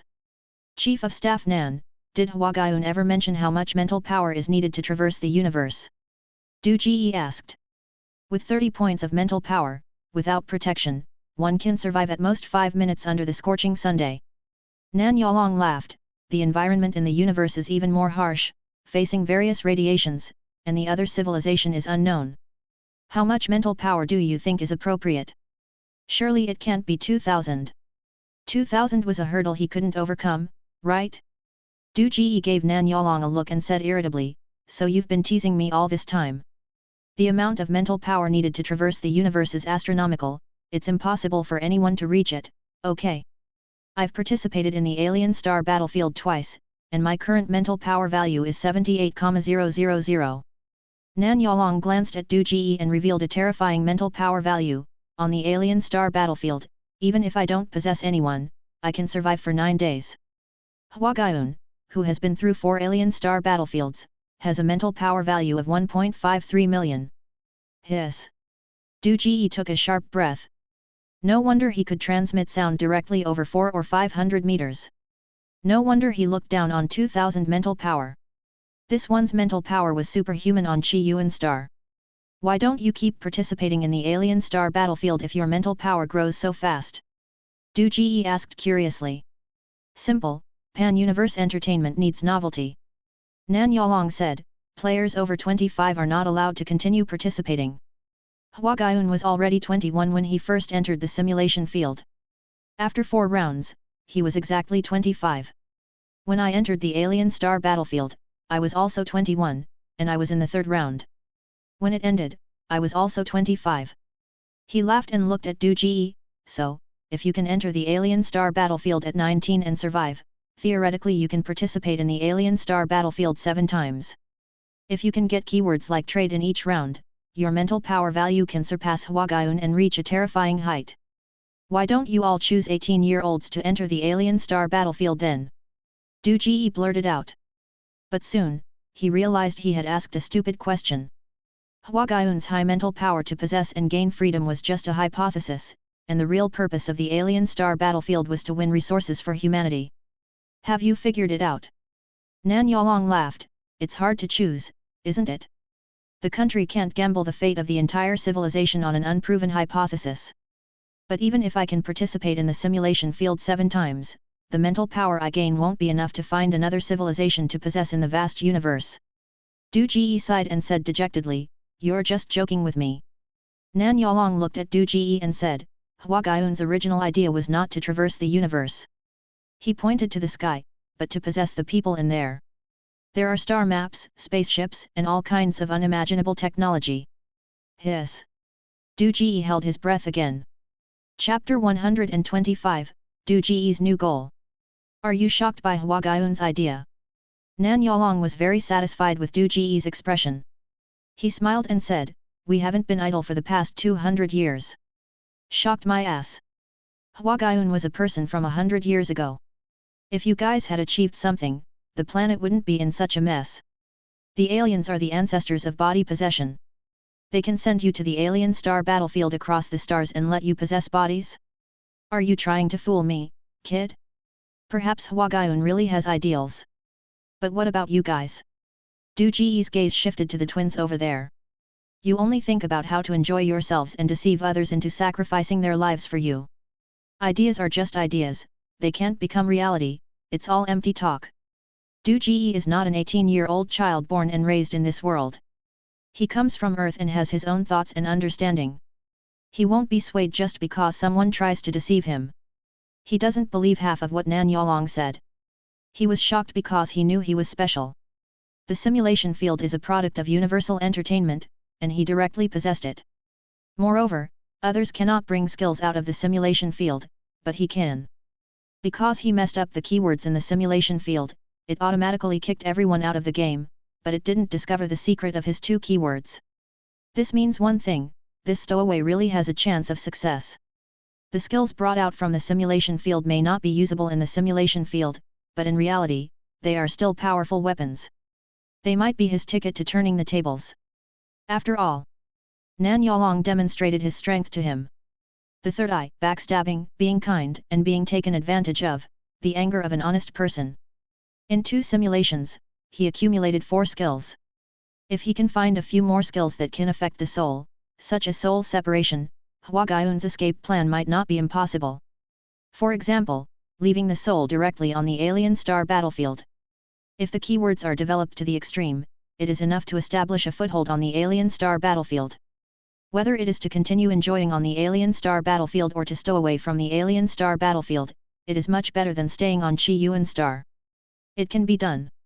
If you want to learn more about universal entertainment, you must enter the high level of Chi Yuan star. There is no point in staying in such a closed place like 42.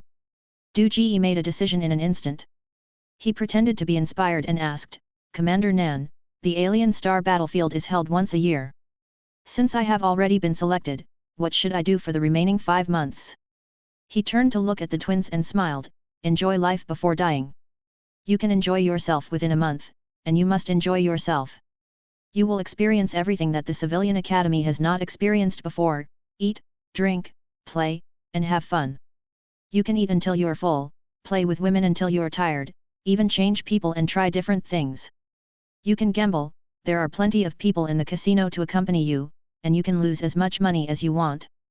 In short, whatever you can think of, and even things you can't think of, we will provide them to you. Nan Yalong looked at Du Ji, who had a surprised expression on his face, and said with a smile, Du Ji, your performance in the simulation field has indeed restrained many bad habits of the Civilian Academy, which is remarkable. But some things can only be performed perfectly through real experience, not imagination. We don't allow any shortcomings in the soldiers going to the alien star battlefield. Damn it! Are you training special agents or corrupting them? This is going too far. Who can resist different beautiful women? Just a few pregnancies are enough to make anyone develop feelings for Chi Yuan Star. It's violent and direct. It seems that I am still too young. Du Ji licked his lips. If you use this training method on Earth, the males on Earth would probably howl and rush to help you fight for resources on the battlefield. After a month, you will participate in the final simulation field assessment.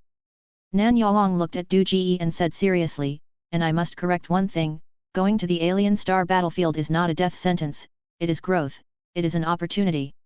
So, I still have one more chance to enter the simulation field. When he heard about eating, drinking, and having fun, Du Ji was only surprised, but now he showed a happy expression. After all, the biggest blessing for him is to gain 2 more skills after the simulation field. It's not the normal 4th grade mixed examination. Nan Yalong said, it is a confrontation in the simulation field with elites selected from all over the country. In that simulation field, no one knows who Du Ji is, and it is impossible to take advantage of any shortcuts. There won't be a second simulation field where a group of people overturn the table. Based on your performance in the preliminary round, we will conduct targeted pre-war training before sending you to the alien star battlefield. What about Gao Ming and the others? Du Ji asked. A bunch of useless people who only know how to ride on others' coattails have no right to participate in the elite preliminaries, Nan Yalong disdainfully said. I know you have a soft spot for them and want to pull them up as your support. But whether they can step onto the alien star battlefield depends on their performance in the rotational examination system. Those students whose mental strength you've boosted will be scattered and assigned to different simulation fields. They won't see each other. Elite preliminaries. Du Ji didn't care about where Gao Ming and the others were going. After all, he wasn't familiar with them, having only met them a few times. He tentatively asked, Commander Nan, if I don't rank well in the elite preliminaries, does that mean I won't have to go to the alien star battlefield so soon? No, your spot has been locked in. Regardless of your performance in the elite preliminaries, you will be sent to the alien star battlefield in the first round, Nan Yalong said. We appreciate your way of thinking and your flexible mind in developing keywords. We hope you can bring a different style to the alien star battlefield. So all the previous talk was nonsense. Talents are everywhere. They just saw my potential. Du Ji, having adjusted his mindset, was no longer troubled by the matter of going to the alien star battlefield. He smiled and said, all right, I understand. It's my honor to serve the Federation. Let's go. Aren't you going to say goodbye to your friends? Nan Yalong asked. 2 grown men, what's there to say goodbye about? I've already given him the best start. If he's capable, we'll definitely meet on the alien star battlefield, Du Ji nonchalantly shook his head. If he's not, we'll be people from 2 different worlds, and there's no need to meet again. Hearing Du Ji's words, Nan Yalong was somewhat surprised. He looked at Du Ji appreciatively and said, Du Ji, your thinking is indeed different from others. I'm increasingly optimistic about your performance on the alien star battlefield. You're overestimating me. I'm just not that close to him. Du Ji didn't bother to explain. He asked, Commander Nan, why is Pan-Universe Entertainment making such a big fuss, having people fight for resources on the alien star battlefield? What's their motive? Nan Yalong looked at Du Ji and said, reality show. They will live broadcast your performances on the alien star battlefield for people's entertainment. So that's it. No wonder it's called an entertainment company. Manipulating countless civilizations just to make a reality show for profit, what a grand scheme. Du Ji was mentally prepared and didn't react much to this. As Nan Yalong said, only the strong have the right to speak. He was just a tiny ant now, unable to even control his own fate. Power is strength. Didn't Thor and the Hulk also perform in the arena? To break the rules, one must possess power equivalent to pan-universe entertainment, or else one must obediently follow others' rules. Wait. Du Ji suddenly realized. His spot wasn't decided by the higher-ups of Chi Yuan Star, but by the people from pan-universe entertainment. A game needs novelty, and he, the one who crashed the simulator, was the perfect catfish. Aliens couldn't possibly be ignorant about their own simulator. So, if he performed well on the alien star battlefield, he might get a chance to get close to them. While Huagayun couldn't enter the spaceship of Pan-Universe Entertainment, perhaps he could. After all, which entertainment company doesn't want a star player? A star means higher ratings and traffic. To become a star player, one must stand out, not be the same as others. 1 heart, 2 preparations. Escape if possible, join if not. To defeat an enemy, daydreaming is not enough. Gaining their recognition, earning their trust, perhaps then one could witness higher-level technology and power. Since Pan-Universe Entertainment is a company, it must have competitors. And their competitors are also his opportunities. What if someone comes to poach him? Life is long, one can slowly climb to the top. Du Ji knew his thoughts were somewhat naive, but he decided to give it a try. Once a young man's fighting spirit is ignited, it's not so easy to extinguish. 200 years, Chi Yuan Star might have been tamed, but he hadn't. Du Ji was a stubborn person. He might not be able to shoulder the future of Chi Yuan Star, but he wanted to change his own fate. Under the envious gazes of the students from number 42 middle school, Du Ji and Commander Nan and the others boarded the helicopter parked on the playground. Next to the principal, Gao Ming watched Du Ji's departing figure. His smile gradually froze on his face. He clenched his fist tightly and muttered, "Old Du, wait for me. I won't break my promise."